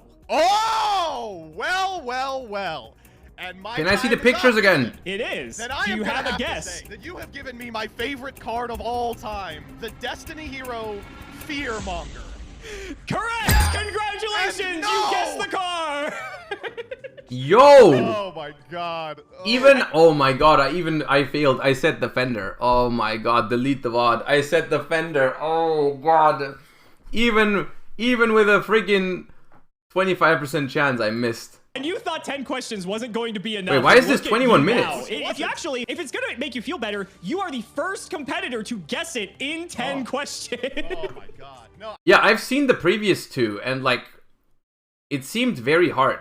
This one seemed rather easy. I mean, he just randomly got the freaking archetype right. I mean, it was still a 50-50. I guess giving MBT and hero card is like, yeah. You could have picked a defender there, but... It could have been. And what's funny is that in the previous episode with Ruxin... If I get onto this ever, I just want to go... Question 1, is it Ronin Toadin? Yes. Win $100. GigaChat leave. Video is 30 seconds long. That be content. Something similar to that actually happened. I don't want to spoil anything, so you guys can go ahead and watch that episode. How do you feel, buddy? You just won yourself $100 on Guess That Card with your favorite card of all time. Do you still hate him as much as you did before? Yes! Oh my god. When I saw this guy in one of your prog decks, ooh, I saw red. But I understood it. He's much better when everyone's playing bad cards. Ugh. Exactly. Understandably. But we're not done here, Mr. MBT, because I do have another question to ask you. Yeah. How do you feel about doubling down and going for another round? Ooh, double or nothing? So... here's what happens. I have another card for you, and you have another 10 questions. If you can guess it again, you will win $200. But if you don't get it in 10 questions, you walk away with 0. Absolutely, I'm doing that. 100%. Gambling addiction. I've already mastered this formula. I just have to put what I've learned into practice. All right, Mr. MBT, we have your next card selected. So 10 new questions up for you to ask. Where are you starting this time? This was such a bad deal for him too. Because, like, he was very lucky to get it in 10. Even with guessing the archetype super early on and shit, he still had a 50-50 at the end. So doing a double or nothing is awful. Is it an effect monster? Yes. That's a much better question than you asked the first time. That saved me an entire question. It did. That could have mattered. That could have mattered. Okay. I guess I will say... I did like this one. Was this card released prior to January 1st, 2010? In its initial printing, I imagine you're asking. Yes. Its initial printing was not before 2010. Okay. We're chilling. What day is today? Or sorry, not after 2010. Oh, so it was before 2010? It was before 2010, yes. So however you asked that question, it is before 2010 in its initial printing. Oh, we're down to 1,500 cards after 2 questions. Woo! All right, now time for... This one seemed to work okay last time. Is it part of an archetype? No. Shit. That is really not what I wanted to hear. Especially in pre-2010, it's not what you want to hear. Oh, that's like most of them. Okay. Post-2010, that actually may be a good question if you get it right. No glass. The thing about these questions, honestly, because if I remember correctly from the first 2 episodes, they can use like the DB filter and stuff like that, right? They can look through DB to see whether they can find the card. The problem is you cannot filter on DB. You cannot filter by archetype or non-archetype. So even if it theoretically eliminates half the cards, you're just like, you can't really, it doesn't help you that much. Couldn't he ask a bunch of things in one question? Like, is it an effect main deck monster that's part of archetype that's level 4 or higher? I mean, he could, but then the answer would most likely just be no. And then you wouldn't know anything. Because he's not going to tell you, like, if you ask, is it a level 4 main deck monster? And he says no, it could still be a level 4 extra deck monster or something like that. Heroes, no Amazoness, no Gravekeeper, no Dark Scorpion, no... You can use keyword. It's not Simo, does the card say if? an alien card. That, you know, you could... Does this card miss timing? No ancient gear. So you're on question 4. That was 3 questions just like that. But I think you started narrowing it down a bit. I liked that question about 4 stars or lower. Unfortunately, almost every card in this game is 4 stars or lower. So I'm gonna ask, is this card 3 stars or lower? No. Okay, so it's at least 4. What do you consider an archetype? The barrier statues are an archetype, right? Don't answer if this counts. Don't answer if this counts. Yeah. I was gonna say, are you gonna ask that in the form of a question? Nah, I'm good. I'm good. I would consider the barrier statues an archetype for what it's worth. I'm looking through this list of Okay. cards, and I think the 2010 question was a little too broad. Okay, was the then. first print of this card before 2005? Was the first printing of this card before 2005? Yes. We're getting there. We are down to just about 200 cards. Wait, there's not that much left. I mean, there's 5 questions in. Yeah, I think you're doing pretty good. All right. I really don't feel comfortable asking if it's a warrior again. That shit was kind of a shot in the dark the first time. Wow, picking a card not from an archetype. Ooh, it's really hard. Does this card's name begin with a letter preceding L? So does this card's name begin with a letter preceding L? So you're asking if it begins with any letter between A and L? Yeah. No. Very interesting question, though. I like the What? creativity on that. So this has actually narrowed it down to about 60 total cards. Okay. And you have 4 questions still to go. Yeah, but I just don't know how to pare down cards like this. Like, they're just random cards. Like, is it Mudora? Is it Molten Zombie? Who knows? Okay. Well, currently, you know it's an effect monster, that the first printing was not after 2010 or before 2010. I forget how you worded it. It's not part of an archetype. It is not 3 stars or lower. Its first print is before 2005, and it does not begin with the letter between A or L, or A through L. This is your 7th question coming up here. Wow, this is So you have rough. 4 left. Okay, so it's and not then your Jinzo. guess. All right, we're gonna just throw in some L shots in the dark M based N on what I O expect P it might be. Q R S Does T this U card V have an X effect Y that Z. can trigger when it flips face up? Does the card have an effect that triggers when flipped face up? Not necessarily. That's the a flip question? effect. Correct. Can trigger. The answer to that is no. All right. Very specific question, but I also think I know why you were thinking Yeah. that. Maybe the Pac-Man monster? The problem is, it's not even a great question. Because I only narrowed out just a few of them, right? How about this? What question are we on? This is question 8. So you have Is it 3 questions actually- left, and this is for $200 or nothing. Big stakes on the line. I'll I repeat guess everything Jinzo is again. an So archetype. You know it's an Oh, effect yeah. monster. The first printing was not after 2010 or before 2010. It is not part of an archetype. It is not 3 stars or lower. Its first print was before 2005. Its name does not begin with the letter A through L, and it does not have an effect that triggers when flipped face up. Yo, what the hell is even left? That's the problem. I don't even know what's Is left. it exactly 4 stars? Yes. I should have just be asking that. It's a level 4, okay. That should narrow it down significantly, though, because you just took out everything 5 or higher. I mean, it narrows it down to about 100 cards total. I've got one I like how you went question. from like 60 to Wait, 40 where are we down to 100 on that 60? What the question. hell That makes happened? sense. Let me actually do the math. Yeah, this is about 40 cards that this could refer to. Okay, and you have 2 questions. Oh, right. Yes, that was question 8. Okay, we can still do this. We just gotta... This is like a card thematically related to me, right? It could be. No, it also be. could not be. Could be, yeah. Is that a question? No, it's not. I'll be nice and give you that one for free. It could be Witch of the Black Forest. That was not really an answer, was it? It could be. All right, Yeah, okay. that's why it was free. I didn't really give you an answer. Okay. I think I've actually got some pretty good guesses, but let's kind of circle the drain on this. 9th question. Is it Or if you wanna talk including about some more, go ahead. 2005 or Is just this monster before a warrior? 2005? Yes. All right, I've got one more question. What was the here. This is your question? 10th and final question. Okay, so fun fact: between the start of Yu-Gi-Oh and one more question, Or if you want to talk it out some more, go ahead. is this monster a warrior? Yes. All right, I've got one more question here. This is your 10th and final question. Okay, so fun fact: between the warrior. start of Yu-Gi-Oh and 2005, there are 36 total 4-star warriors that have been released. Most of them are Amazonesses or Dark Okay. Scorpions, which means we are down to about 15 total cards. Okay. I think I've got one really good. It guess. can't be. Just It throw can't be DD Warrior Lady because he asked that question of which letter it begins with, and it starts with a letter that's later in the alphabet than L. So MNOPQRSTUVXYZ. So it can't be DD Warrior Lady.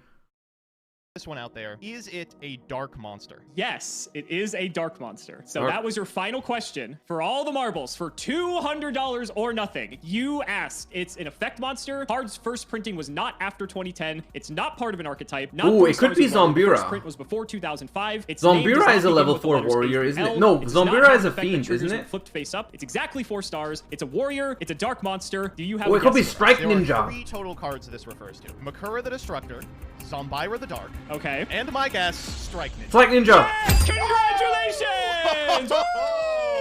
Yo! Oh, Jesus, that one was rough.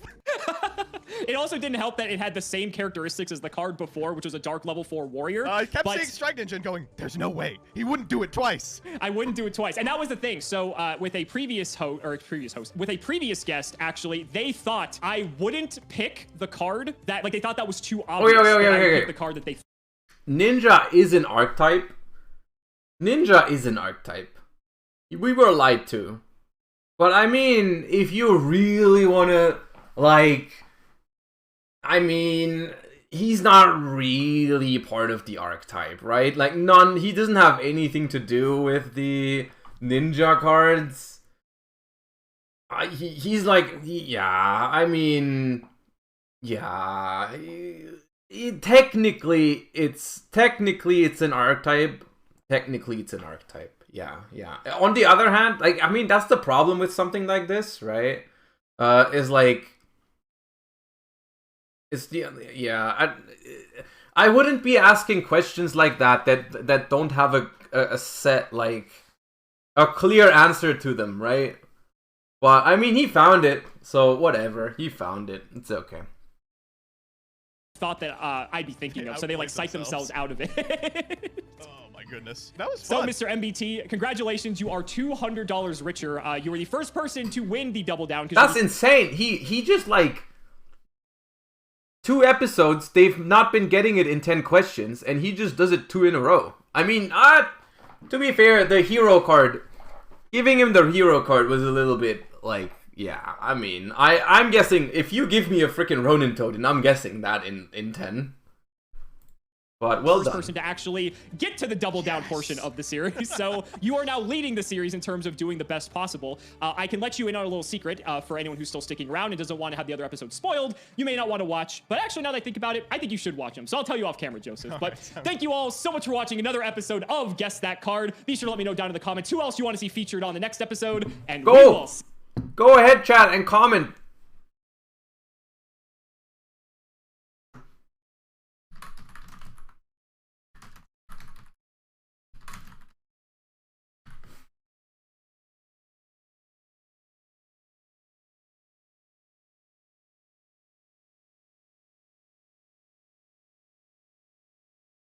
Go and like that comment. Go, go, go, go, go, go, go. I want to guess the card. Like your own comment, please. Okay, I will like my own comment. I will also say, yes, that would be... No, that's too much. That's too much. No, that's too much. I can't do that.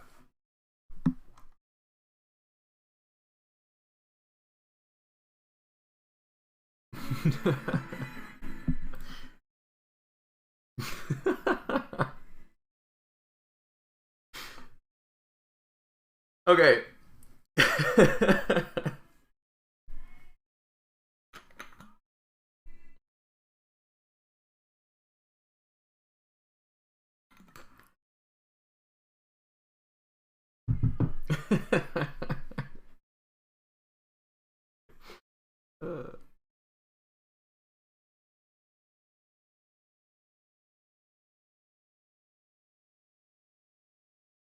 You're 36? Oh, look, oh shit.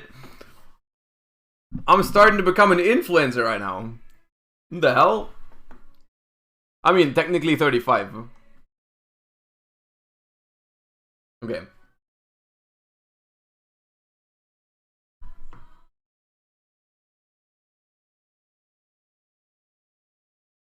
Okay, no, that was fun. I like that show. I do like that show.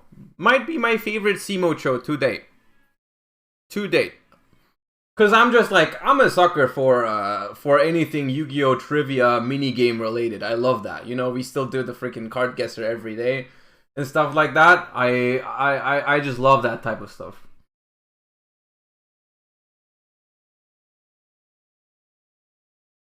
But yeah. Okay. I think. Will you win the 100 and would you go for double or nothing? The problem is, if you win it and he asks you for the double or nothing, you can't say no. You can't say no. You gotta go again. Don't end the stream. We are not ending the stream. Do not worry. We are not ending the stream. I will stay right here. The only thing that we will do...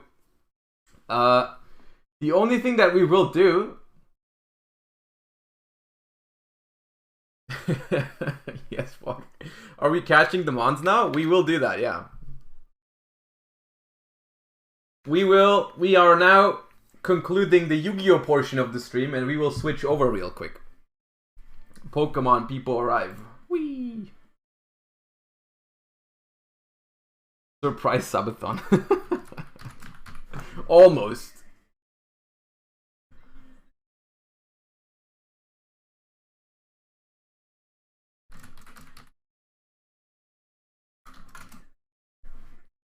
Pokemon bonus stream, Pog! Just got it and avoiding spoilers? Yeah, that's no problem. Quick, you know, if you don't want to get spoiled, because we are switching over to the new Pokemon game now. If you don't want to be spoiled, then the Yu-Gi-Oh portion of the stream is now over. I'll be switching over to the new Pokemon games. I'll be back tomorrow with Yu-Gi-Oh. So if you enjoyed the Yu-Gi-Oh portion, which is what I normally stream all the time, I'm a Yu-Gi-Oh channel. I'm just doing the Pokemon as a bonus type of thing, bonus content. If you enjoy the Yu-Gi-Oh streams, feel free to hit the follow button. That is free, and you'll be notified when I'm live again. I'd appreciate that. And if you do not want to be spoiled for the new Pokemon games, unfortunately, you'll have to people leave now. But yeah. Let me turn this on. And if you want to stick around, we can still talk about Yu-Gi-Oh! Just so you know, I am only because I play Pokemon doesn't mean we can't talk about Yu-Gi-Oh! Anymore. So if you want to, you know, stay, and just hang out and still talk a little bit about whatever, then feel free. I kind of don't want to be spoiled, but I want to support variety. What do I do? That is up on you. That is completely up to you. I'm not mad at anyone who isn't interested in Pokemon if they leave or if they don't want to be spoiled. Up. Up.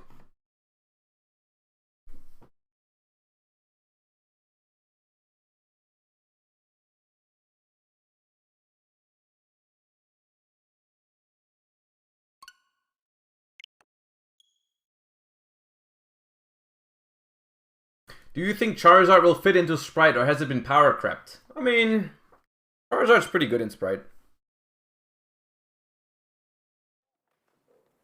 Do you know the Switch has a dark mode? I did not actually know that.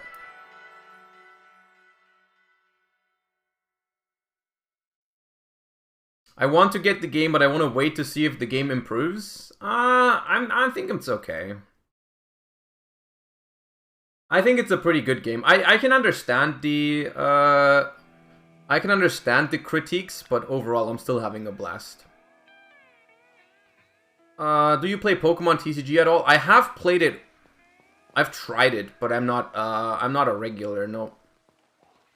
I do, whenever I play Pokemon, it's mostly the video games and the video game championships. Okay, so the last thing we did was the Flying Titan, so we can now...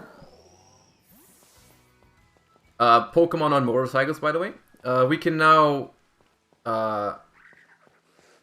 swim. We can swim, but I don't know where we go next.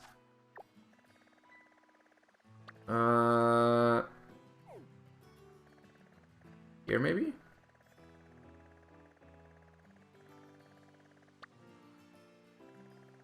Are you going to play a bit of competitive Pokemon as well, if any? VGC or singles? I'm definitely going to try VGC 22. I always try it, VGC, every generation.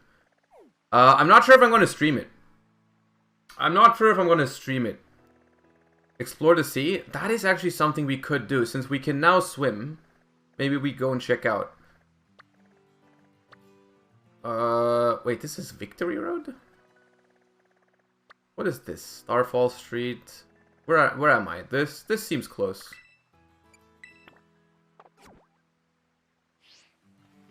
Yo.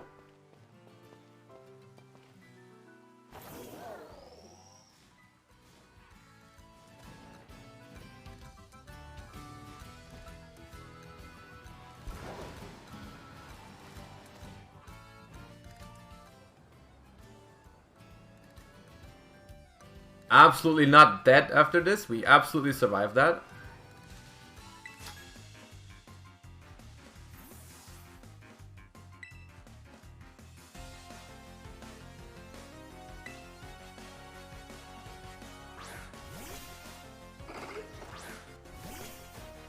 Strudel jump. You should update your about me. Yeah, I keep forgetting that. Wait, it's level 15? Oh yeah.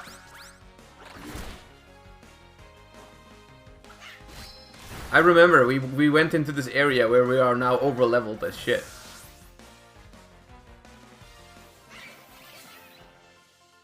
We have defeated John the Black Belt. What is the best type in your opinion? Like my favorite? Or like competitively the best one?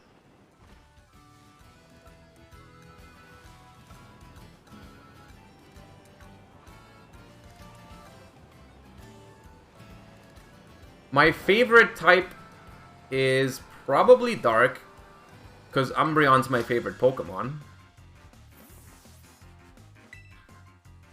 Competitively, it's probably Steel or Fairy. Those are pretty strong. And Dragon. I don't know what the objectively best one is.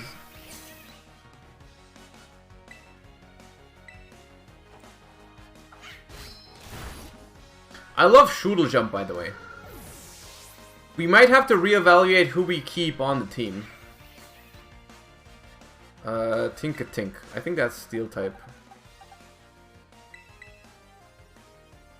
Actually, I think our team is fine right now. Ghost is kind of creamy. Ghosts are cool, yeah. Gigantic Sprite is also dark. Yeah, that's true. Mold Breaker.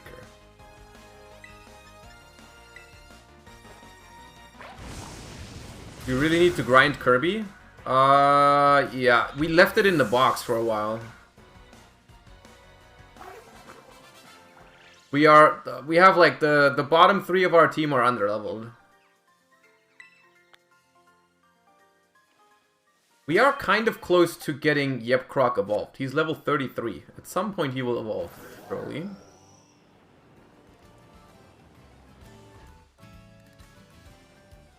What's up there? I will find out. Have you recovered from Kashtira evolving? No, it's never been the same. I've not been the same since. I've not been the same since Christopher evolved. Sometimes in my sleep, I see his running animation and then I'm sad.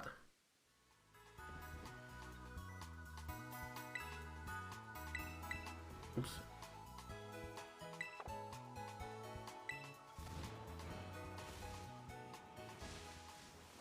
Numal, how many badges? I think 3? I think I have 3 badges. Yeah, 3.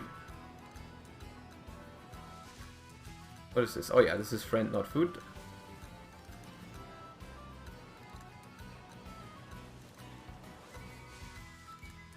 Is this the right way?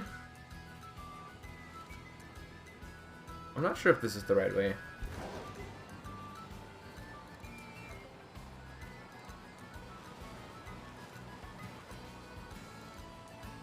Oh wait, it is. Okay. Who's Christopher again? The Walmart Yeah, it was the Tentacool that walked so funny, and then it evolved into the Tentacruel into the new Tentacruel that's just not as funny, and I'm just sad about that.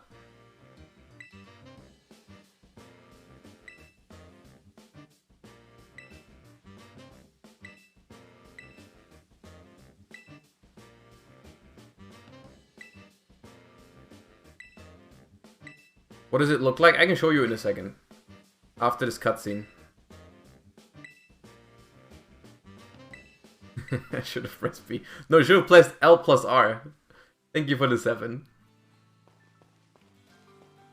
Oh yeah, you wanted to see... Wait. Minus is Pokedex, I think. Yeah, so...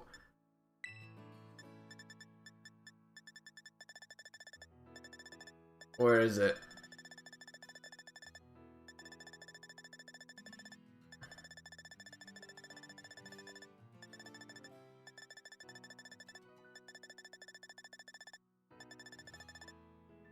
There. Look at him. He's the funniest thing ever. And then he turns into this, which is just normal. He is the funniest thing I've ever seen. Look at him running on the right side. Look at him running. He's my favorite Gen 9 Pokemon so far. Absolutely. 1,000,000%. This thing is the goofiest thing I've ever seen. I love him. And I had one, and I used it, and then it evolved into this, which, you know, I can live with it, but it's just not giving me the same vibe, so I removed it. I removed it from the team. I cannot live with it.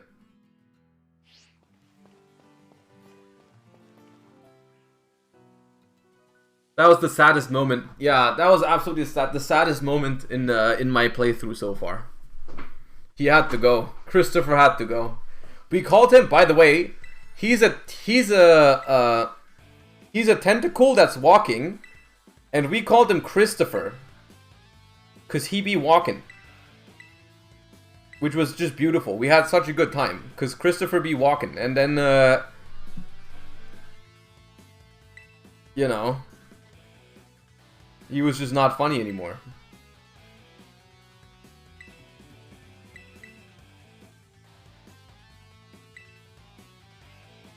We still have Ronin Toadin. Yeah, that's okay. Yeah, he stopped walking.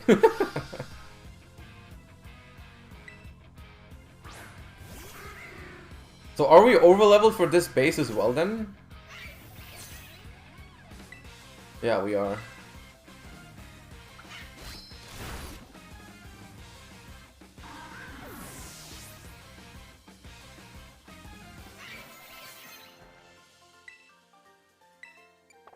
The house in France got level 20.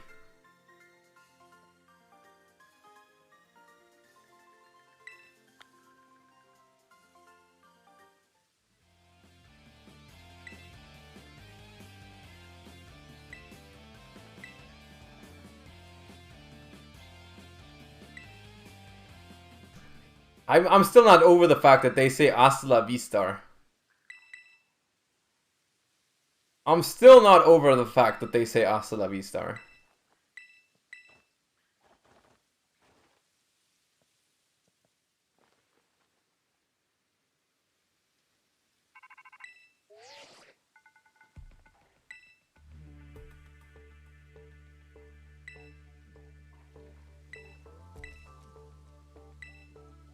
Grunt people leave.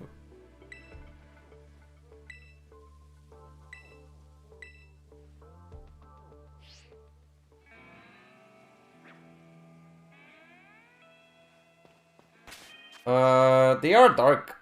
Let's put Kirby in.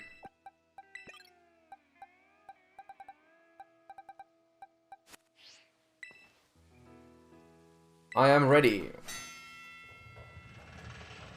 Why do they keep doing that pose? Because they are Team Star.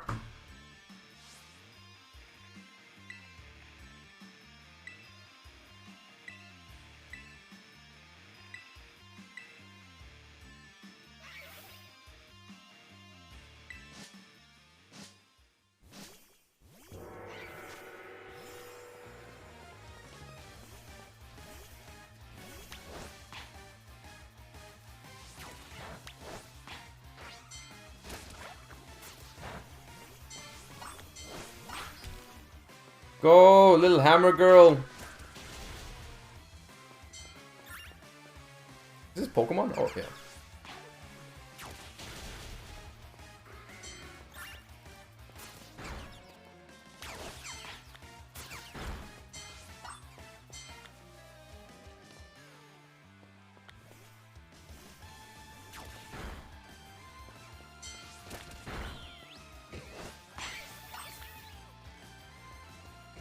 Dark World Structure Deck openings are live on YouTube? I mean, we already know what's in there, right? We checked it already.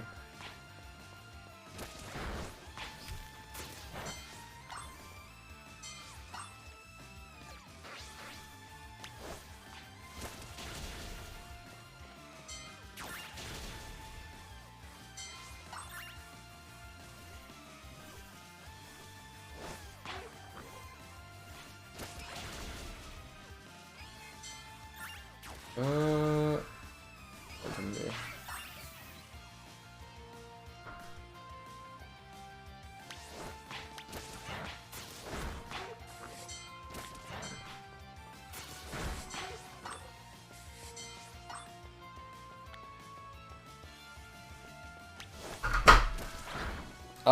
Between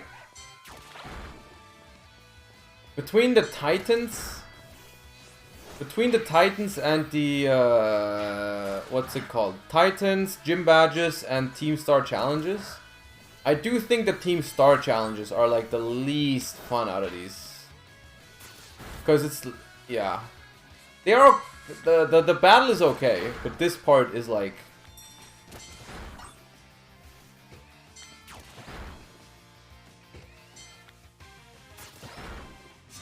Yugioh just posted a Dark World Structure Deck opening. Yeah, I mean, but the thing is, we know what's in there already, right?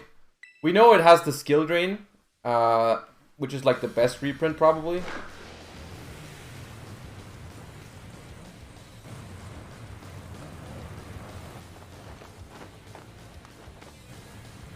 I'm very happy about Common Skill Drain though.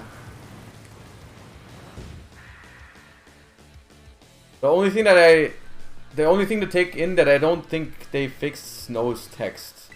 I mean, Snow's text is fine according to PSCT, right? It's just weird. But Snow's text is absolutely fine according, like, regarding PSCT. It's just confusing. Yo, what is he? DJ? Okay, David Guetta out here. I don't know why I'm leading Strudel Jump. He got no business being here. I don't even know if Strudel Jump can hit Steel types. I guess I'm U-turning out here.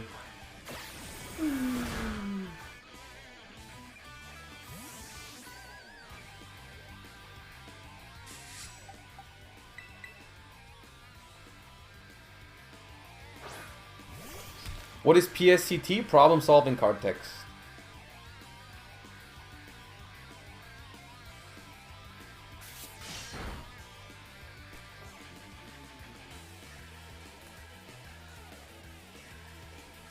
No, this is the dark one. I'm gonna Draining Kiss this. Does this kill 50? It should.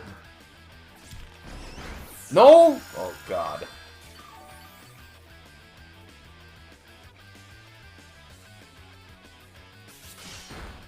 Well, we took more damage than we needed to. Could have just rock smashed it and not taken any damage, but it is what it is. I thought I could get away with a little, Why do we not get experience from this, by the way? I'm so confused that we don't get, XP from these. Also, yes, this is a Pokemon.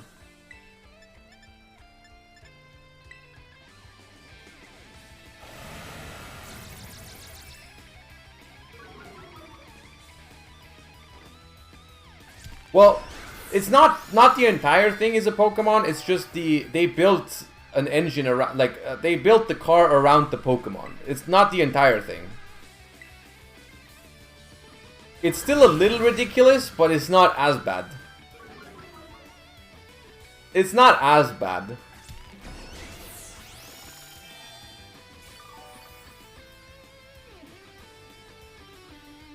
We are not doing any damage to this thing.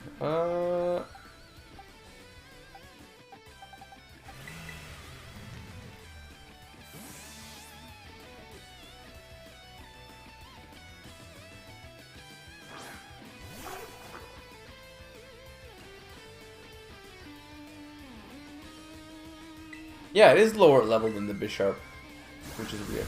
Wicked! Wicked Torque! Boom. Wicked!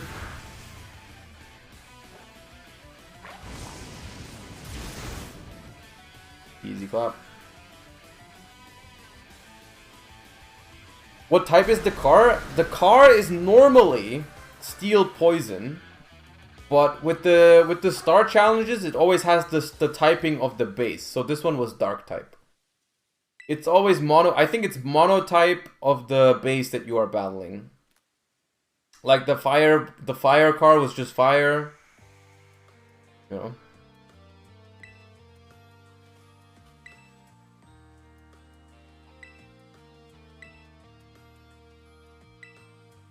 You know how tons of new members have joined up recently. We figure we gotta make some team rules, like a code, so we'll be on the same page. I don't know why we keep getting these throwbacks. You'll come up with a great code for us, won't you, Giacomo? Way too much pressure. I mean, yeah, I used to be president of the student council. Okay.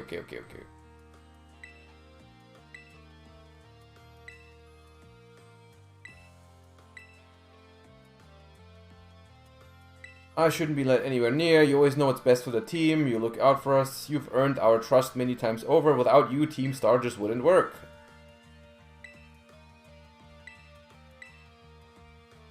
Okay, I'll do it.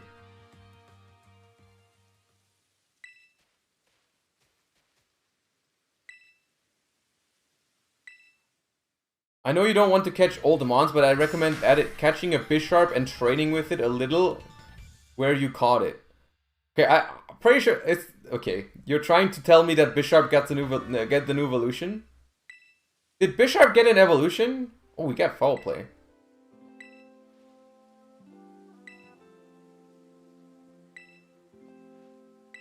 It did! Okay. That's crazy. I'm not mad at that spoiler, by the way, just so you know, simply because I would have not found that out anyways in my playthrough, because I only catch new Pokemon. Yeah, I'm enjoying it.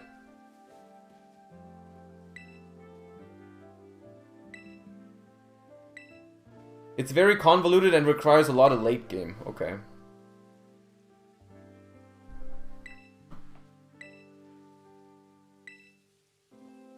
You would find out eventually. I mean, okay, because someone has the Pokemon, or if you can catch it in the wild, okay. But, I mean, at this point, the game is out for a couple days. It's okay if I get spoiled at some point.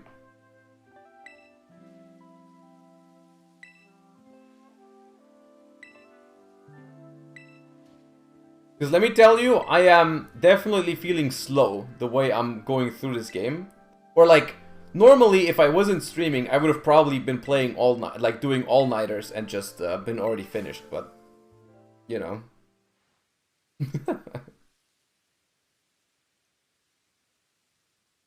I know it's not Pokemon related, but have you seen the new Chaos related cards? First of all, it's no problem. We can talk about anything. And yeah, we did read them early on in the stream. We did the Yu-Gi-Oh, the normal Yu-Gi-Oh stuff today on stream, and we did read the Chaos cards. The two new spells are pretty good. Giacomo's Star Badge is now yours, yep. You should also catch Girafarik. Ooh, they also give that an evolution. Well, I haven't seen one of those anyways yet.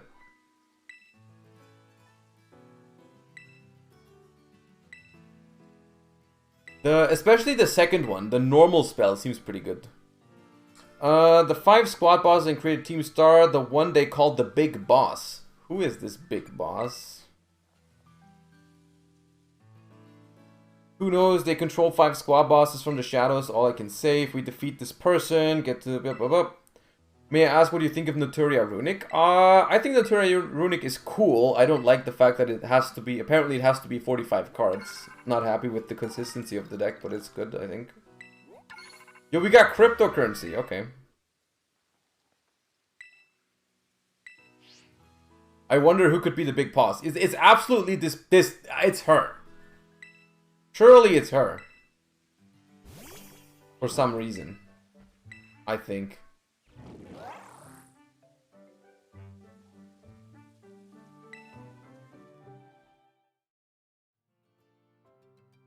Surely not? Nah, it's her. Stop putting my Pokemon to sleep every time.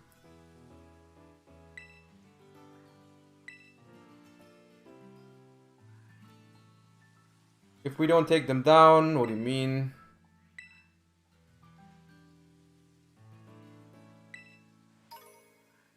We get Pokemon materials. It's never the Nurja. Don't lose to those guys. Okay.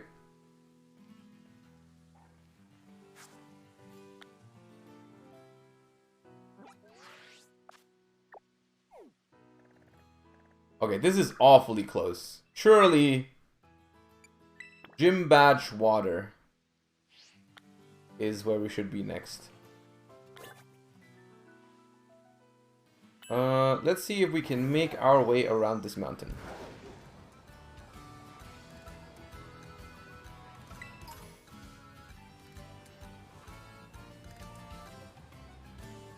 I think we can. I want to find new Pokemons.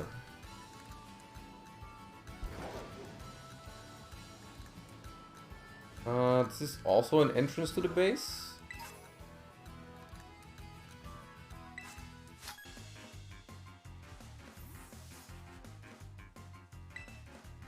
Overworld does seem a little bit empty. I mean, I've been having fun exploring. I think it's fine. I don't feel like it's empty.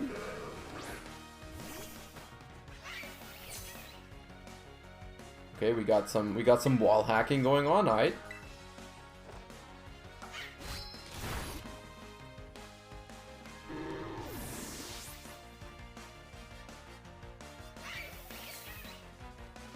Arrokuda. I think that's an old Pokemon, right? The fish. Yeah, I've seen that before. How would you rate the game? I think it's a solid 8 or 9 out of 10. From just the casual playthrough. I don't know about competitive Pokemon this generation yet, but the game itself, I'd rate it an 8 or 9 out of 10. I'm having fun. I like the fact that you can, like, just... The open world concept is beautiful. Like, the fact that I can just wander around without much interruptions is nice.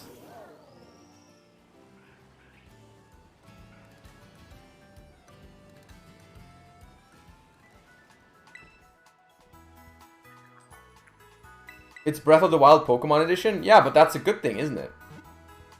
That's great.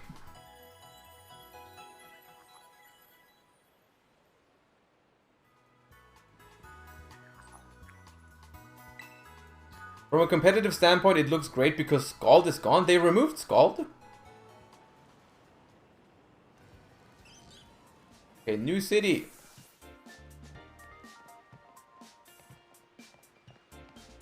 If I have one critique point...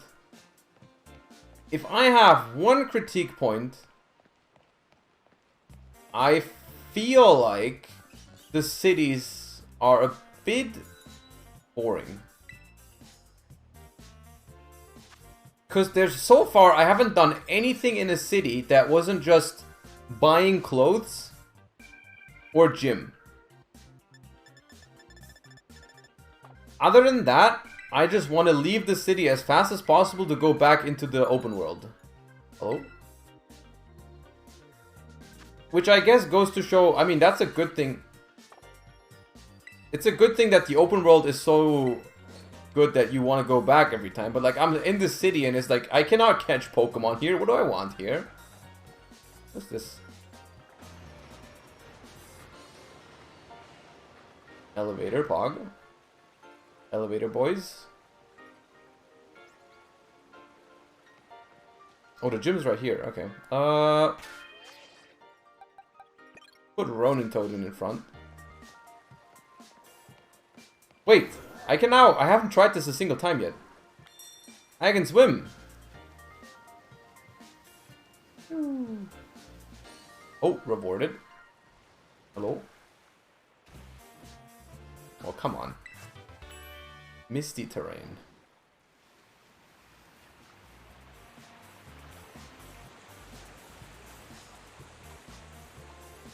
Okay, can't go there. A water stone.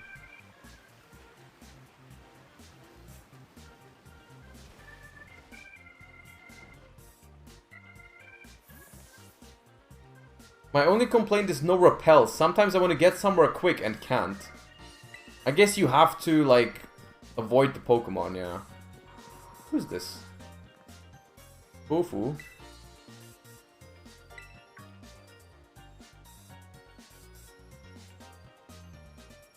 You are here as a gym challenger, yeah? I knew it. Of course you are. That big man that just left is Kofu, leader of the Kashtira gym. He has a bit of a childlike side, and today he's run off to the market without his wallet. He'll be in big trouble without it. That's where you come in. Could you please take Kofu's wallet to him? Easy, we run off with his money.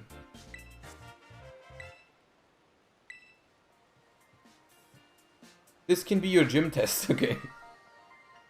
Kofu is headed to Porto Marinada. It's on the other side of the desert, to the west. Be careful though, there are many dangerous Pokemon in the desert. Wait, where?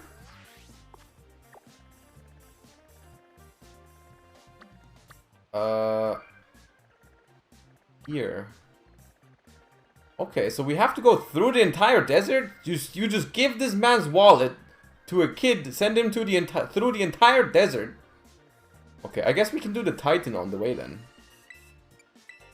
Let's go to the desert. No, I want to jump. Aww.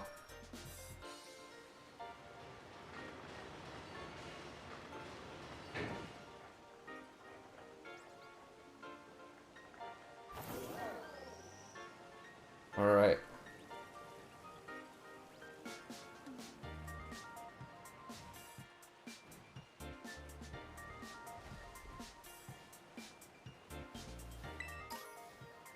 Fresh water. Okay.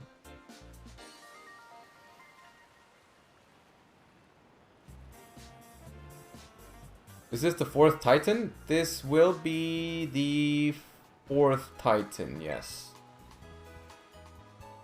I do think you have to heal at a Pokemon Center to be able to fly there. That's why I'm healing right now. I don't think I actually have to heal.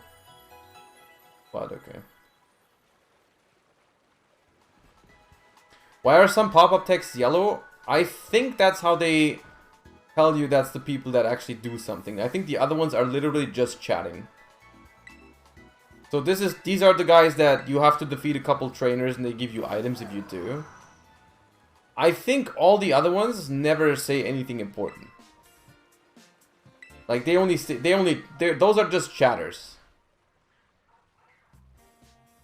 You have multiplayer in this game? There is multiplayer in this game. I haven't tried it yet though. Okay, so is there anything new in the desert that we haven't seen yet? So far, not. Bonsly. There's an Earthworm over there. There's a trainer. Desert is mostly ground types. So I should use... Does he have a grass type move? It does. Okay, so that should be fine.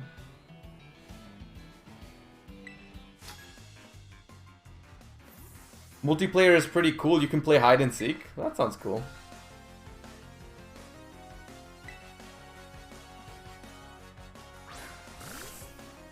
Okay, that's not the ground type I was expecting, but it's still weak to grass, so it works.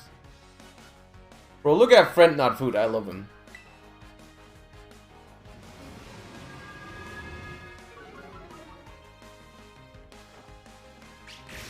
Kill!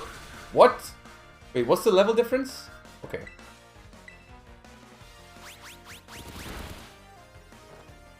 Opium, we can win. We don't even 4-shot. Wait. Why am I leafaging? I should just been razor leafing. Yup. Crit.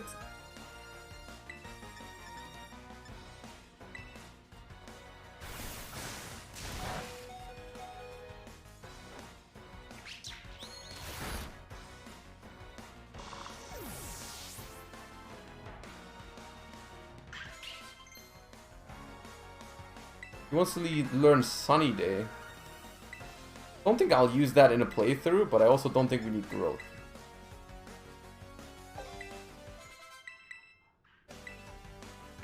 Who wants to learn Brutal Swing? Base power 60. This is a special move. We need to replace Draining Kiss at some point, but Baby Law is gonna... What happened to Christopher? We will not talk about Christopher.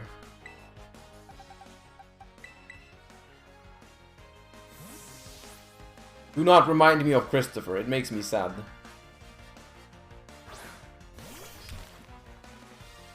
It's not an easy topic for me.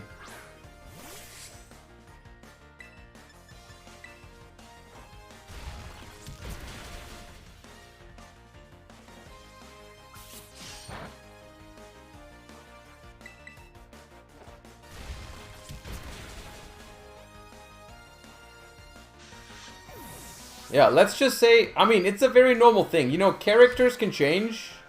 Characters can change, and then maybe you don't like, you're not fit for each other anymore. It's fine. It's okay. Ooh.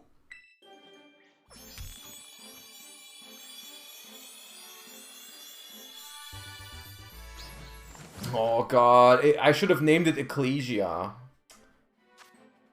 Hinkatoff? I should have named it Ecclesia. I'm so mad at myself.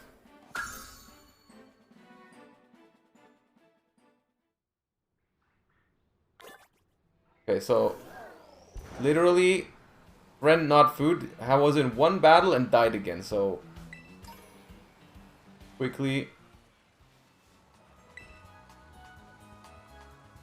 You can rename? At any point?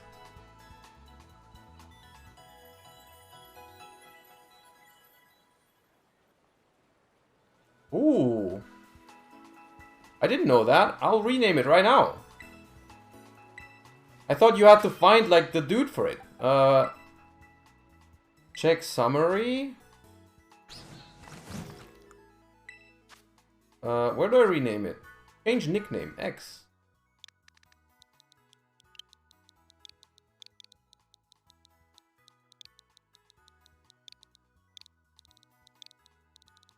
Easy. Okay. Nice. Progress.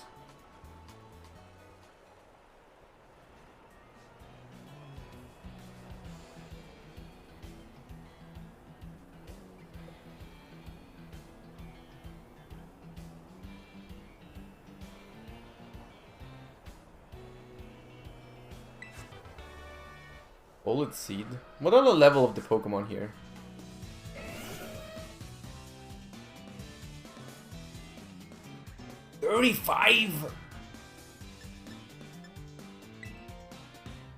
No, don't kill my friend. Oh.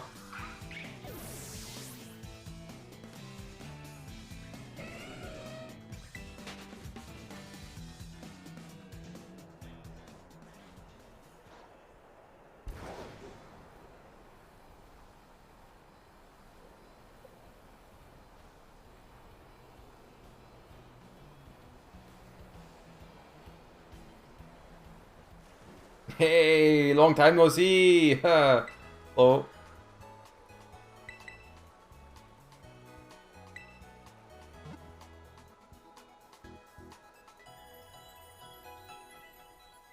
The Robo Dino toy on TV? You mean Barney?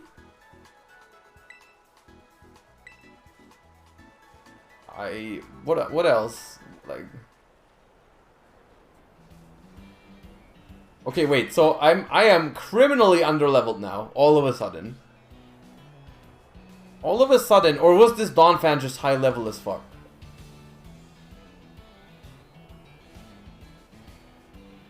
What about the other ones? Like the random small stuff here. Is this also level 35? 22. No, the Dawn fan was just hella... The Dawn fan was just hella big. Okay. So we can, I guess we should train a bit. Not for the sake of, Yepcroc, but for the sake of the other ones. Oh, I hate when they have Sandstorm up for wild battles. Wait, Flamethrower can miss? Flamethrower can miss?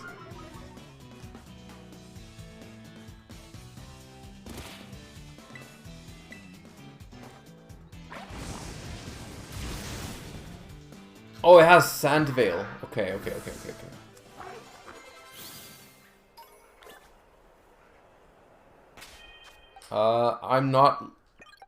I'm gonna put Yepcroc in front. Okay, let's not go near that Dawn fan for obvious reasons. Who is this? No, don't quit. Come back. I clicked the wrong button. What is this?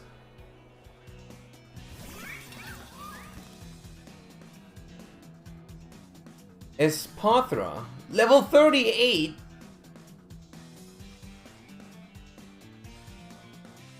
What is this thing?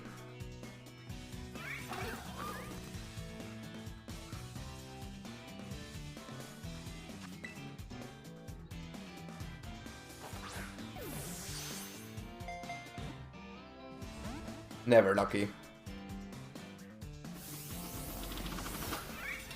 Lady Gaga. Is this the evolution of this thing back there? Of the small fairy psychic thing? Or is it... Oh, it is. Okay.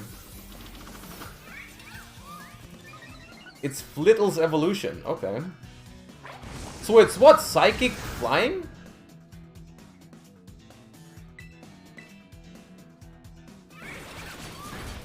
God. Just psychic. Okay.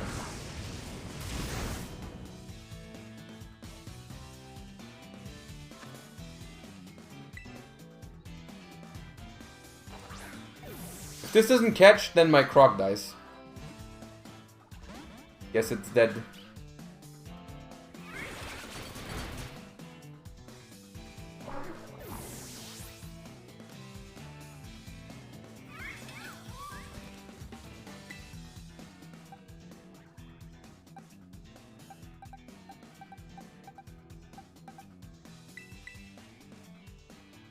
Rip Croc, yeah. I'm not going back to the Poke Center though. So Brutal Swing is super effective, right?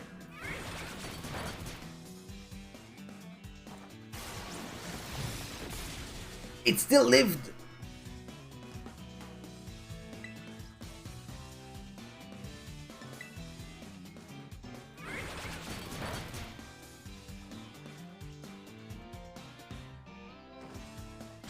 I mean, it's level 38.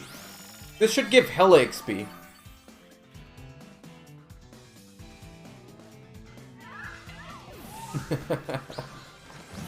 Yo, we eating good tonight. On the XP side. Alright, I do have some revives, so I don't have to go back.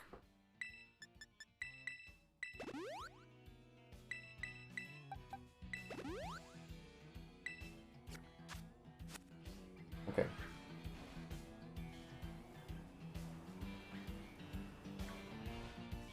Leave me alone, Ostrich.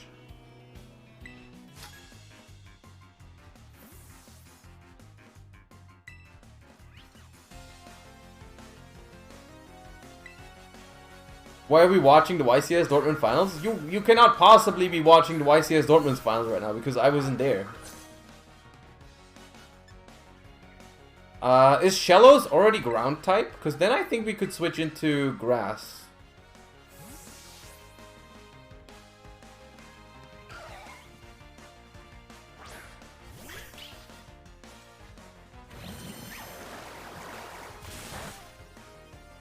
Don't confuse, please. Shallows is pure water. Okay, then... Okay. Oh, para. Oh my god, let's not get para-haxed. Okay. Please kill. Nope. Friend not food is not ready yet. Friend not food is not ready yet. So if it's pure water, I can Ronin Toad it.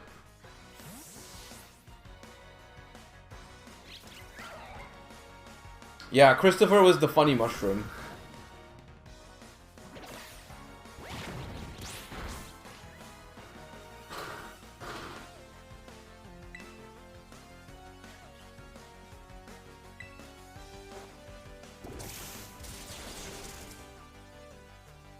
Easy clap.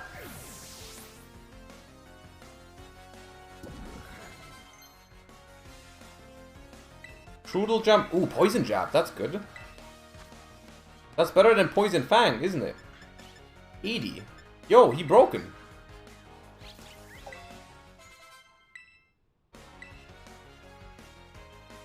Knuckle stack. What is knuckle stack? It might be... Is it the House in France evolution?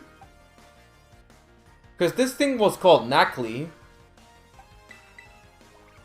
I think it might be that. Yeah, it might be a stack of knuckles.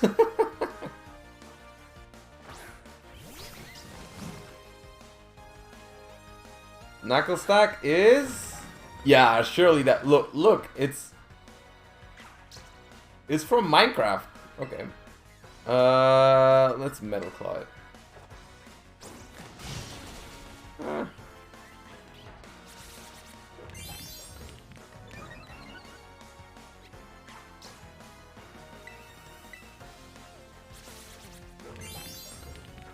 Okay, we get it. You're fast.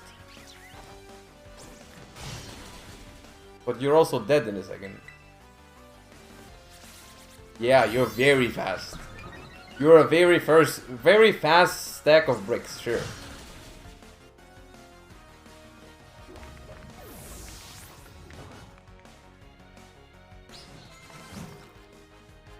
It's a Viper. That's poison type. I don't have any psychic or... I do have ground on this. Okay, let's use Francis.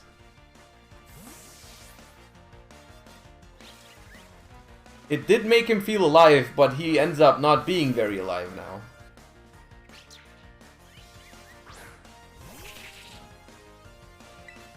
It's level 26. I don't know if we can beat it.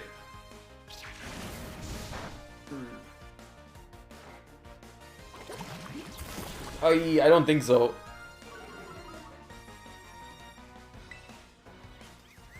What do we Terra into? Rock.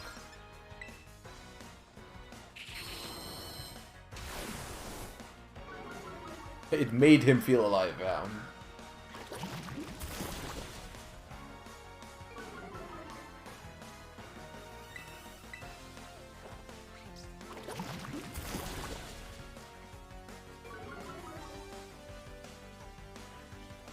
This is special, right? No? Oh, it crit. Oh, God. I was like, it didn't matter that it reduced our defenses. But okay. I guess Ecclesia handles this one. Rip Francis. He's not strong enough yet. Metal Claw.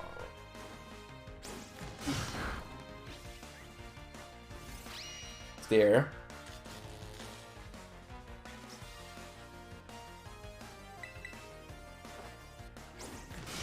Kill faster. Easy. Did they change anything about the mechanics in this game? Like in terms of like did paralysis change or whatever?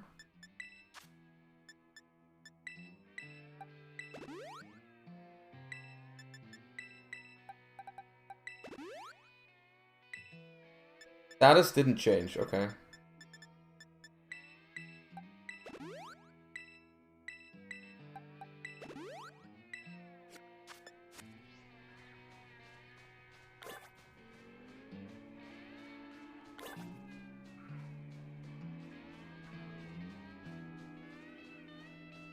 Hail has been reworked. Okay, what happened to Hail?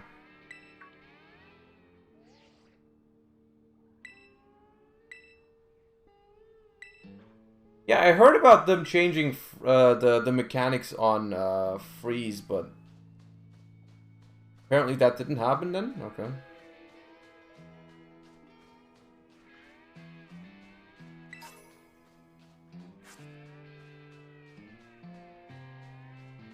What is this? Another evolution?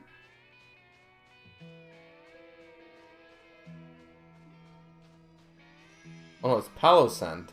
Okay, I don't want that. Oh, this is where they would put Rain Dance. I see. Can I not climb here? Can I climb up this? Okay.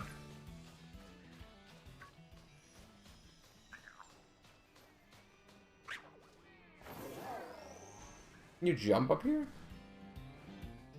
Okay. Yeah, I guess you can, but there's no point. Cool.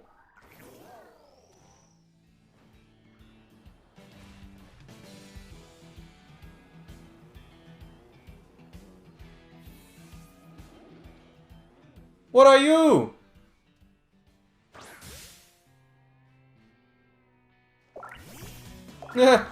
Relor?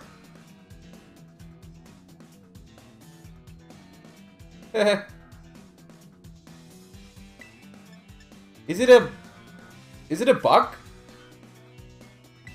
You live a flamethrower. It does not. It's a bug type.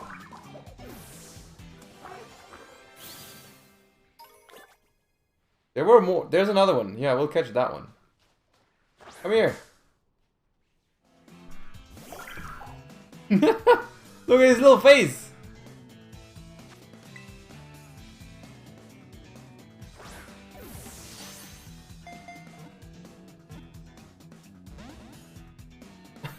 Look at his little face. The shiny one has a golden ball?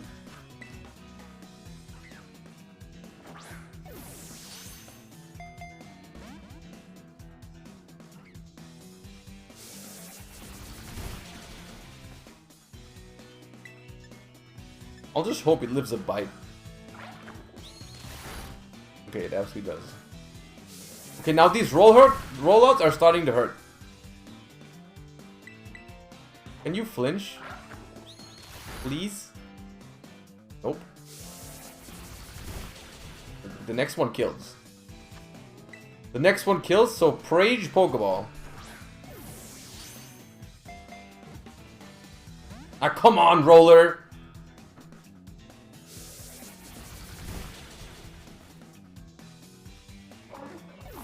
Rip.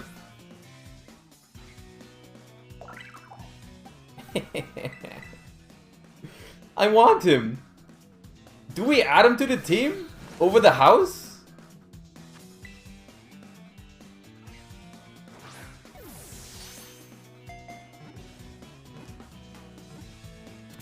He wants to join.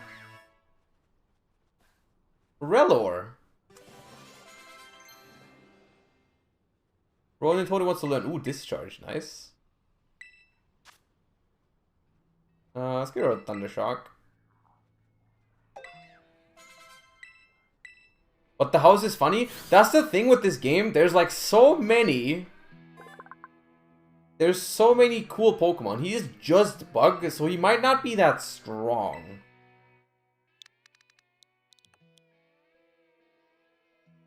Real lore? Relor is a pain in the ass. Oh, he does have an evolution.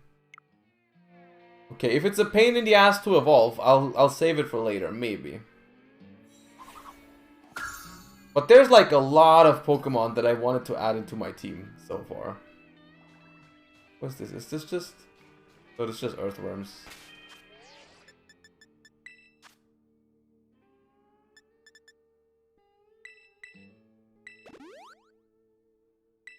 Okay, duelists. What is up, Scrub? You want to know the type of the evolution? I mean, sure. Not like the biggest spoiler, not the biggest deal to me.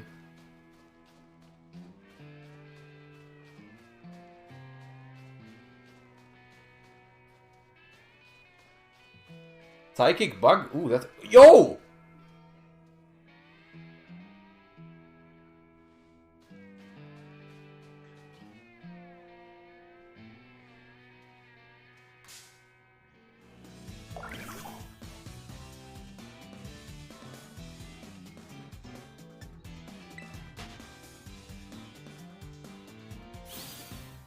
Hey, what?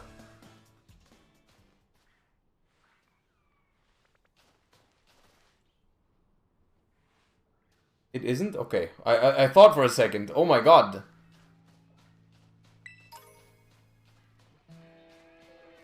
Ooh, Larvesta, that's cool. I like Volcarona. I was pogging at the Donphan in the background and then you hit me with the shiny. Okay. What is this? Oh, it's Sandile.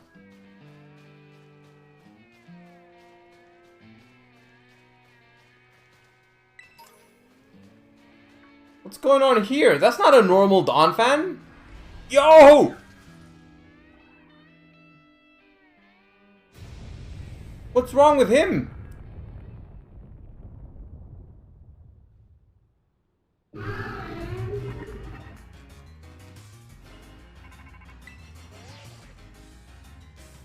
This is Turo. Iron Treads is a Pokemon that came from the great crater of Paldea. I ask that you do whatever is needed to subdue it for me, with all due caution, of course. The Quaking Earth Iron. It looks like it's... This does not look like a ground type. This looks like a steel type. I'm flamethrowing. Oh my god, it's a lot of damage. That's also a lot of damage.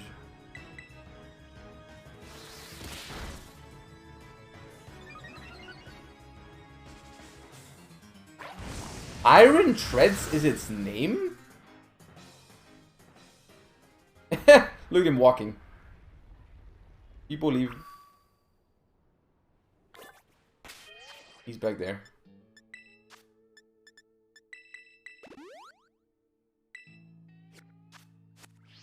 Okay, so what is this about?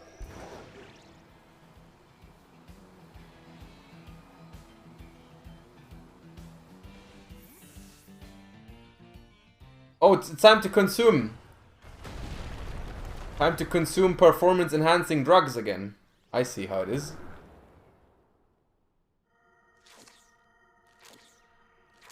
Why is its name Iron Treats? It's clearly a Donphan. Don't trick me. Why is it called Iron Treats? What the hell is that?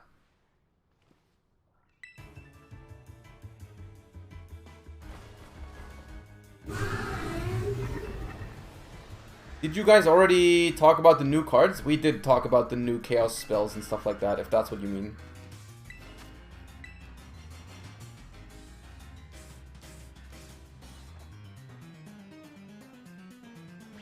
Oh, wait! Is that the evolution of,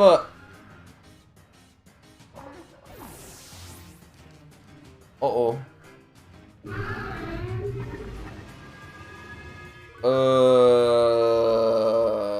Okay. Wait, it's ground steel? Ground steel. I can't hit it. I guess I can hit it with Mud Shot.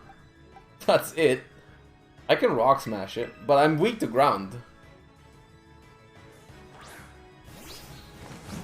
I've been deleted.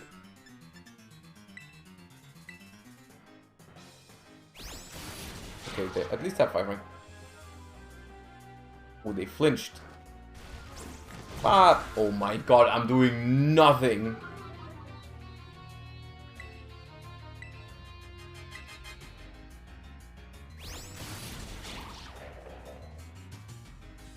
I was important. I reduced its defense.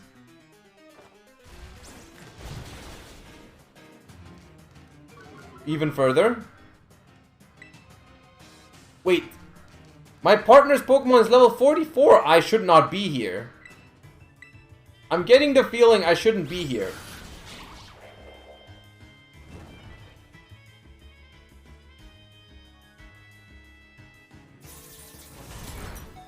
Well, easy clap. I killed it. I did all the work. It was all me from the get-go. I was very important. I carried him.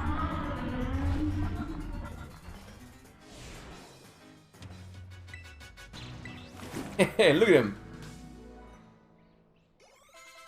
Easy carry. I was never worried. Bullet Seed over Leafage.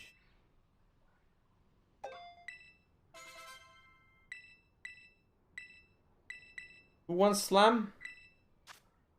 Think a tough.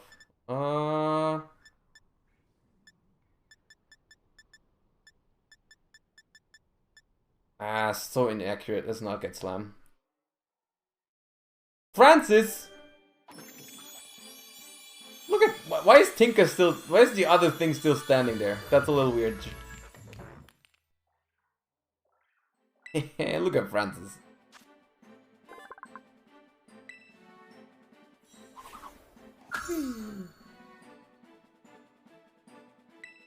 Salt Cure. The user Salt Cures the target, inflicting damage every turn. Steel and Water types are more strongly affected by this move. It's only 40 power though. But I guess we don't need two 50 power moves. Rock Throw.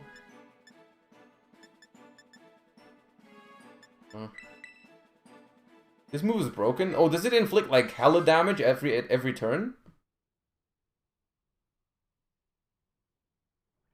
The damage over time is very high. Oh, okay.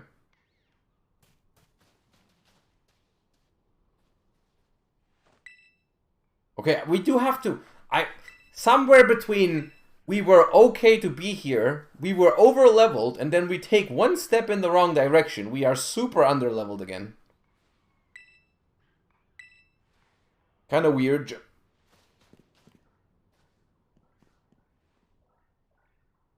Kind of weird. Alright, let's see. Let's see what kind of power we get. This was Titan number 4, wasn't it? There's only one more Titan after this. There's only one more Titan after this, I believe. Hello, Wolf and Roses. How you doing? Tower Mystica.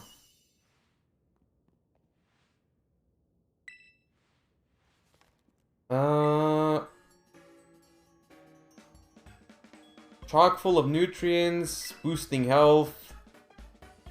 Works wonders when you're tired, physically or mentally. Perks you right up. Okay.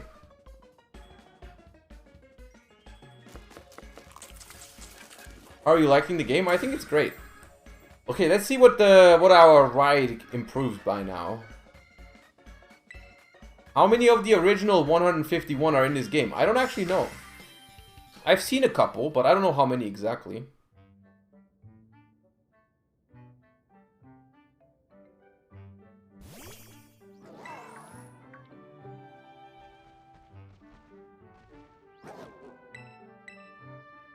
So I will say, all of these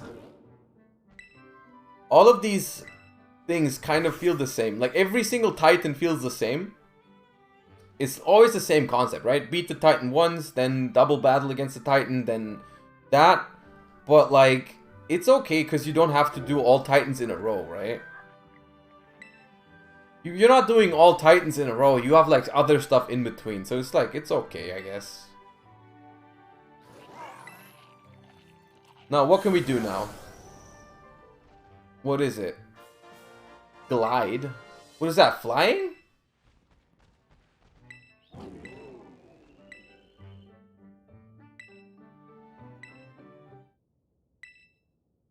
Oh, he's read books before. Okay, then.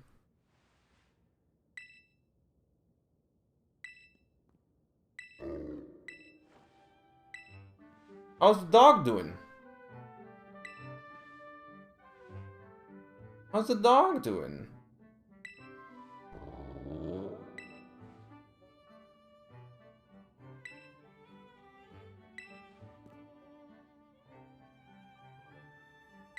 So how does glide work? Is it like the Breath of the Wild? Is it actually just the Breath of the Wild paraglider type of thing? Kinda? Okay. I mean, there's just one more Titan until the dog is fine, right? Surely?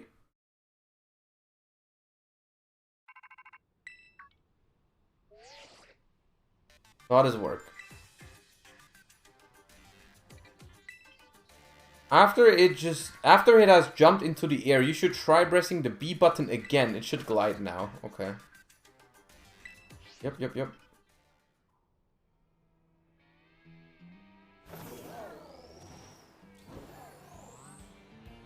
Okay. Okay.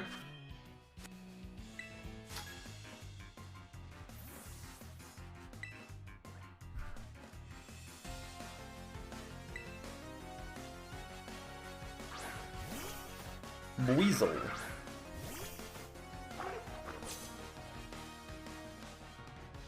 But he's level 20. He has level 20 Pokemon. Like, why was I over leveled for the Titan? Why was I under leveled for the Titan if the Pokemon here are literally level 20?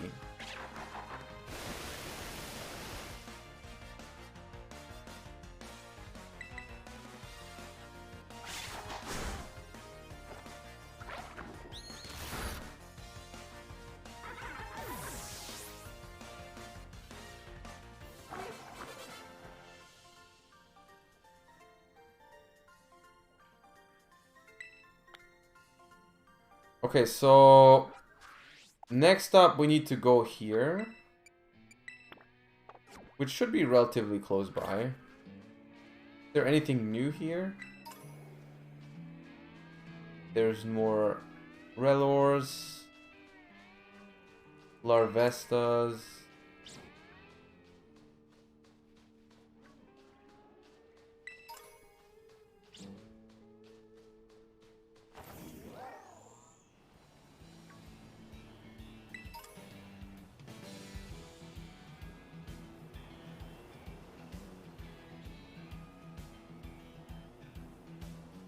This is the edge of the desert.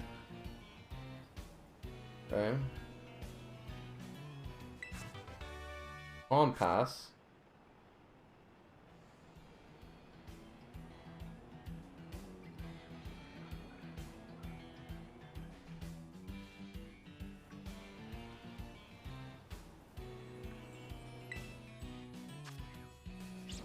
Ah, Miss Mages.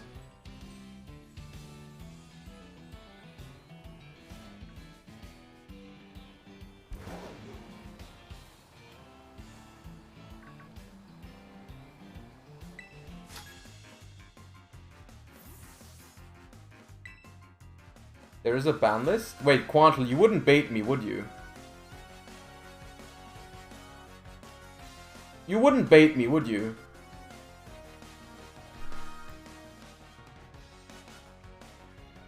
Yo!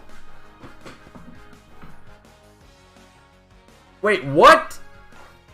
Wait. Ho.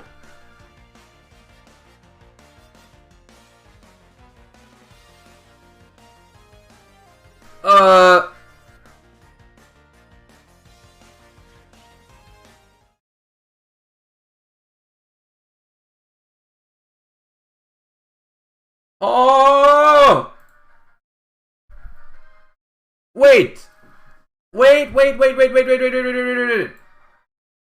Pokemon, hold. Pokemon, hold. Pokemon, to the side.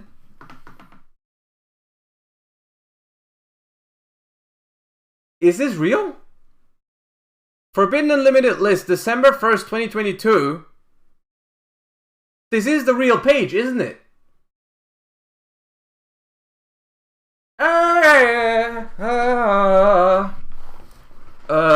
Okay. There's okay. Okay.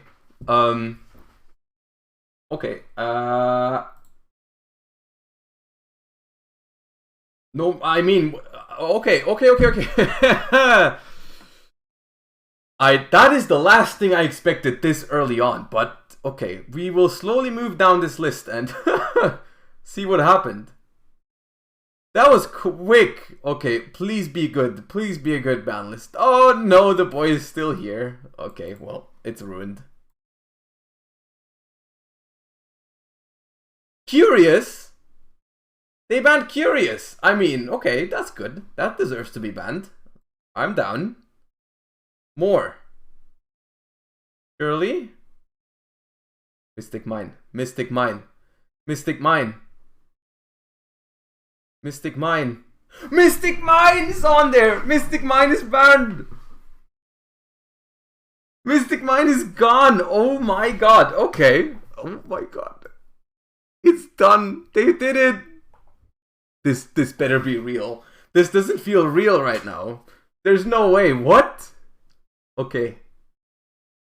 Holy shit. Okay, no more. Okay, Mystic Mine and Curious. I'm still not sure if this is. I'm still not 100% sure if this is real. The Twitter post is up. It's real. Oh my god. Okay. Okay. Okay, I guess. Let me quickly change the thing again. Oh my god.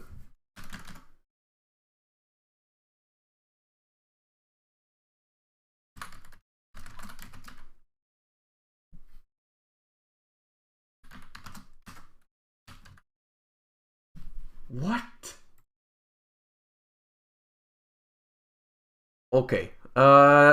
This is all okay, Mystic Mine is banned, that's good. What else? Please be more. Herald of Orange Light, okay. Herald of Orange Light is a card that is okay at limited. It can be there. It deserves to be there. Okay, there's not a single tier name limited.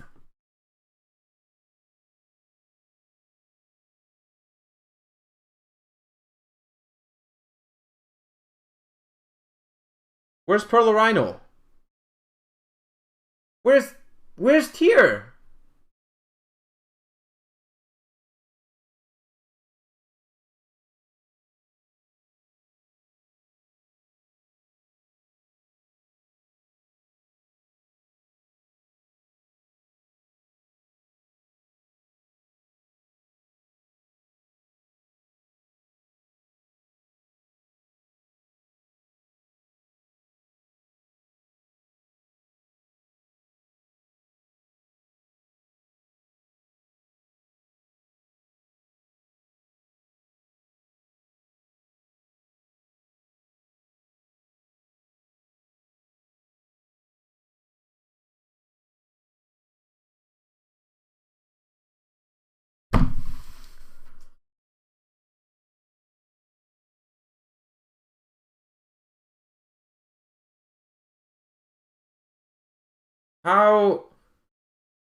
How do you make a ban list in this format and not hit a single tier limit card?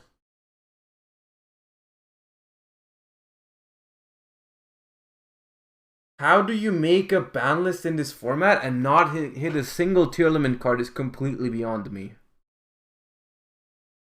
Like, what the hell is going on? I mean, look. Mystic Mine is banned, that's good. Curious is banned, this is too late, but it's still a good change. But, like, well, come on, what is this?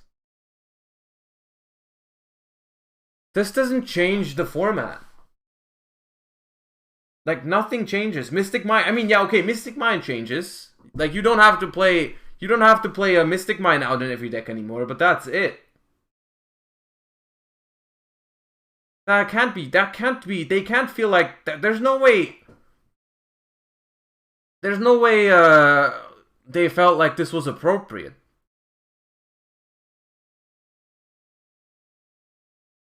There's no shot. There's no shot they thought this was appropriate. Glorious Future, thank you for the 3 months, I appreciate you. Also, Quirashi, thank you for the 2 months, earlier. Nah, come on, what? First of all, there's like two major issues here. The first issue is the changes that they did aren't even good changes. Recital Starling is absolutely a card that should be limited. Like, that card should not be at 2, because that they for some reason didn't make that thing once per turn. The card shouldn't be at 2. Fissure and Macrocosmos, like, if anything, I didn't want more floodgates in the game. Like, freaking, like, okay, people aren't really playing the Dimensional Fissure and Macrocosmos right now at limited. Like, some people are, but not many, sure. But, like, if anything, I don't want freaking more floodgates in the game. I don't want more floodgates in the game, thank you. I didn't need that. Tenki at 3, I can live with it, I don't care. Metaverse at 3 without Mystic Mine is okay, but like for the most part, these changes are literally just like declumping the ban list. All they did was ban Mystic Mine and declump the ban list. How is this the only change that even remotely affects tier limits? And look, most of the decks didn't even, like, half of the tier decks didn't even play Herald. Nah, man. Nah. I would have rather not have a ban list. I'll be honest with you. I would rather not have a ban list and hope for another ban list the next couple of weeks.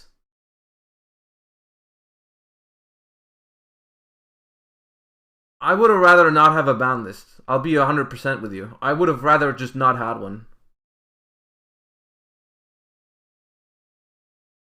Because now, what does this mean? Like, how often?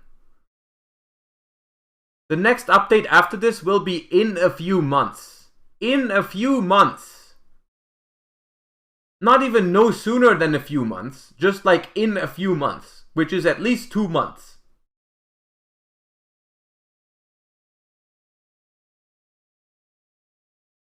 A few months means we're playing tier 0 for months now. Like, what the hell is this?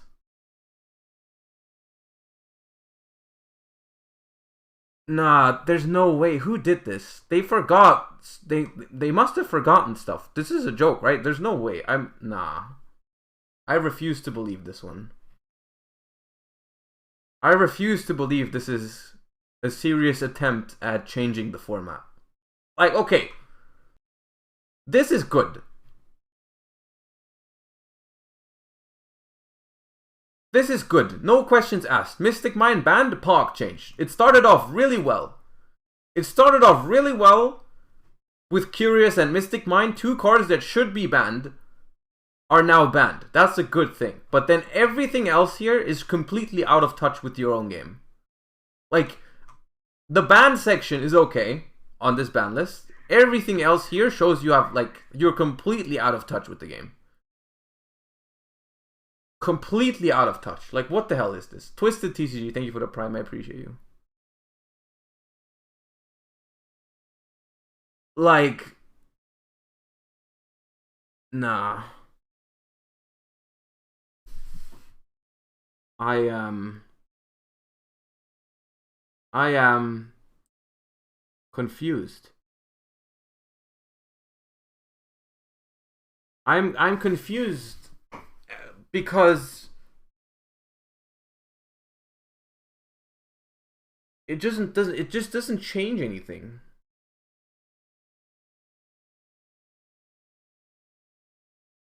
Like, sure, in theory, Dimensional Fissure and Metaverse are good cards against tier limits.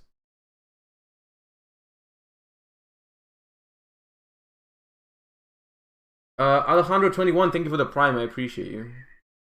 Of course, Fissure and Macro are good cards against tier limits, and Triple Metaverse lets you technically play more copies of Necro Valley. But that can't be, they can't be serious about that. They can't be like, yeah, we're leaving tier, but we're giving you more floodgates to beat tier. How is that, like... what does that mean? Oh...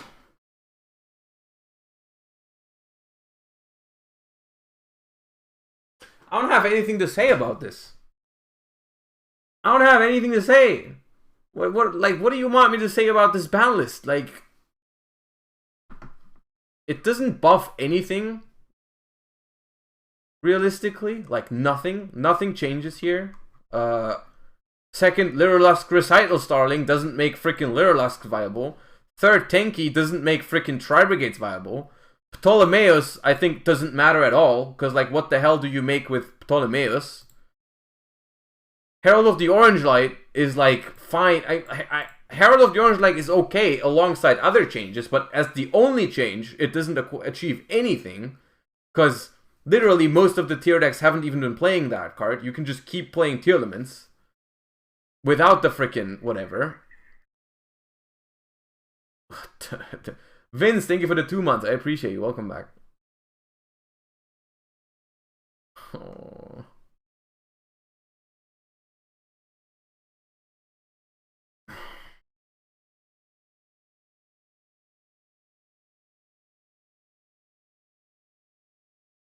This is not what a ban list is supposed to do.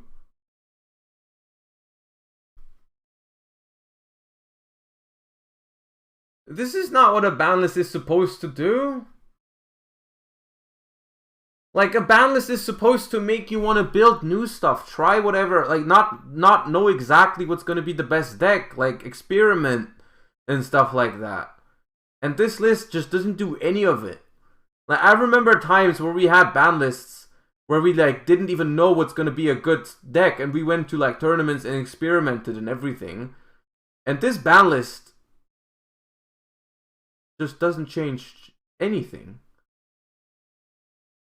Like, I stick with it. I stick with it. I would have rather not have a ban list. I would have rather had not a single ban list. Like, rather no ban list and just wait for a couple more weeks and have hopes for another one, rather than this thing.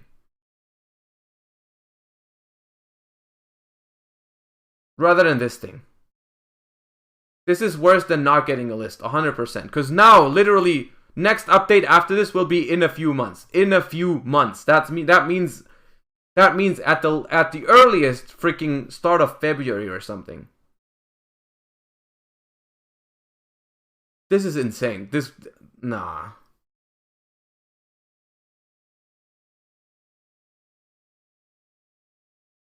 Nah, I'm lost for words. I don't know what to say. I don't know what to say. I also don't know what they expected. I do not know what they expected. Did they expect everyone to be happy about this just because they banned Mystic Mine? Like, a change that you should have done years ago? Like, oh look, we just realized we should have done this years ago, so here it is and nothing else. Enjoy tier 0 format for a few months.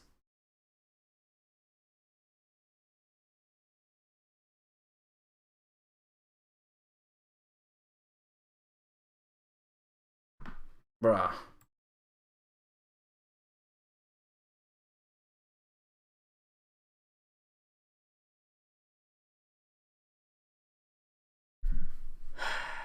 They want to sell more Ishizu cards? You know what the craziest thing about all this is? You know what the craziest thing about all of this is? Even if they hit tier limits. Even if they hit tier limits on the ban list, they're still probably going to be the best deck. Look at the OCG. 1 Perla Rhino, 2 Havness, and whatever other changes they had. Tier limits still dominates. Tier limits are so good of an archetype. Tier elements are so good of an archetype that even with some hits, it would have been the best deck. But they just decided to not do anything.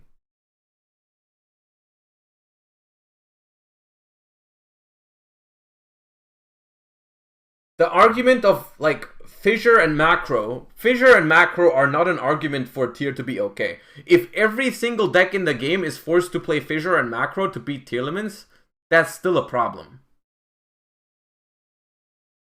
Is there a link? I mean, I can drop the link. I'm just at this point. I'm just assuming it's real.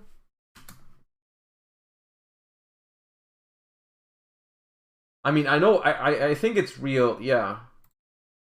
Hold on. So there's a tweet, and let me quickly make sure it is the real account, right? It is the real account.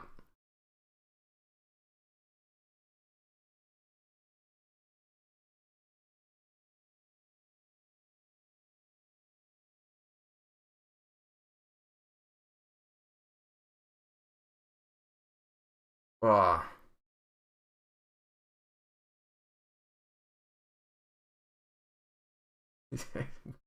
God, what the hell? I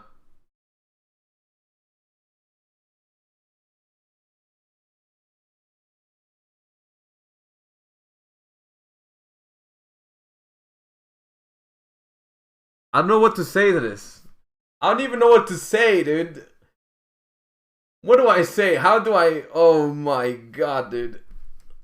My disappointment. I don't even know what to say. I want to say something like my disappointment is immeasurable and my day is ruined, but I don't even know what to say. Like, I literally have...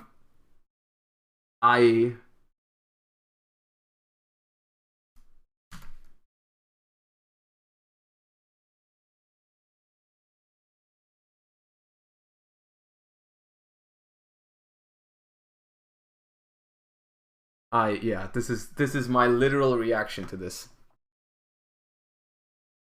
This is my literal reaction to this, because, I mean, yeah, what are people saying?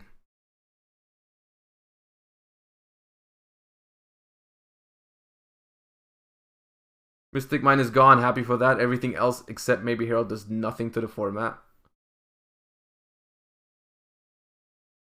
We're at the tier limit hits, yeah. Oh god, I hope you guys like Ishizu tier mirrors. Tier limits are still tier 0. Please release the good list now.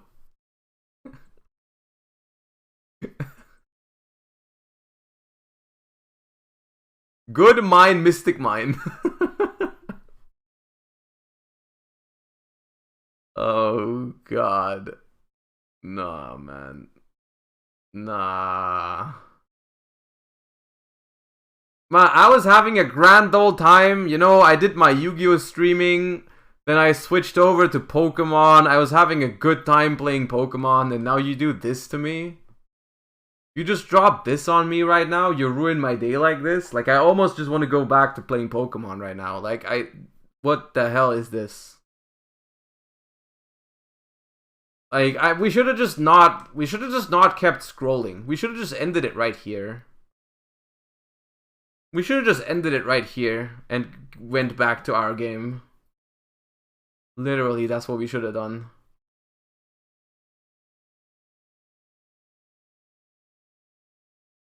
Cause, yeah.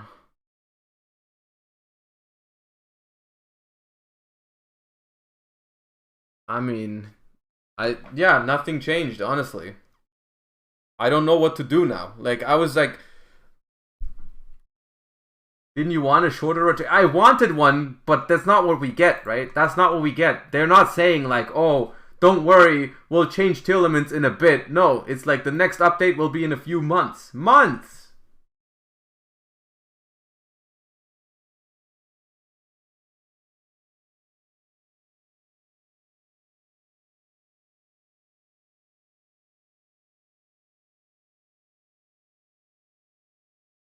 Grimlock, thank you for the prime. Appreciate you. I mean, god damn it.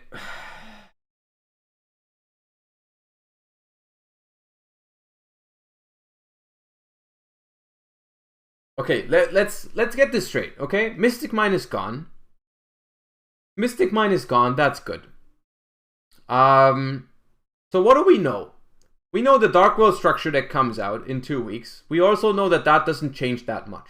We've tried it already. We can try it some more this week, but I don't think it changes much. So that's not going to change the metagame. Freaking what's it called? Freaking the next main booster set. The next main booster set is 3 months away. 3 months until Photon Hypernova. And a few months until the next ban list. So literally nothing is going to change for like 2 or 3 months now. And they just confirmed that with this ban list. That's what this does to the format. Right? That's what this does to the format, is literally just confirming to us that for 2 or 3 months now, nothing is going to change.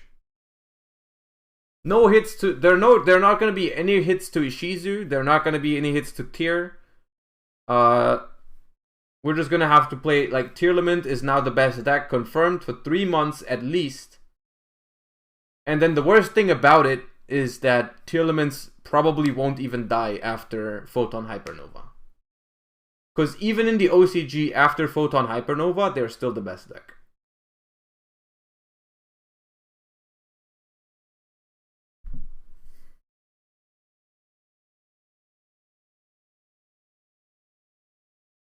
Tellar just got buyouted? I mean, don't worry. So Tellar is not going to be good because of freaking Ptolemaeus. That card doesn't matter, I think. How happy are we? What am I supposed to be happy about? Like, the thing is... Okay. The thing is, I'm happy that Mystic Mine is gone. I'm happy about that. I'm also happy that we got, or like in general, I'm happy that we got a quote-unquote early ban list, right? I wasn't expecting one. But, nah, we are not happy about anything here. Esha Moppy, thank you for the 10 months. I appreciate you. Oh, we hit the sub goal. I didn't even see that. We did hit the sub goal, so I guess, even though it does not fit my mood right now, give me some Pepe Ds to cheer up. Because there's not much reason to be happy right now other than that.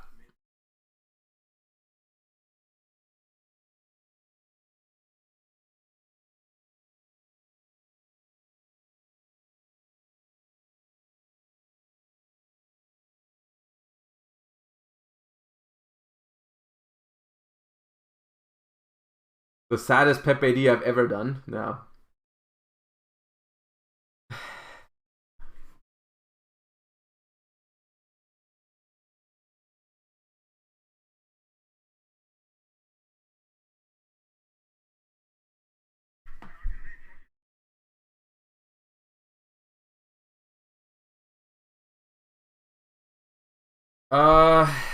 Yeah.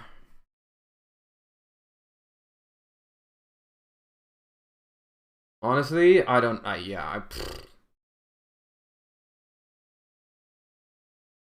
I'm molding. Jamino, thank you for the 5 months. Welcome back. I appreciate you so much. Oh, God, dude. The thing is, some people in chat are saying, oh, it's okay because they gave us more outs to Tearlaments, right? They gave us Fissure, they gave us Macrocosmos. Even Ptolemaeus is like okay because Ptolemaeus goes into what's it called? Ptolemaeus into Diamond.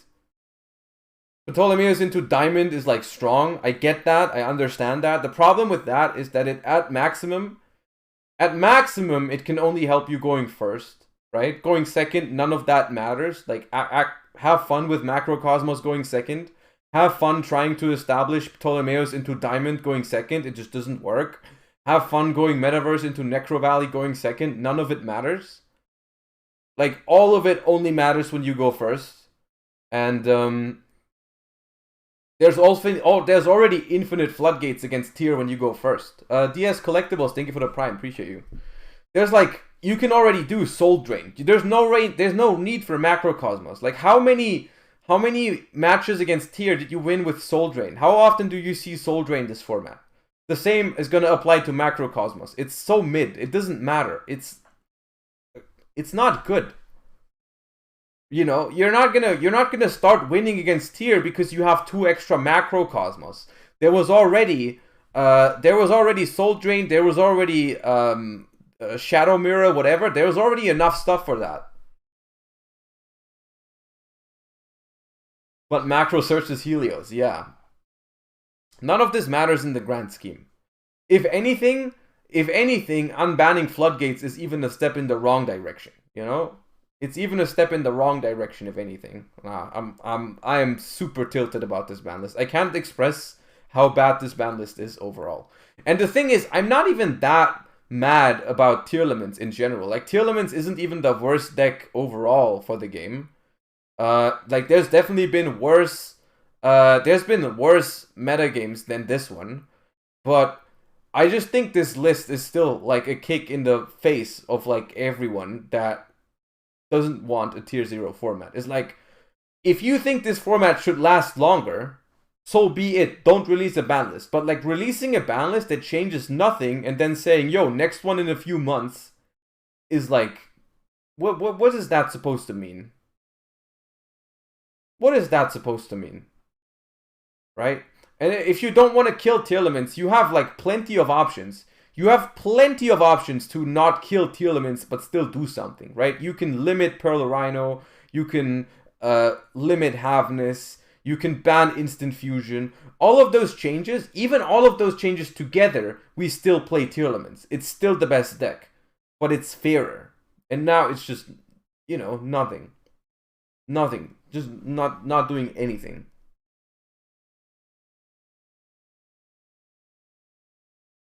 I honestly think they have a bad method to get the ban list out. I'm sure this ban list they discussed last month, but only got it out now. This looks like a ban list that would have been okay 1 month ago. Exactly. Right? We are just out of touch with the game with the ban list at this point. The ban list is just out of touch of the game. It's too late every single time now. Like, all of the recent ban lists were always too late in what they did. They were always too late, and they didn't actually do anything to the stuff that was actually good.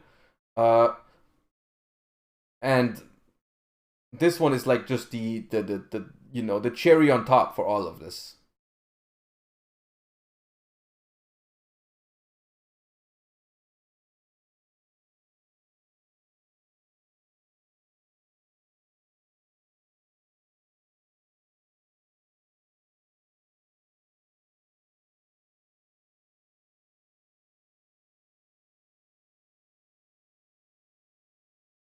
I'm so confused.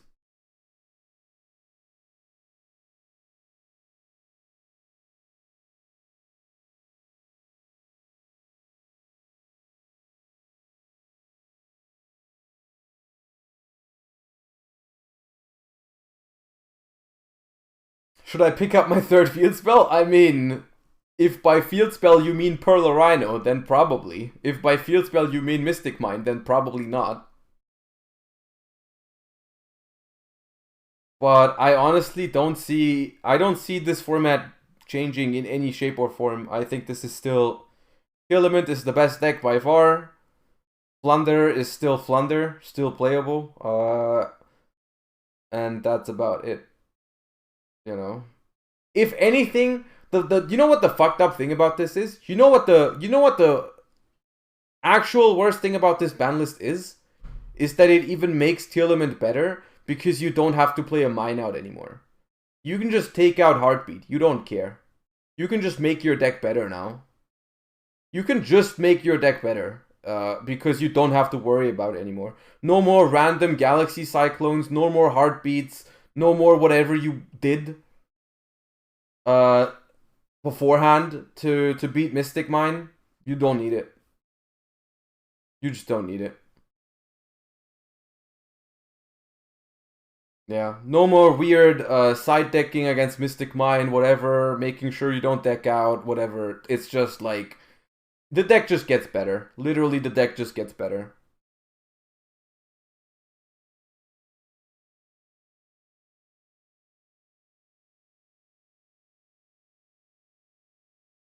The problem with all of those cards, the problem with Dimensional Shifter, not Shifter, Dimensional Fissure, Macrocosmos, Necro Valley, all of those are still powerful floodgates against Tearlaments, but they literally don't help against the board that's already there, and that's awful, you know?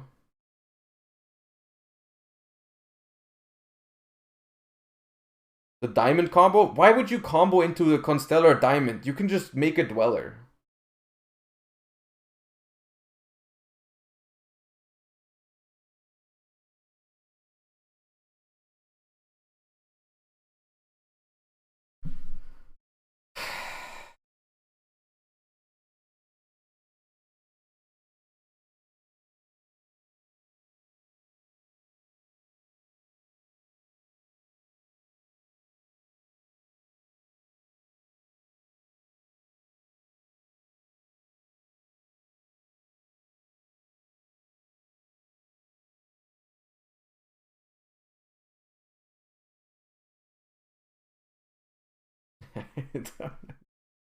I'm staring at this.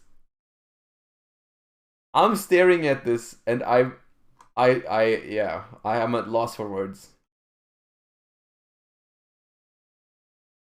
I'm at a loss for words. I have not processed this entire thing. This really went downhill so fast from like ban Curious, okay, ban Mystic Mind, very pog, and then just nothing. Just a whole bunch of nothing.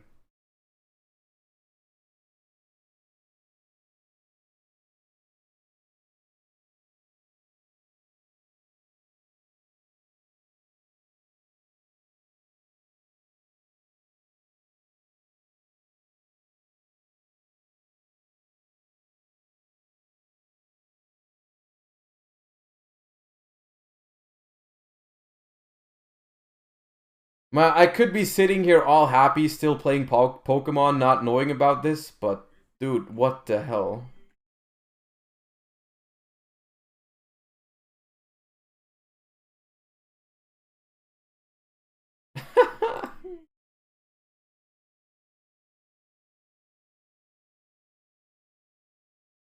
Planet is back to 60 already? I mean, yeah. I'm sure one of the reasons why Planet was going down was because the card, like, people expected the card to get hit eventually, but now they just have confirmation that for a few months nothing's gonna happen. I literally thought about putting up my Pearl Rhinos on Card Market this morning.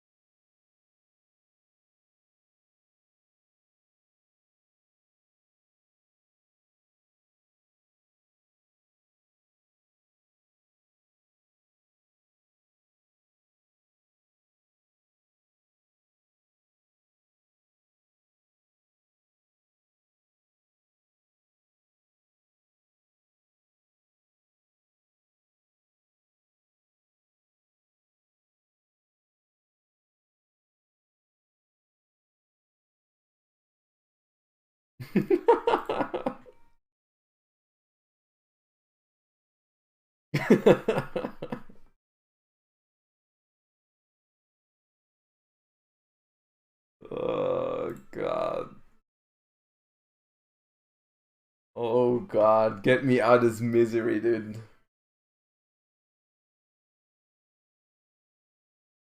Get me out of this misery. Do we literally... Chat, do we literally just go back to play freaking Pokemon? Do we literally change back to freaking Pokemon? Because, like, I don't know what else to say to this ban list. I literally have nothing. I have nothing else to say. What am I supposed to say? Noisy Soap, thank you for the Prime. I appreciate you. Like, what am I supposed to do? I had a good time playing Pokemon before this list dropped, and now I'm miserable and I don't know what to say, and I can't make, like, what do you want me to do? Build a freaking Ishizu tier deck with one Herald? Nah. Nah, I'm switching back. I had a good time. I want to go back. I want to go back to my good time. Nightmare Man, thank you for the Prime. Appreciate you so much.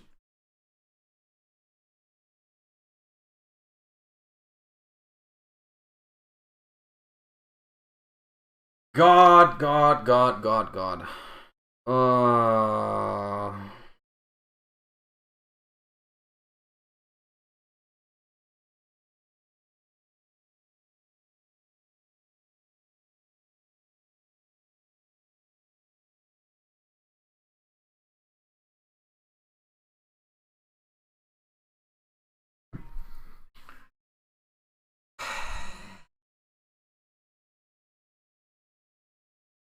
Bro, literally I have...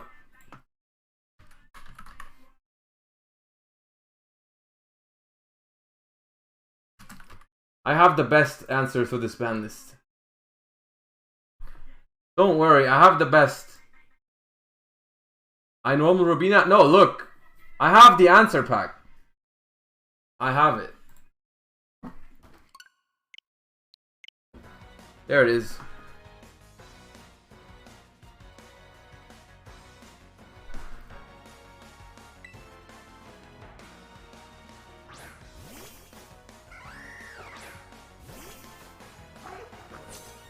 Viewer count dropping? Literally at this point I'm okay with it. Like I already did my 5 hours of this format of this today's Yu-Gi-Oh stream and I had a good time playing Pokemon, so literally this is the answer. This is my answer to the new ban list.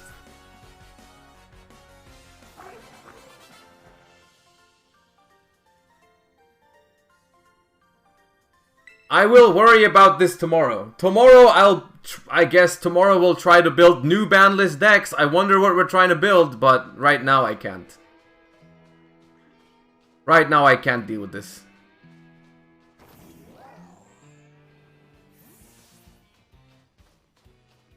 Yeah, there was no ban list in Ba Sing Se.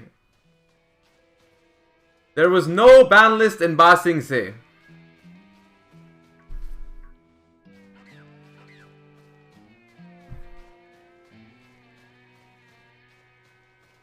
Where am I going?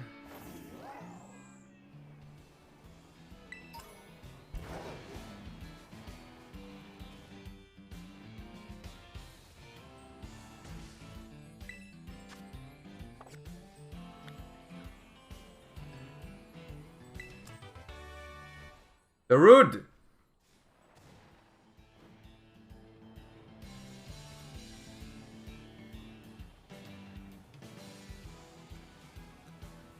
This, honestly, low-key, this might be the worst ban list of all time. Can you remember a worse ban list? Can anyone remember a worse ban list than this one? I can't. Off the top of my head, I literally cannot.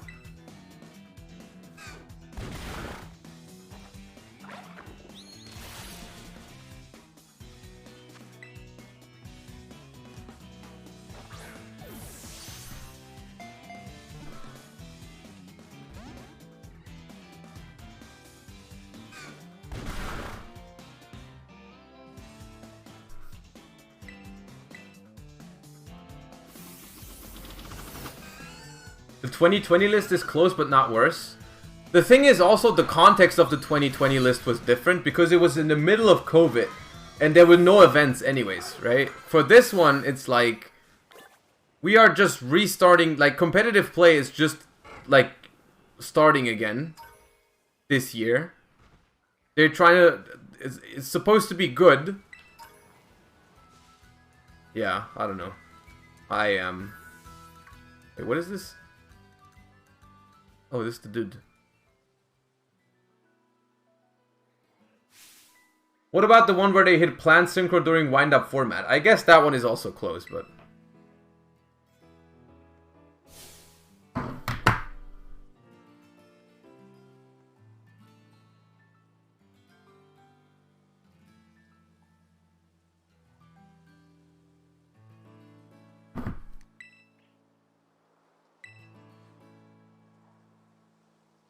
The Mystic Mind ban is cool. I mean, the thing is, I'm not willing to cut them some slack for the Mystic Mind ban because that is something that should have happened ages ago. That does not make I'm not gonna be happy with this just because it did something that should have happened a while ago. You know what I mean? Like that would be such a low bar. That would be such a low bar for me to be like, yeah, this is fine because at least they banned Mystic Mind. Nah.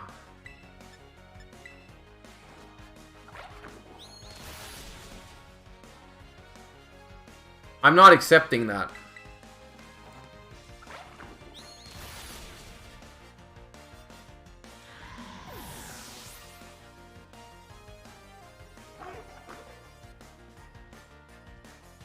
Masquerain is bug flying. Bug water. This.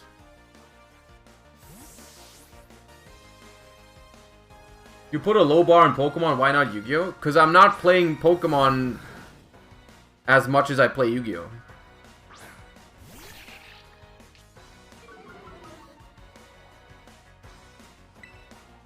I'm not a huge fan of this list, but I really don't think it's close to the worst list I've been. I mean,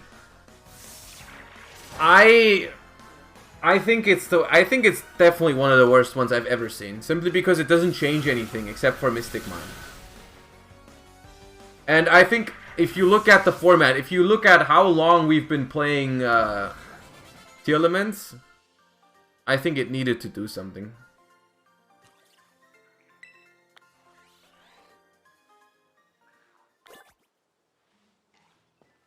Yeah, they changed nothing, exactly. And I think that is, by definition, that makes it one of the worst ban lists, because a ban list is supposed to change something.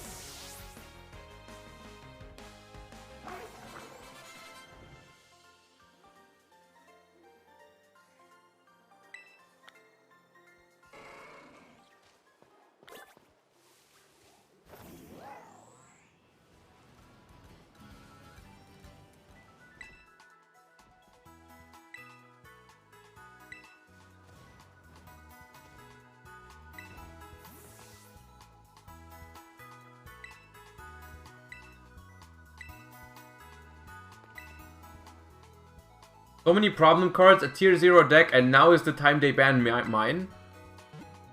I mean, the mine ban is the one good thing about this. The mine ban is the one good thing about it. It's just not enough. And as a whole, it's just a joke, I think. I mean, at the end of the day, I'm gonna be fine, you know? I'm gonna be fine at the end of the day. I'll be okay. I can live with it. It just doesn't get me hyped to play Yu-Gi-Oh right now.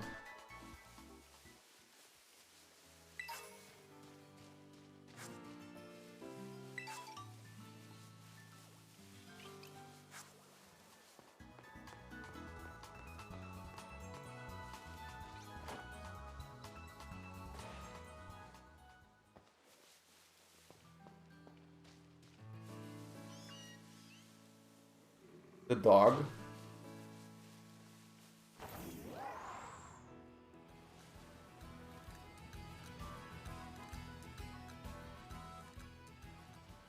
Time to think about other content? Nah, we'll be okay. We'll be okay content-wise. It's all good. It's just like, I got excited. I got excited for a ban list and then just nothing happened.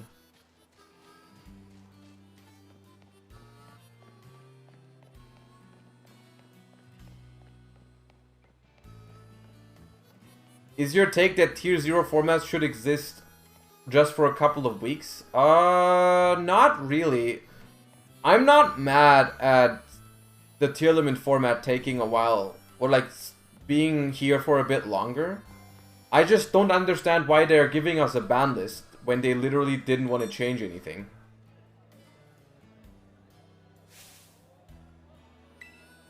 If that makes sense. Like, you could have... I would have been okay with no ban list and just give us one in January or something.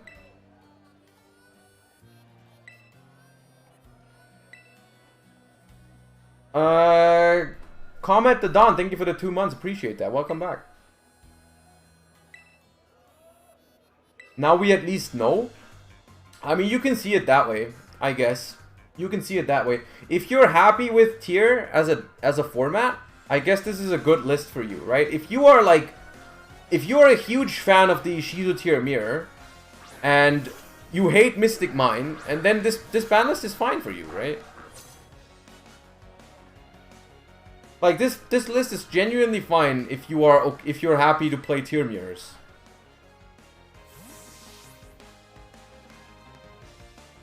Know what I mean?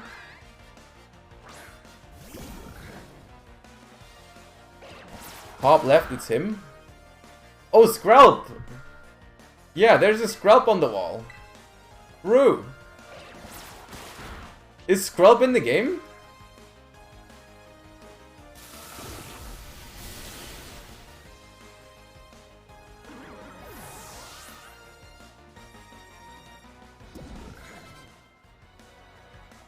Launcher. That's the little crab, right?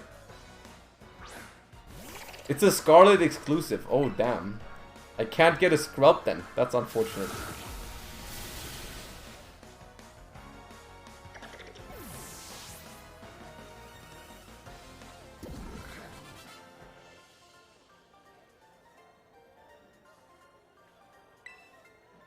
Why are we battling this guy anyways? I didn't read. This ban list has literally stripped me of the ability to read. It's a self-protecting mechanism. Because my brain was hurt so bad by reading this ban list that my body just forgot how to read. My brain just can't read anymore to protect itself from damage like that.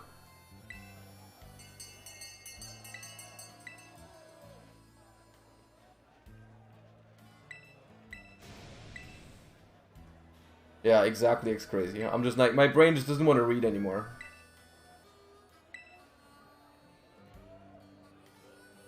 What is this?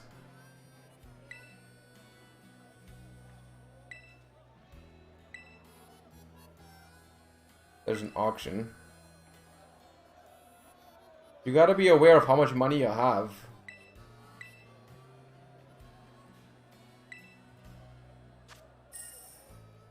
Wait, we got 50 grand?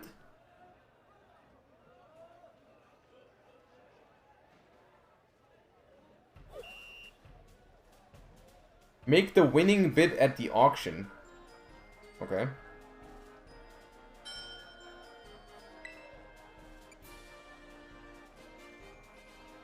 $10.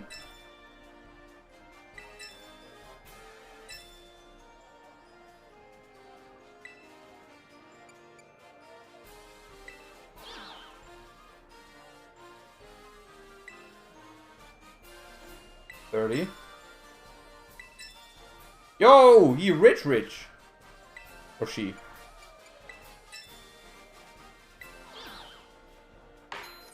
Easy clap. We won. Pepe got credit.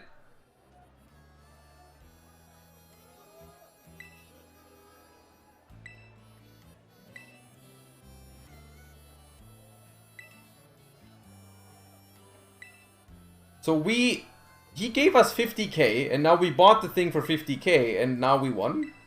Okay.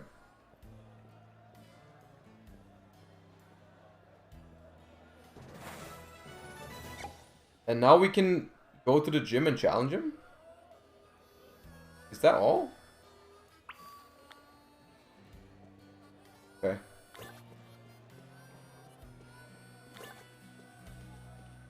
I got it for 35. God damn it. Metal code. I don't need metal code. Cracked pot. Okay, so they sell items here, but you have to bid on them.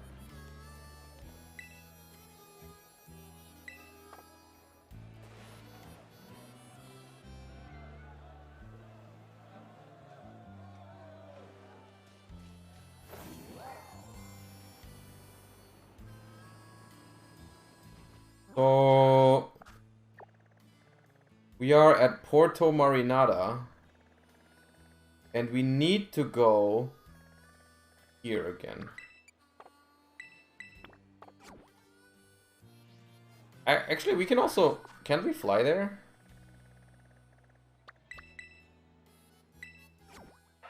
Is this the Mystic Mine is Gone party? If you want to call it that, yeah. If you want to call it that, then yes, it is that.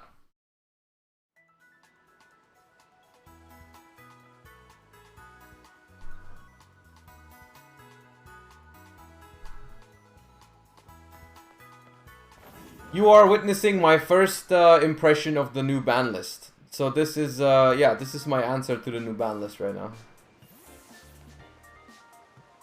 He's playing Pokemon. Never thought I'd be so sad that Mystic Mime was gone. Yeah, they really picked the worst moment for this. They really picked the worst moment ever to ban Mystic Mime.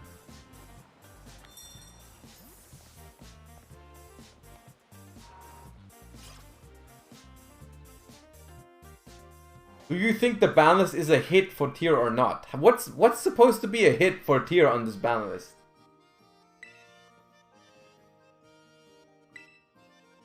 Mystic Mine was like the best card against tier and they removed it. So yeah, it's not a hit at all to tier.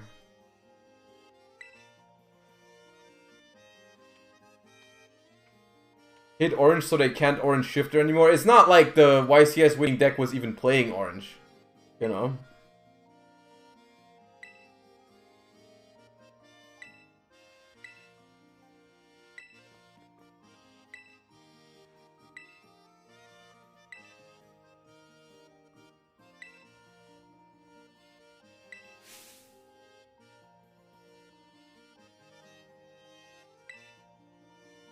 I was about to sleep in with stream running in the background on my phone. I blame you for not getting enough sleep. I'm sorry.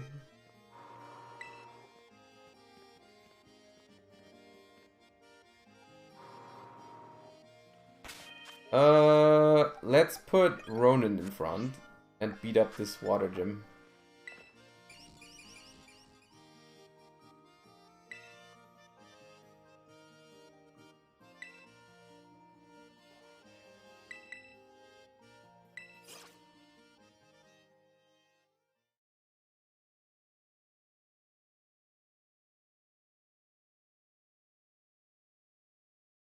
I wonder if we're over-leveled for this as well, or under-leveled. There's no way we were under-leveled for the Titan, and now we're not under-leveled for this. Surely they expect you to do the Titan before this.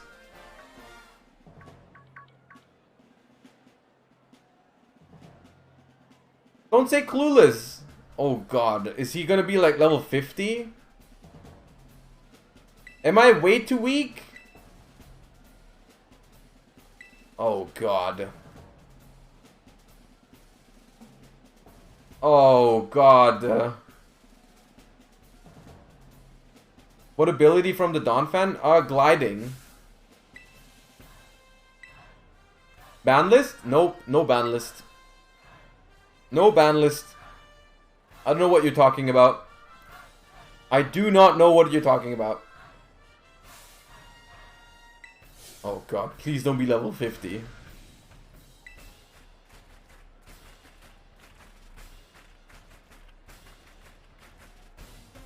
Please don't be level 50.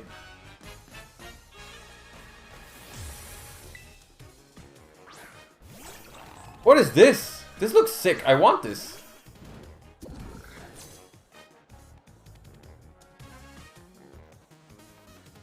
Show me the level. Show me the level. Okay. Why were you all so clueless and stuff? He's not high level. What? Why is he level 29 when the Titan was like 45? Of course you beat the Titan before this.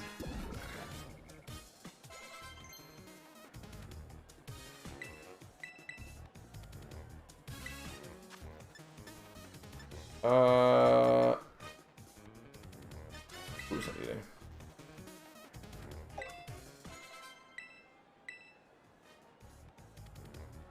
Vuk Trio.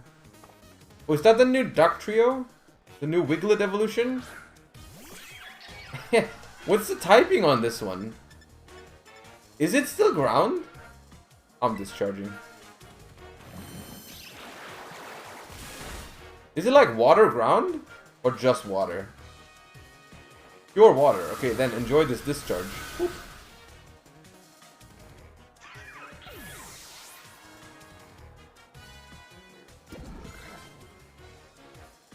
Abominable. Keep current Pokemon. Abominable is not new. This is Gen... is this Gen 8? He's gonna terrestrialize into water. Frost. Discharge. 7, okay.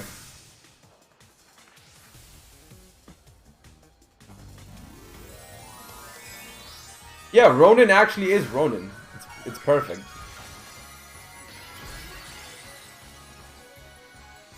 Hey, yo, water terrestrialization looks like they got the drip. Okay. Please be faster, Ronin. Thank you. Kill it. No!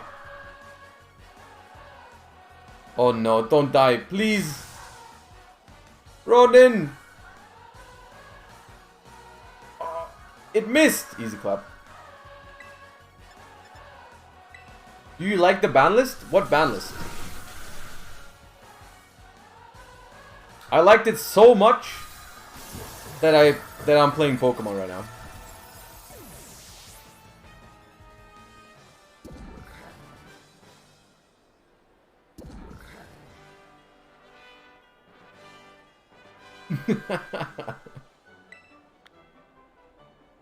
I love how like 10 people in chat are like, what ban list? There was no ban list.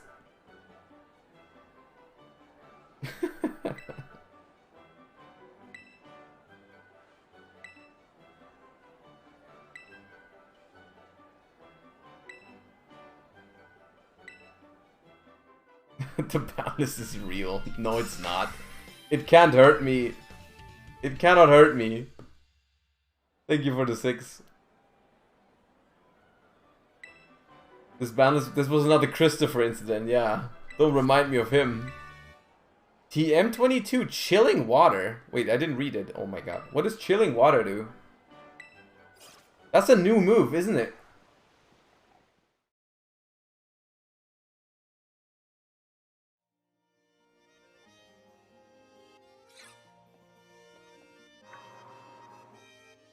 It chills. Ah, thank you. Chilling water, in fact, chills.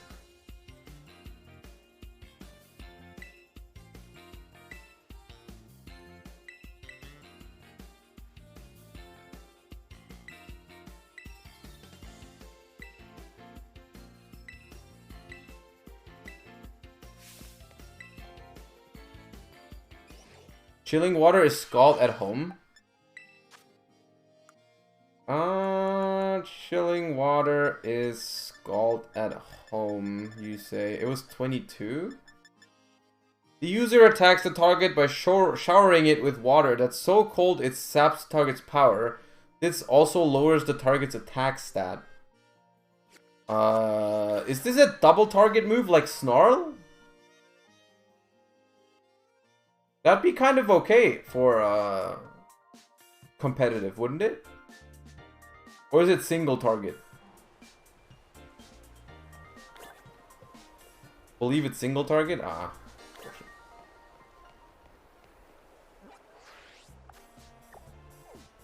Okay, so we did this, we did this. What is this? Normal gym. That seems close. What's this? Titan Dragon, the last Titan over there.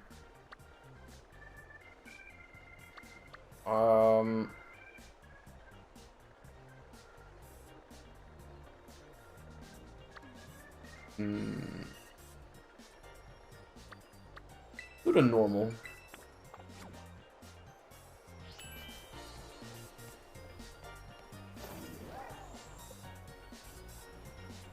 But it looks like we can't leave the city that direction. It looks like we cannot leave the city in that direction, so maybe it's not the way we're supposed to go. Oh! Another one of those. Pull out the stake. That's the third one. I wonder what you get for that. Surely it's some Pokemon.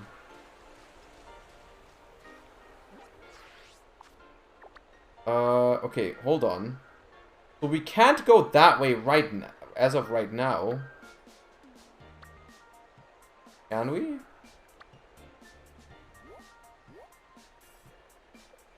There's a big... Yeah, we can't go up here. We can't go around here, I guess. So where would we be able to go? Here, here, here, here. Okay, we can go that way.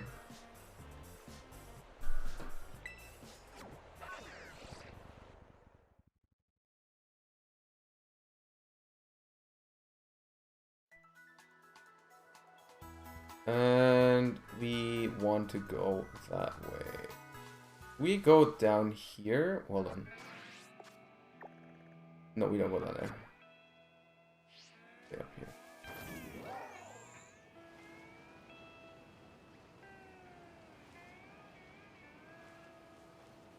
EM? Grassy terrain. Okay.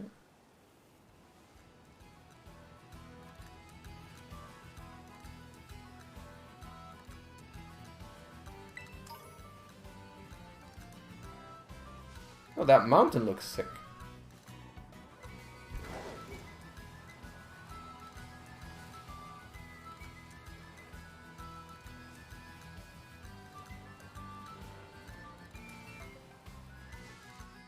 This?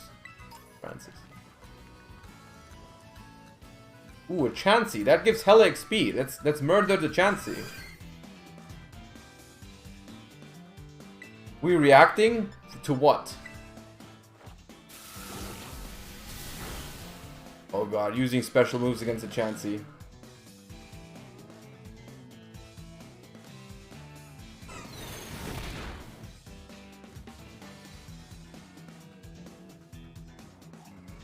Yeah, I don't know what you want me to react to. There's nothing to react to, literally. I'm sparking this Chansey. Yep. That sounds about right. That's a lot of XP. Yo, are there more Chanseys around here?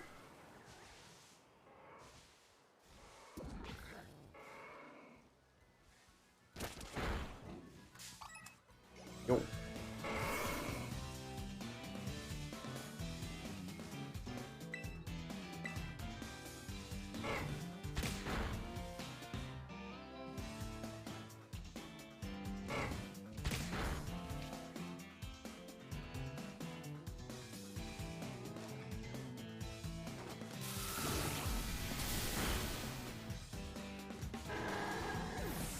Does Electromorphis, Electromorphosis or whatever it's called, does it stack? Like, do you get more, like, stronger if it triggers twice? I want another Chansey to come out.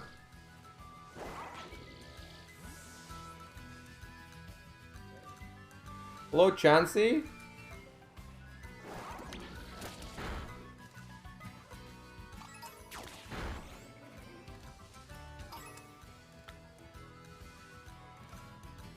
Do you get more Pokemon to spawn if you kill wild Pokemon like that? Yo!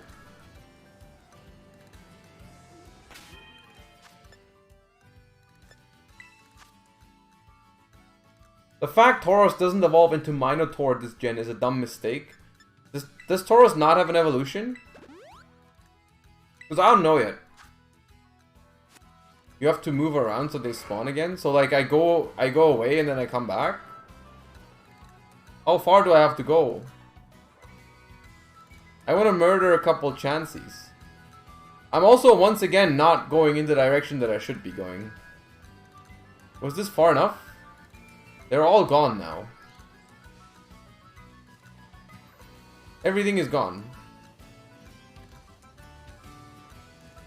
Well, there's no Chansey. Whatever.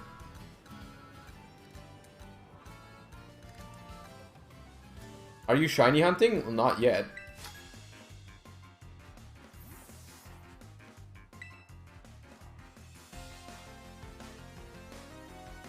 Juan the scientist.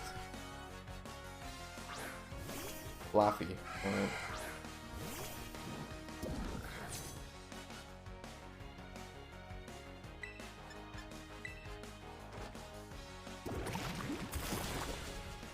Almost.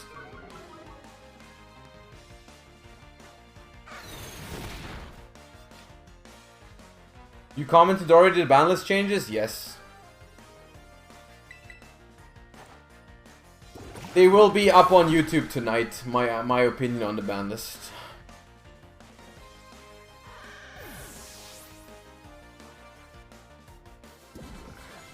But I'm not... Ooh, level 36 on the croc. Is it a level 36 evolution?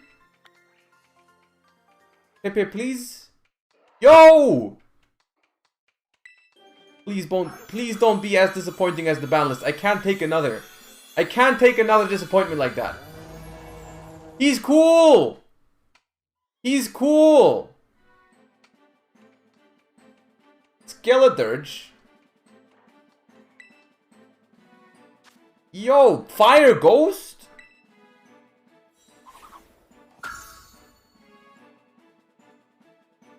Porch Song.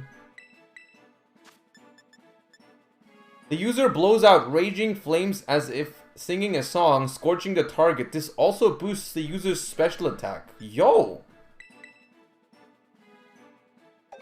He's Pog. He doesn't have a sombrero anymore. But he's Pog. I like him. I'm happy with that. Okay.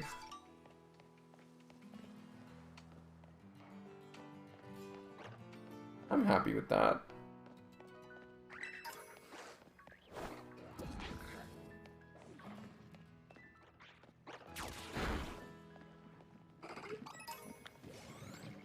What is this? Not new, is it? No, this is Sandile. No, not Sand. What is it called? I don't know.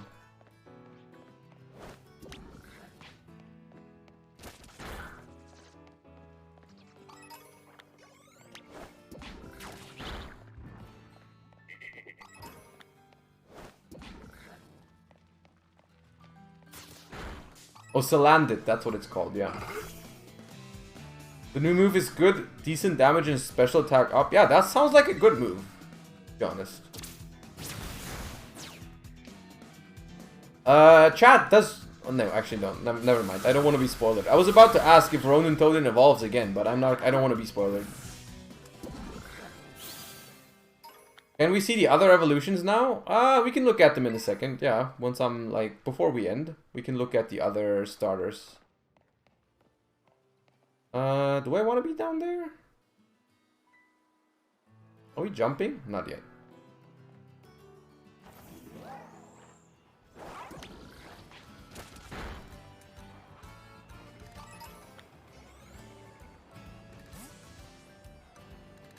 We collected Meditite Sweat. That's a little weird, champ. Stealth Rock. Okay, single players in shambles.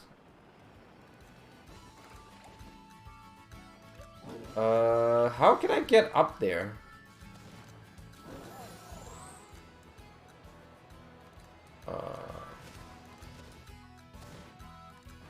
Oh, there's a Gimme Ghoul.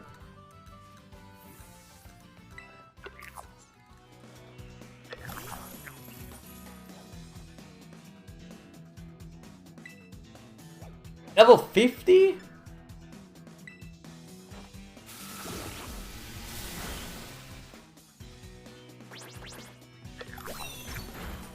Wait, how is it so weak? Catch for more... Oh, you get more coins if you catch it?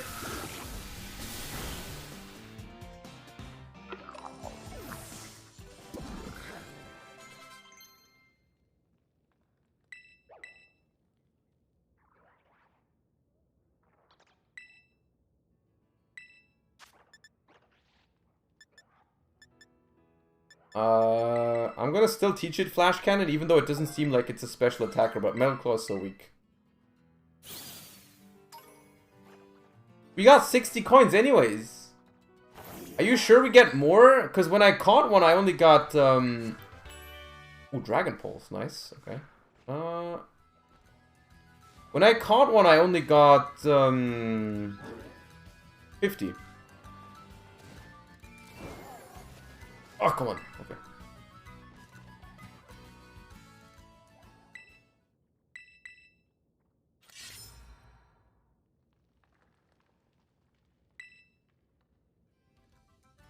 Okay, still don't know what that means. Is there anything cool down there? Can I send my Pokemon down there to battle? Go!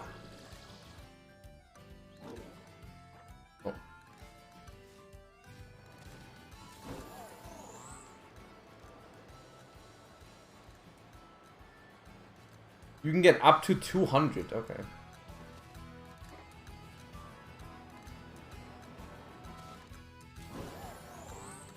Oh my god, that's a Garchomp! Well, it's too strong for us anyways. Most likely.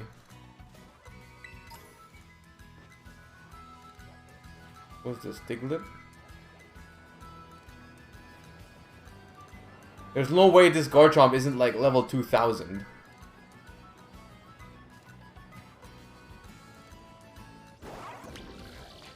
Killed him!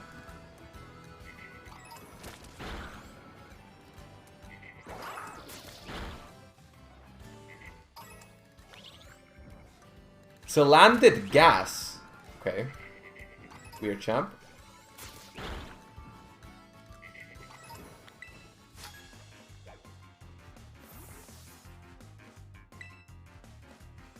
There wasn't much new. Was there even a single new Pokemon in this cave? Maybe I just missed it. Yo, there's another Charlos. I love him.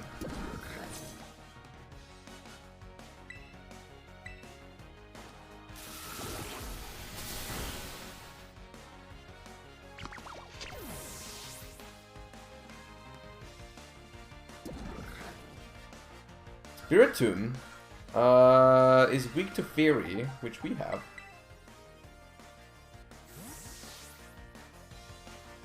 It's Dark Ghost, right? Spiritomb. It's not just Ghost.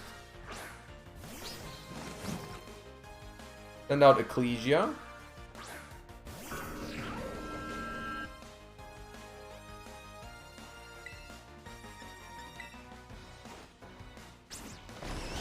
Yeah, it is dark.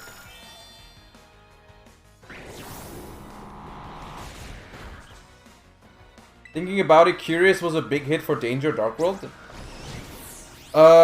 Yeah, the thing about Dark World is I don't have the greatest hopes for Dark World anyways, as long as Ishizu tier is as strong as it is, and yeah, that didn't change.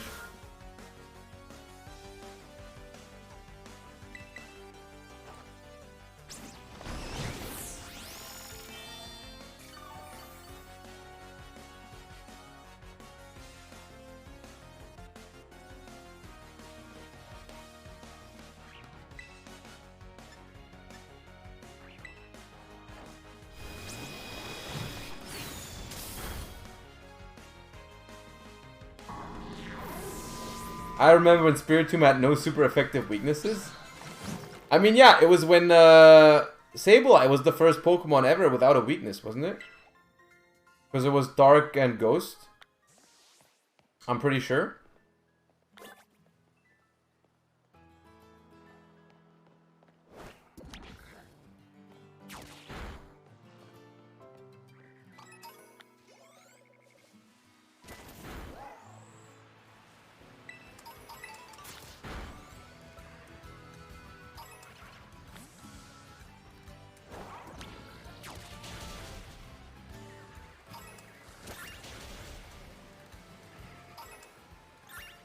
Anything new in this river? Wait, we can go out into the river. I keep forgetting.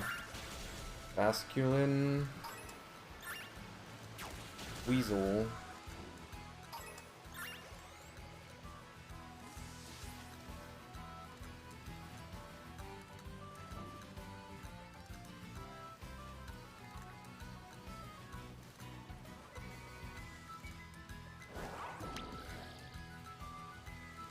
Oh.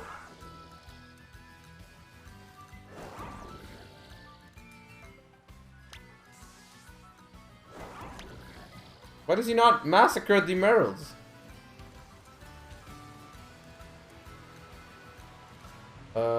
Yo! Hello? Okay, I'm drowning.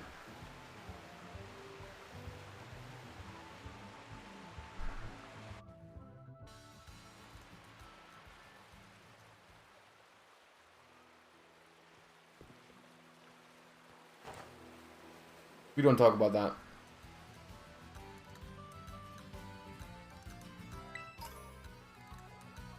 Oh.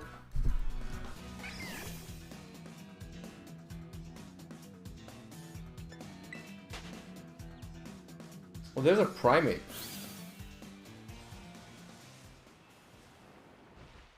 Primate, Persian.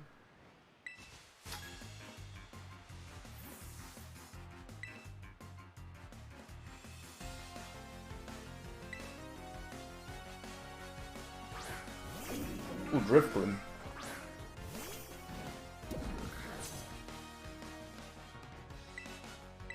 Banlist, banlist, banlist, banlist? I don't know what you're talking about. I'm confused as to what you mean by that. Oh, it was a Zorua the entire time. We've been debating. Well, we still one shot. Easy clap. Ronin Tony wants to learn Weather Ball. Sure, why not? We don't need Water Gun.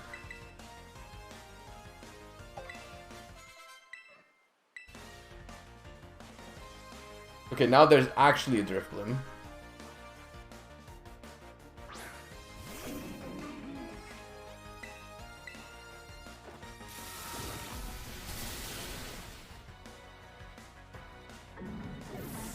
Ronin Toadin is broken, look at him.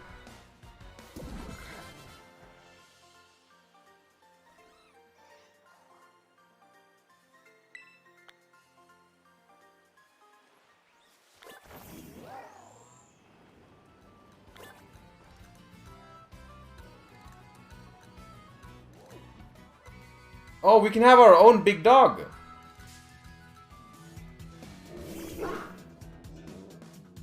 What's it called? Mabostiff?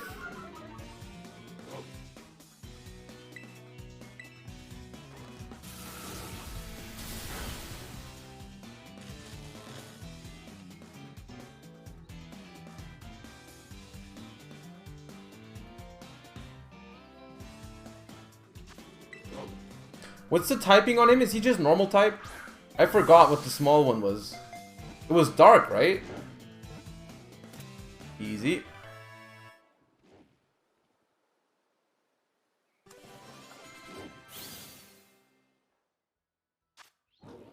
Yeah, boss Pokemon, okay. Well, we have it now. Bop.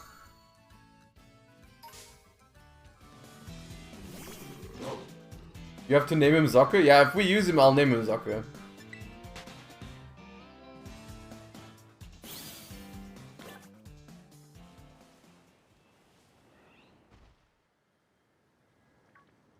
Aravia. Nothing new here. Meowth.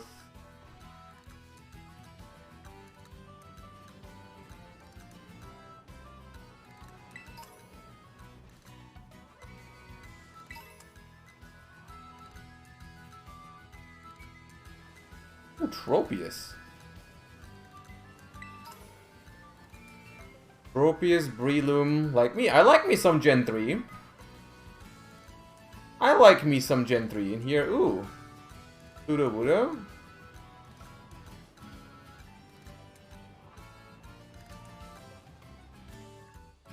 Primeape, Tinkertoff. Oops. Walked into a Pineco. Ooh, a Zorua.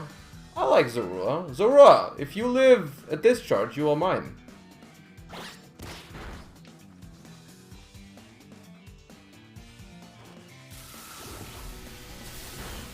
Never mind.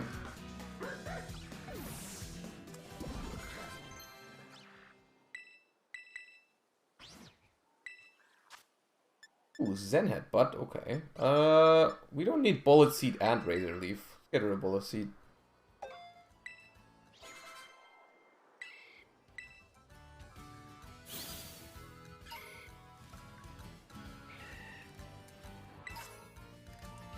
Dawnstone, okay.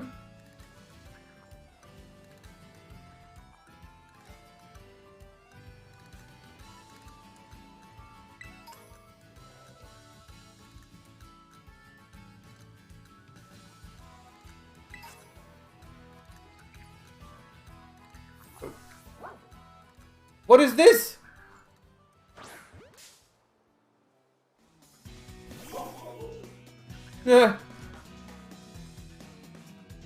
Grievard? No, this is Zocke. Please live a Spark Reward. Thank you.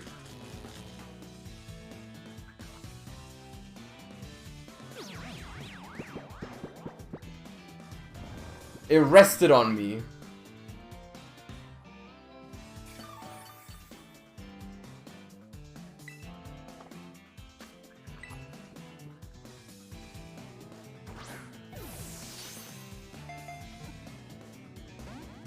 Oh, come on, Griever.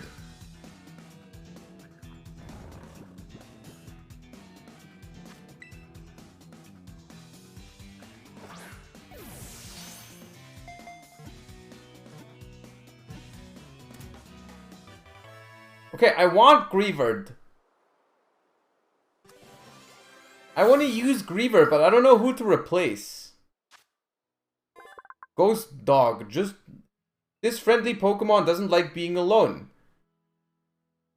Pay it even the slightest bit of attention and it will follow you forever. Yeah, that's literally my dog. Okay.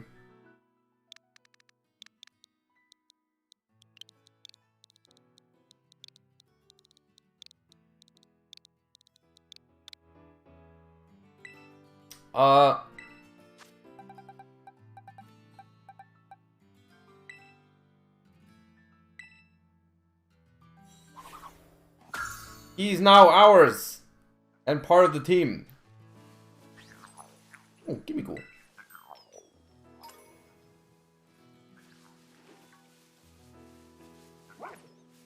More Griever. Another give me cool.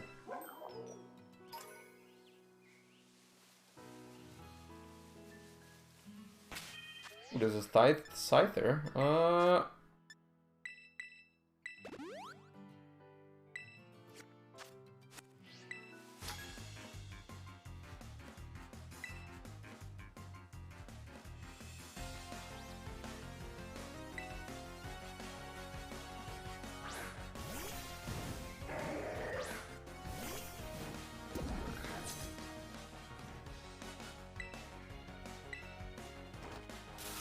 We're running out of PP on Discharge.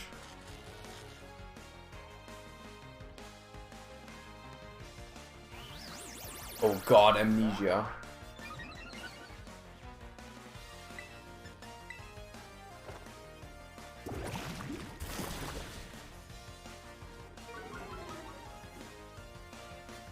We also need a Grimer or Muck named Goo in the team. That's funny. We can find a different Goo though. I don't know if Grimer or Muck. I don't want to catch Pokemon that are old. I'm only catching new Pokemon for my first playthrough. Thomas the Janitor. Okay.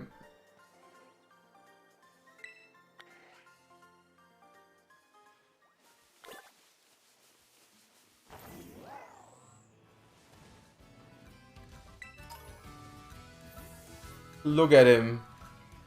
Look at him go. Oh my god. I'm so sad he evolved. Look at him run. Oh my god.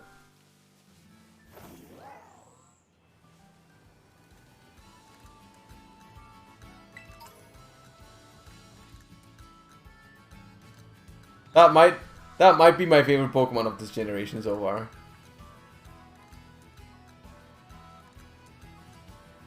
I'm still not over it. I'm still not over it.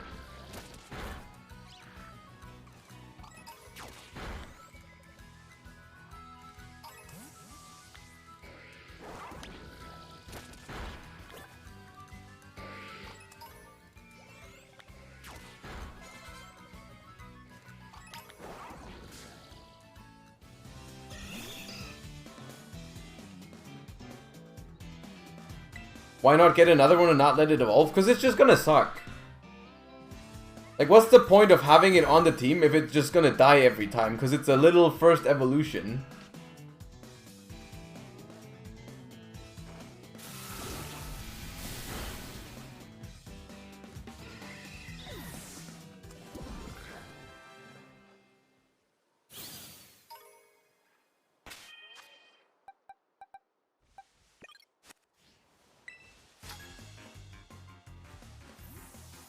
Tone is so strong. He's nice.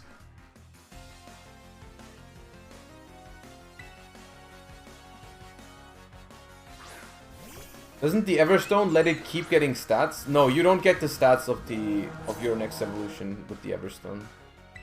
You just don't evolve. Let's see how Torch Song looks. Yo.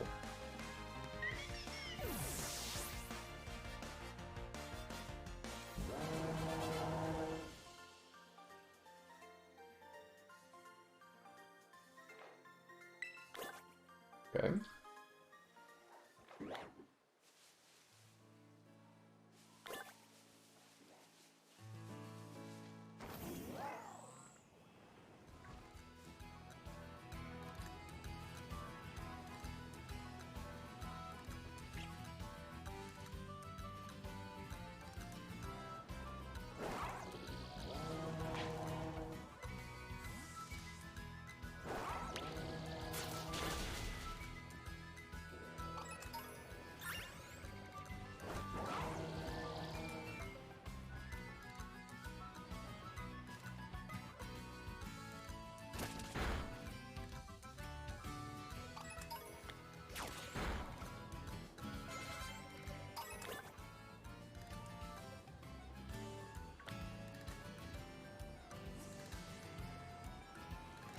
Oh, there's a Bombardier.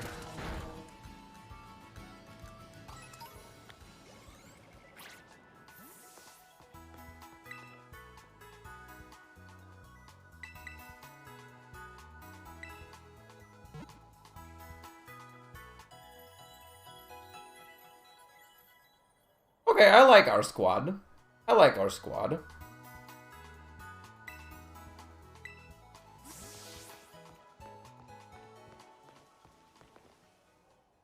Okay. So this is the normal type gym here, which yep, Croc should be good because he's Ghost. He's immune to that. However, we'll be doing that another time, maybe tomorrow. I don't know. I mean, we're definitely streaming Yu-Gi-Oh tomorrow, and then I don't know if I'm gonna stay longer for this. But I do have to go for actually dinner this time. Actually dinner. I said it correctly. You can look at some prices tomorrow. No, we'll be here. We'll try and see if there's something for the new format and whatever. But yeah, I have dinner plans. It's already we've been live for almost 8 hours now, so I guess that is lunchtime, baby. Don't say lunchtime. Yeah. Anyways, thank you guys for hanging out. Hope you enjoyed the Yu-Gi-Oh portion. Hope you also enjoyed the little bonus Pokemon action. Let's see who we can raid. I'll send you over to Nadir. I didn't know Nadir was streaming again. Okay, Pog. Alright. I'll send you over to Nadir. I guess there's a lot of boundless rambling going on over there. Thank you guys for hanging out. Thank you for all the follows, all the subs, all the good stuff. Hope you have a nice evening. And hope to see you guys around tomorrow again for, at least Yu-Gi-Oh! You know? And, then maybe some Pokemon after. But, yeah. We'll see you. Say hi to Farfa. And, peace out, everybody. Have a great rest of your day. Thanks for hanging out. Thanks for watching. Peace.